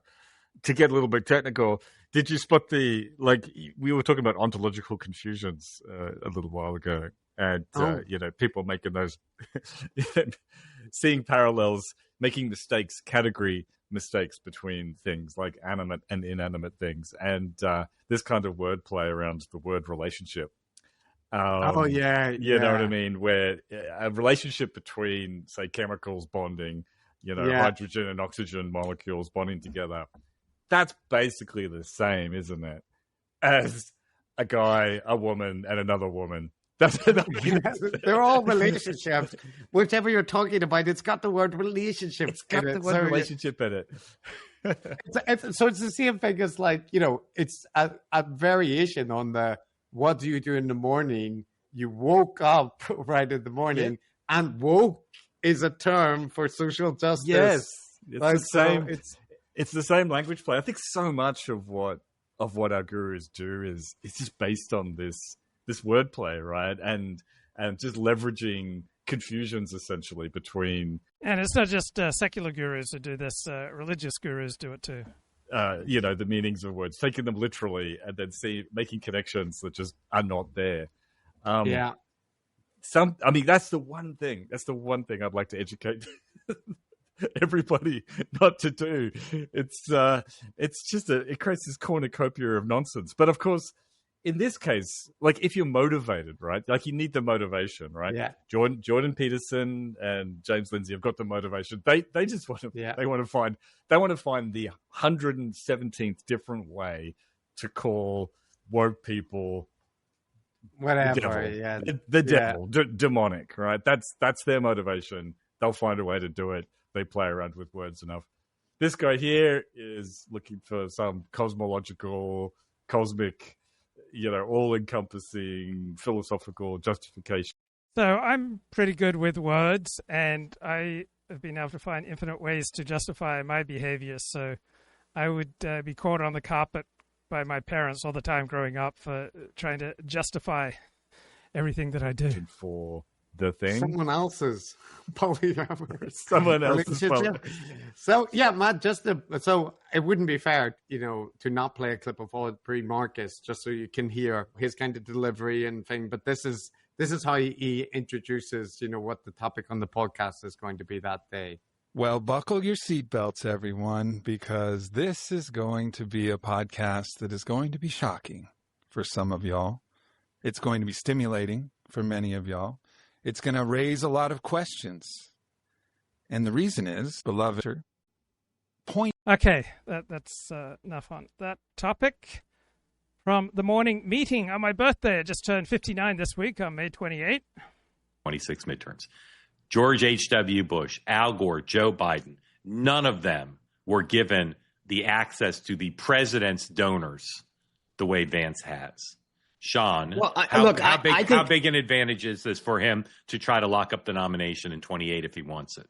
It's massive. I mean, there's two stories here that I see. Number one, the story that you're alluding to, the role that JD Vance is playing, the opportunity he has. I mean, when you go, you are literally – I mean, what's the Glengarry Ross? Like these are the leads. You're getting on the phone. They're handing you and saying, call Dan Turner. I mean, Dan knows this better than anyone. But like here are the guys that give money. Here's the messages for them, blah, blah, blah, blah, blah. You're developing a relationship with them.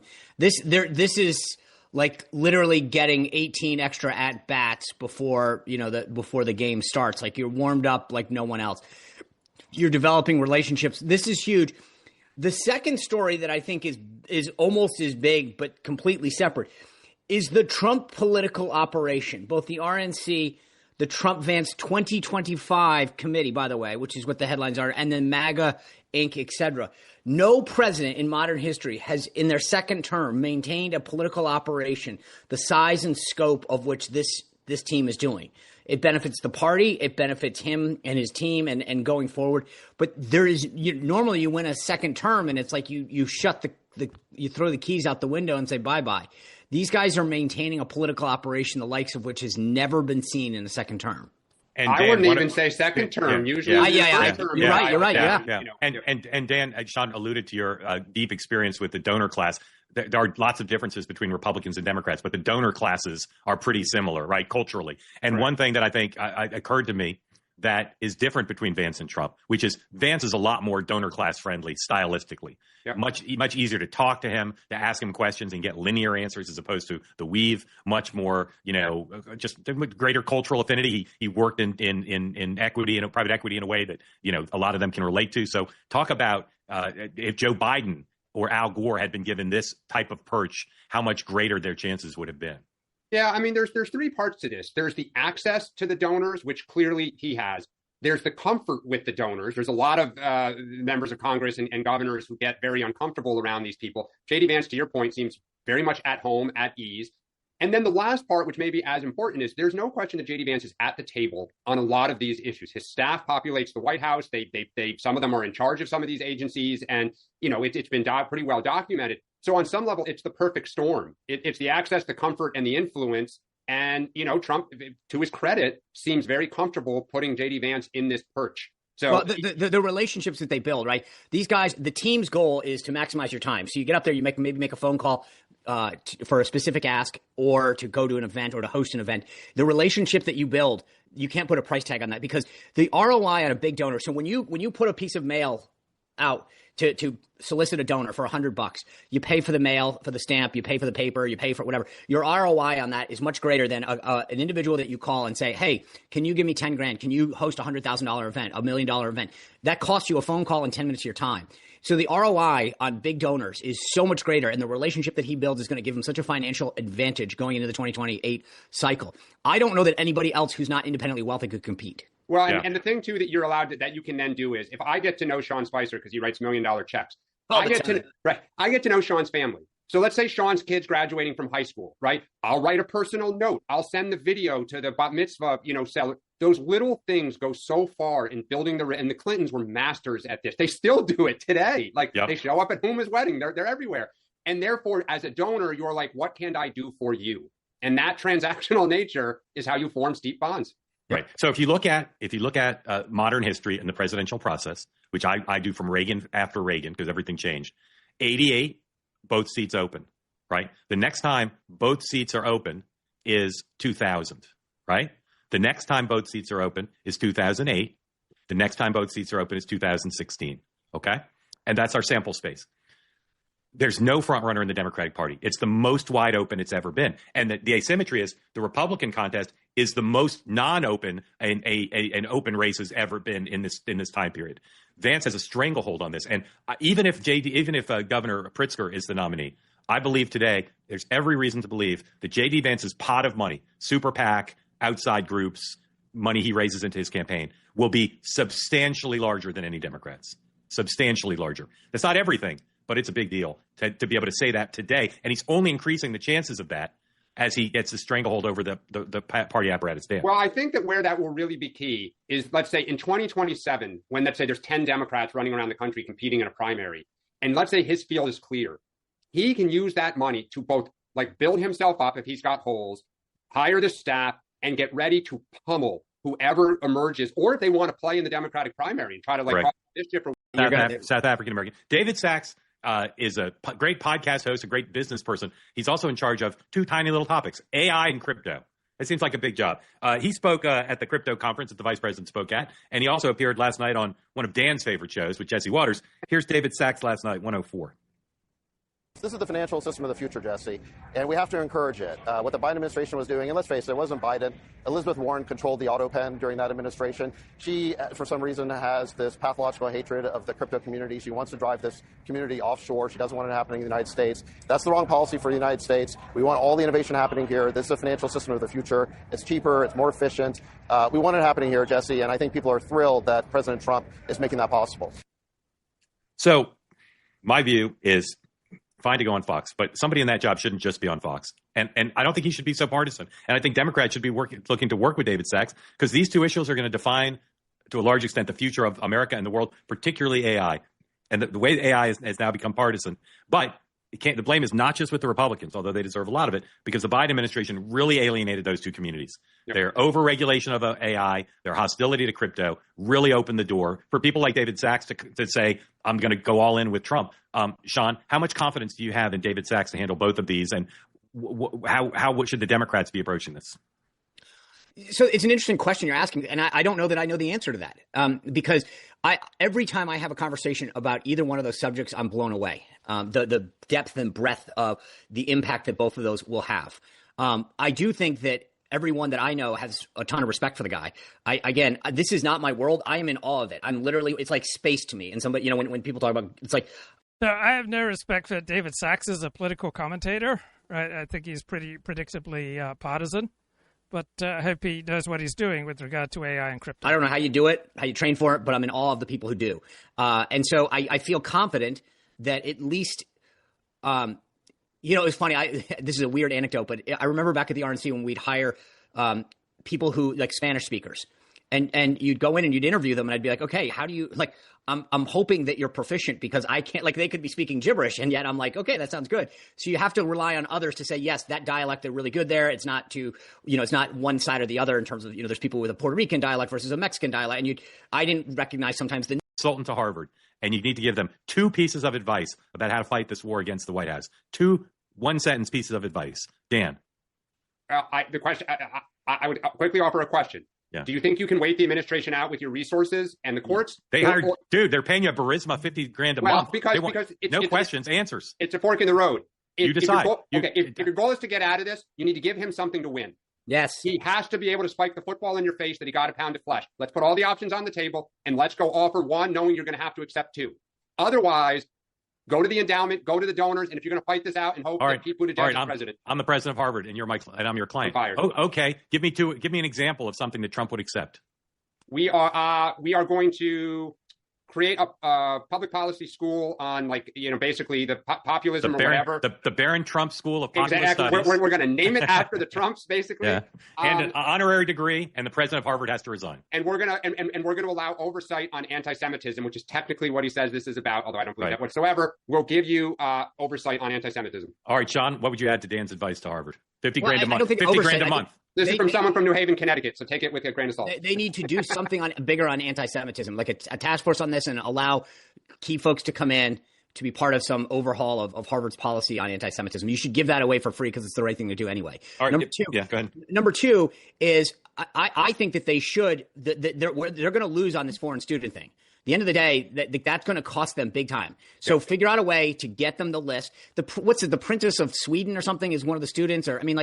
Trump's already said, I'm not looking to get rid of foreigners. Right. The daughter of the dictator of China, his daughter goes to Harvard. But I think that there's no reason. The State Department's going to deny the visas anyway, and you're going to screw yourself out of that money. So you need to come to a solution on that one quick. But I think those 2 things would address Trump's winning. So there's 2 issues here. There's the politics and the policy, and then the politics and the legal. Trump's winning on the politics on both. No question about it. People don't feel bad for a school that has a $54 billion endowment. So no one is crying crocodile tears for Harvard right now. The issue is they need to then fight this on the political landscape.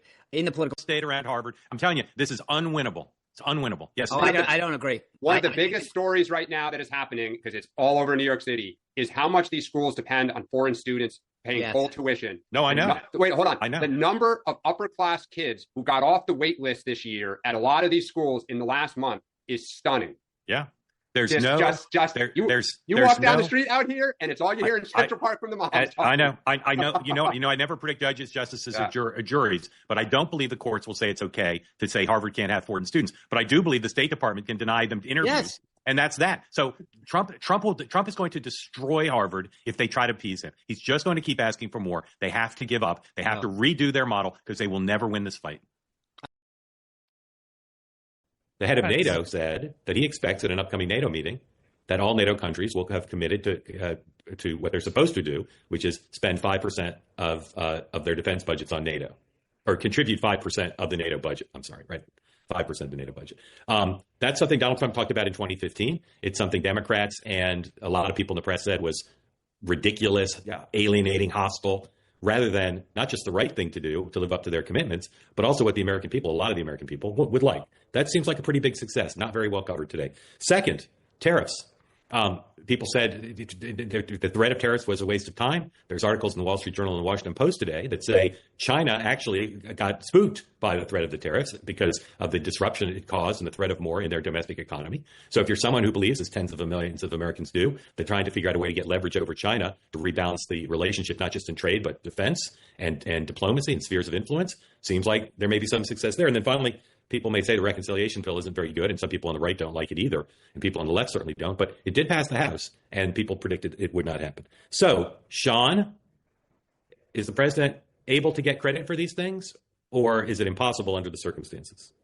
Yeah, I mean, frankly, I also think the list is longer. I think what he has done in terms of refocusing on the military, and I know that not everyone agrees on DOGE, but I think one of the things that I've said this before, and I'll say it again, I think calling out some of these issues that leaders in the past have told us were just things that you couldn't do, that you had to accept. What Trump has shown is that if you're willing to fight, you can get results. And I think what I get upset sometimes is people say, well, you went to battle and you only got, 5 out of 10 things. Okay, well, for the rest of you people, you never went and got anything for us. So Trump has, I think, reinvigorated folks, especially on the right, to give us a new foundation, a new sense of and willingness to fight for principles. We were told to cower at the wokeness that kind of pervaded culture and society for so long. Trump fought back. And I think sometimes what the press misses is that they're like, oh, well, the court's ruling against him. You know what? I'll still give him credit for trying, because I think that for so long, the issue with most politicians is, oh, it's not worth it. It's not going to do anything. And I think part of the problem is it will never yield any results if you don't do anything, if you don't try. And on all of these things, I mean, we have refocused on the issue on tariffs alone, just the idea of bringing light to what our trade policy is, to the imbalance that exists, not just with China, but with so many other countries. No, 5% of their spending. Right, of their GDP. 5% of their GDP. All right, thank you. Yep. I knew I had it wrong. I just couldn't remember what was right. So that's good for America, right? And even though it's come at the expense of some fraying of the relationship between the U.S. and Europe, net, that's a good thing, right? But Marc, yeah. The thing is, Marc, you phrase this correctly in terms of the narrative, right? This is what everyone says. Oh, it's frayed the relationship. I still don't get this. Article 5 says you do this, we do that. And everyone goes, oh, my God, you guys are holding them to their commitments. How wrong of you. And what the critics don't get is it requires some fraying of the relationship to get this done. If you just ask them nicely, as some previous presidents did, they won't do it. And then, Dan, I'd say the same thing on China. Is the dislocation that's been caused by the trade war had a negative effect on the United States? Yes. But if it's demonstrated to Xi that Donald Trump can screw with their economy in a pretty substantial way, that's leverage, and that could produce a better result. So isn't it good that he spooked Xi? The world of possibilities. So you go from the presidents from Bush 41 through Trump and ask, what did they do to check China diplomatically, militarily, economically? Not a great record. Not a great record for any of them. Outstanding questions for Trump, right? So we'll see. Absolutely. But he's trying something with the theory of the case that could give us leverage over China. And again, go read the Wall Street Journal and New York Times stories today. It's like their economy was not that great before all this. Correct. They had lots of problems. Housing, consumer demand, all sorts of things. The property bubble is a huge problem. And now Trump has basically said, we're cutting off your biggest customer unless you give us a better deal. I'm not saying it will work, but I'm saying at least there's a theory of the case. All right. I thought the Journal had a great point. Empty U.S. shelves versus 20 million, unemployed. Yeah. The links first. Yeah. All right. If you read who you are, Trump is an authentic street fighter. It's just, you may not like it, but we've litigated this. Like, get over it. He said John McCain didn't like John McCain because he got shut down 9 years after he said all the things he said in 2015 and 2016. We're still having this conversation about whether his political fate will be tied to how rude he is on social media. I just can't believe it, really. But also, this isn't I could get if this was the first time that he expressed himself that way on a national holiday, right? But my God, breaking news: Donald Trump was rude, shocking.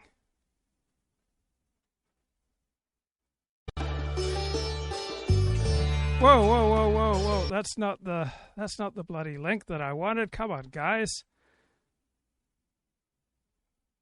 All right, here we go.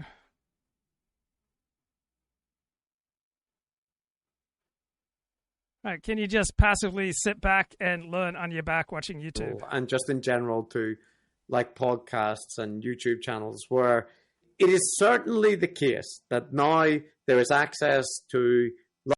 So a lot of people want to opine on the lab leak and how that's obviously true, but they wouldn't want to spend 10 hours, let alone 100 hours, learning the basics of virology. Lots of very good information. You can take courses in statistics online that are better, I think, than the courses I was taught at university undergraduate or master's level, right? There's online MOOCs. There's tons of material available online. And there's podcasts that go into minutiae on very specific topics. But I do caution that what often happens is that people mistake passively consuming hours and hours of content about a topic that they're interested in with the same thing as spending a year or two studying it at a university. And it is not the same. It could be the same. If you were a very motivated, individual learner, you could develop skills in isolation and you could critically evaluate a whole bunch of different books on it. Right, you could, but that rarely happens. Right, those who just want to passively consume via YouTube, not accumulating the same level of knowledge as those who do the work. With good critical evaluation or understanding of the topic. So it's a tricky world out there. Things are hard. This is true. Okay, cool. Well, I think we've belabored that point enough, Chris. Any more from Kurt? Do we need to know more from Kurt? No, Kurt is done. That's Kurt done. We move now from theories of everything to a more grounded topic, Matt. This is occasional subject of criticism, the fifth column. The libertarian-themed media criticism podcast they sometimes bill themselves as. So one thing is that Matt Welch, he's one of the hosts. He went on with Bill Maher. We've covered Bill Maher. Go see our episode if you want to understand the kind of sleazy, long-term American TV host who's left-leaning, but also a bit of a shit when it comes to anti-vax and, in general, just not a great thinker. Smarmy bastard is how I'd put it. Yeah, fair. That seems harsh, but fair. Yeah. So Matt Welch appeared, and this was after the Larry David article, which was poking fun at Bill Maher for going to visit Trump and coming back and saying, Trump was nice to him. And Larry David did a parody where he wrote as somebody who went and had dinner with Hitler, and then wrote about, how disarmingly charming and how many jokes he made at his own expense and this kind of thing, right? Kind of suggesting that the ability to have a friendly chat with someone is not actually a very important diagnostic criteria. Right. Now, so Bill Maher, a bit sensitive about this, and the fifth column guys are talking about Matt Welch's appearance there, right? Because he made like a jab or two at Bill's expense about that. But he wants to clarify that actually it wasn't like a heated exchange. So listen to this. A couple of our chat commenter people were asking whether like Bill was mad at me or something because I made a very gentle reference in, I think, my first answer. Matt Welch is a long-time acquaintance of mine. I've known him since at least 1999, and he has a very successful media career. And a reason that he has a very successful career is he's highly intelligent, he's very skilled, he's very funny, he's very good at what he does, and he optimizes for his career. Right? He does not optimize telling the truth. Right? He will say absolutely ridiculous things, such as, all groups that immigrate to America, they all assimilate and reach basically the same levels of success. Just patently absurd, factually absurd thing to say, but it's the kind of ridiculous thing that you need to say if you want to have a career in the news media. Second answer in the night to, your new friends at 1600 Pennsylvania. And he kind of... did he kind of grimace? Oh no, he just like he rattlesnaked a little bit. Oh yeah. Or cobra'd. I'm sure he's expecting that. Right. Well, also the thing was, and this is right. If you want to have a career in a game where there are 10,000 people who want a job in that game, for every one person who makes a full-time living, all right, you have to play the game and optimize for other things than truth. Internal secrets of the fancy media business, but the point of like the first duty of going on that show is to be invited again. Yeah. And right. So you're saying his first duty, if he goes on somebody's show, is to get invited back to play the game, and to successfully play the game, you have to placate the hosts. Part of which, and as part of that, like you. Your first duty is actually to help make a good TV show. Correct. So that you are invited again. And they're really concerned about that. More than any other show, yeah. And I am totally concerned with that, too. We used to do a TV show on Fox, and I understand that, and Moynihan has been on TV shows everywhere, and just like, there's nothing worse than like dead air or just a clunky series of guests or whatever, like to Right. There's nothing worse than putting on good TV. So if you just have to spout things off the top of your head, if you have to placate the host, right, this is all part of playing the game to have a professional career. To lubricate all of that. So do you know why I picked that clip, Matt, to play to you? Is it because of the duty to make a good show, to get invited back on again? Correct. The first duty of the fancy media business is that your goal is to be invited back again. Yeah. And that is, I think, an honest report by Matt Welsh, but also part of the very soul of the problem in the podcast sphere and the alternative media in general, is that seems to be the unspoken rule across so many different platforms. And it explains why they're so allergic to having strong criticisms or direct confrontations. And when it does happen, like when Douglas Murray recently makes some pointed criticisms aimed at, Joe Rogan and Dave Smith, it leads to a multi-week meltdown where, everybody's screaming and running around and their heads are on fire. So I just thought, it's good to hear it spelled out. But I think this is an interesting thing, especially because Matt Welsh and Moynihan and whatnot, sometimes presented that they're not really in that game, And the president of MIT's graduating class, my God, she gave an unapproved speech. All right, she's not playing the game, so she was anti-Israel, and she's going to pay a pretty stiff price. She gave an unapproved speech, guys. You want a professional media career? Well, you can't engage in unapproved speech. They're more calling the balls and fouls just the way it lands. But if your primary premise is, to retain friendly access to certain people, you can't really do that. Can they come out and blast Megyn Kelly when they're guests on her show? I don't think so. So explain it to me like I'm two. Pretend I know nothing, Chris. Why do they have to be so nice? Why do they have to help their other hosts make a good show?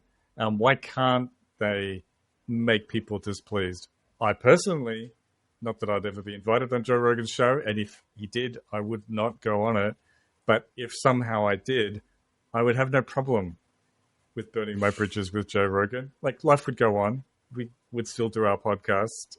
Even if we didn't do our podcast, that would be okay. But what you explain it to me. Why do they have to be lickspittles? Well, first of all, it wouldn't be okay if the podcast ended, Matt. That would be terrible. So take that back. But secondly, well, I think there's a couple of reasons. One is that they're dealing with people with gargantuan egos, right, who wouldn't take well to being publicly criticized by their guests. I think that is one aspect of it. Right. Bill Maher is funny at times, but he produces a low IQ, moronic show. Joe Rogan is a decent interviewer, and he sometimes has some interesting guests, but overall his show is a trash heap. And to simply point out these basic facts, I agree with Douglas Murray about everything, but he's a tabloid right-wing pundit who never deviates from the right-wing line that he takes on everything. The second aspect is that, they are correct that if you throw a spanner in the works, if you stop yes-anding, if you raise, strong, not limited counterparts, but you actually say, I think you're wrong on that. It does lead to, a prickly encounter, right? And So when I was making my living as a writer, most of the people I was socializing with were my fellow professional writers. And it just makes it easier if you abstain from criticizing the people that you socialize with. It can lead to, conversations that are difficult to listen to. We're actually going to hear some of that after this, where people are speaking over each other, getting heated. And there was another person who appeared recently with Bill Maher, and they did their best, Matt. They did their best to say, Bill, I'm a big fan of you. I've loved you since I was a kid. You're a great guy. I say this with all love, but, Right, and it is revolting how people kiss up to those with power like this. Do you ever think that, you could be being used by the Trump administration a little bit when you report on that kind of thing? And Bill responded by saying, who are you? I don't even know you. Who cares if you like me or what? He, wounded response, and a fairly, venomous exchange followed. And like Matt Welsh said, he's not going to get invited back. I just wanted to report exactly what I saw. I did it to the best of my ability, as honest as I can be. Yes. Counterpoint? Yeah. Bill, I think you're right in saying that people are being too much of this, okay? It's not the Alta Summit. You're not Churchill. Kid Rock is not Stalin. Trump's sure shit isn't FDR, okay? So, yes, I believe too much has been made about this, but I think you've fallen into the trap. I think I represent 99% of the internet when I say this, is that you've played the game of proximity is principle. And what people are worried about is not your motivation. We believe you. We love you, Bill. Everybody loves Bill, right? If you want to be on friendly terms with Dennis Prager or any other professional bloke in the media, you can't criticize them, right? You want to maintain your friendship. That comes at the price that you can't say any painful criticism. I'm not questioning your motivation. I'm questioning Trump's, okay? And if we can say that you went there in good faith, but maybe, just maybe, he wasn't there in good faith. I mean, you sold him on the Iran deal and he took it in. I mean, give me a break, okay? So the idea here is that your motivation is sound, but what's the impact? And I think a lot of people out there, fans of yours, people who love you, people who are fans of you, like me, I've been fans of you. You don't have to patronize me, dude. Okay. I don't know you. I never met you. I'm just saying that this comes from not a place everybody of has love. to like it. All I'm That's saying what we is- said. There are people who didn't want it to happen at all. You sound like one of them. It's No, okay. no. But did you hear what I said? Yeah. Like, what is the alternative to not talking? Just sit at your lunch table and don't talk to anybody? I talked to him. I've interviewed Trump. Here's an interview. That's not it. That's just not an interview. This was not an interview. I agree with the principle of engagement. I'm just saying from his perspective, you have to understand that people out there know, all Americans know, that for him this was a PR stunt, and in his view, you were a prop in that PR stunt. Okay. So that second factor is, if you are in the alternative media, if you want to build your brand, if you want to get access to bigger audiences, interview more people, it doesn't do you good to be building a reputation as somebody that's going to confront guests, cause hassle for people, right? You want to instead be a reliable person who can talk about these issues, who's going to make the host look good. So I think it's...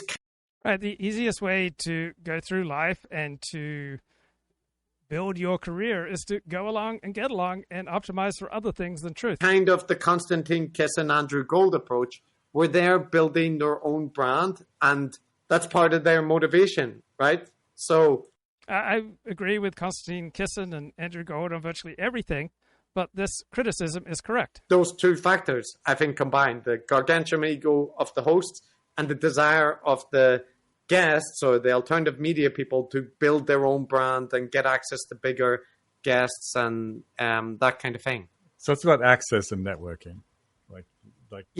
Yeah. And they all talk about it semi-openly. You remember Constantine, whatever they did, we finally made it into the big leagues because... Right, but what the hosts are not talking about is how you have to say ridiculous things, denying the obvious truth that different groups have different gifts, and humiliating yourself by saying obviously false things is part of the price that most members of the professional news media have to pay to have their valued jobs. He had the viral video at the Oxford Union, and he was talking about, now I am finally getting, phone calls.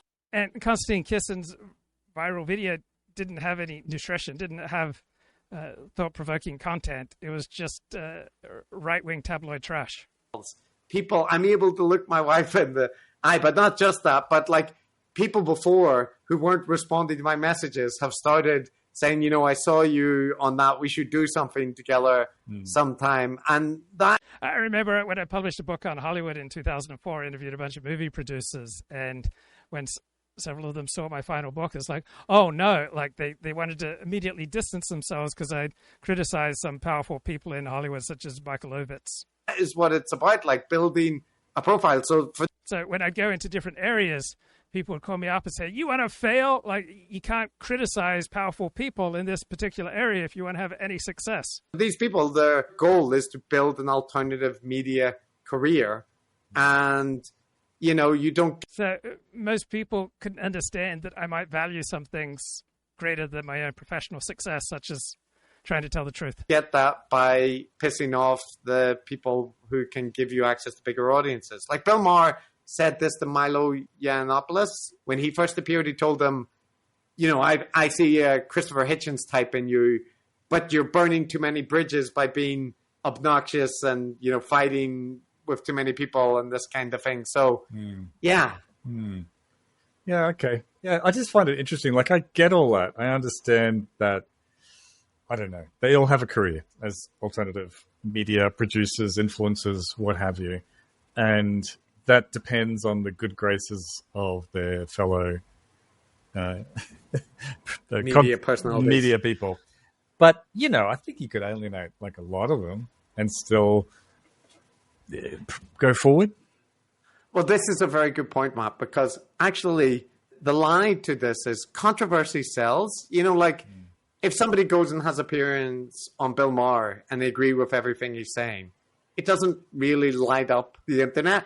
But when there's a spicy exchange, actually that does get attention. And like the most famous interviews throughout history are often the ones where there is direct, uncomfortable questions and confrontation. So this theory that the best thing for a show is where you make the host look really good. And I'm like, yeah, it's the best thing for the host. Yeah. Well, that's kind of where I was going to, because, I just thought, it's okay. You don't have to make the host happy. You don't have to have good relationships with every single person in media. And just like you said, a heated, spirited debate, an argument where there's some sparks flying, that's fun content. People like that. That's got to get some attention. Well, Matt, so speaking to that, this is the second part of these clips related to the fifth column. So, Bacha Ungar Sagan, do you know her? I do. For your sins. So she's among the highest IQ defenders of Donald Trump in the mainstream media. Yeah. She's an American journalist and author, now works for the Free Press. She has a PhD in English literature from the University of California. And is basically a huge fan of Trump, right? She thinks he's fantastic. The man of the people. She presents... I can't think of any other person on the left who is so articulate a defender of Donald Trump. Herself as like a champion of the working class. This is her kind of position, and she calls herself like lefty MAGA, right? So kind of all in on tariffs and all this kind of things. But essentially part of this court of sycophants that we've detailed with like Jordan Peterson and Schellenberger. They'll basically agree with everything that Trump was doing. Now, one wrinkle is that Bacha is critical of Elon Musk, but it's because she has a conspiracy theory that he is like controlled by the CCP. So, there are sometimes bits where they can... So I read both of Bacha's books, and they're well above average. Disagree, but as regards Trump goes, she's pretty much all in. Yeah. Right? Okay. Now, she appeared on the fifth column, and they have frequently raised criticisms of her while saying, our crazy friend Bacha or whatever. So they had her on, and they did the requisite thing of talking about how great it is that they can all, respect each other and agree and disagree, and she's still willing to come on, and, they focused on that for quite a while. And then they started to talk about the bits that they disagree with, right? So first off, just to give like a little bit of the flavor of Bacha. So Matt, you're not a big Trump stan, right? But you know about his meme coin and what he's been up to there, right? Yeah, I do. Would you say that's common knowledge? It doesn't require like specialist research to have found out about that? Well, I don't know. It's the ads on Twitter are pretty ubiquitous. I don't know how common knowledge it is. But... Well, if you were a political pundit who made it part of your job to defend Trump, I think it wouldn't be unfair to say that you might have heard of this. But here's Bacha being presented with this issue. But isn't that a little disconcerting that he says things very energetically that he doesn't agree with? No, who cares? Look what he's doing. There's no shortage of action to take up with. No, some of what he's doing, I think, is the problem. But, related to this, we talked a little bit before we started recording about the announcement today that Trump's meme coin has jumped 50%.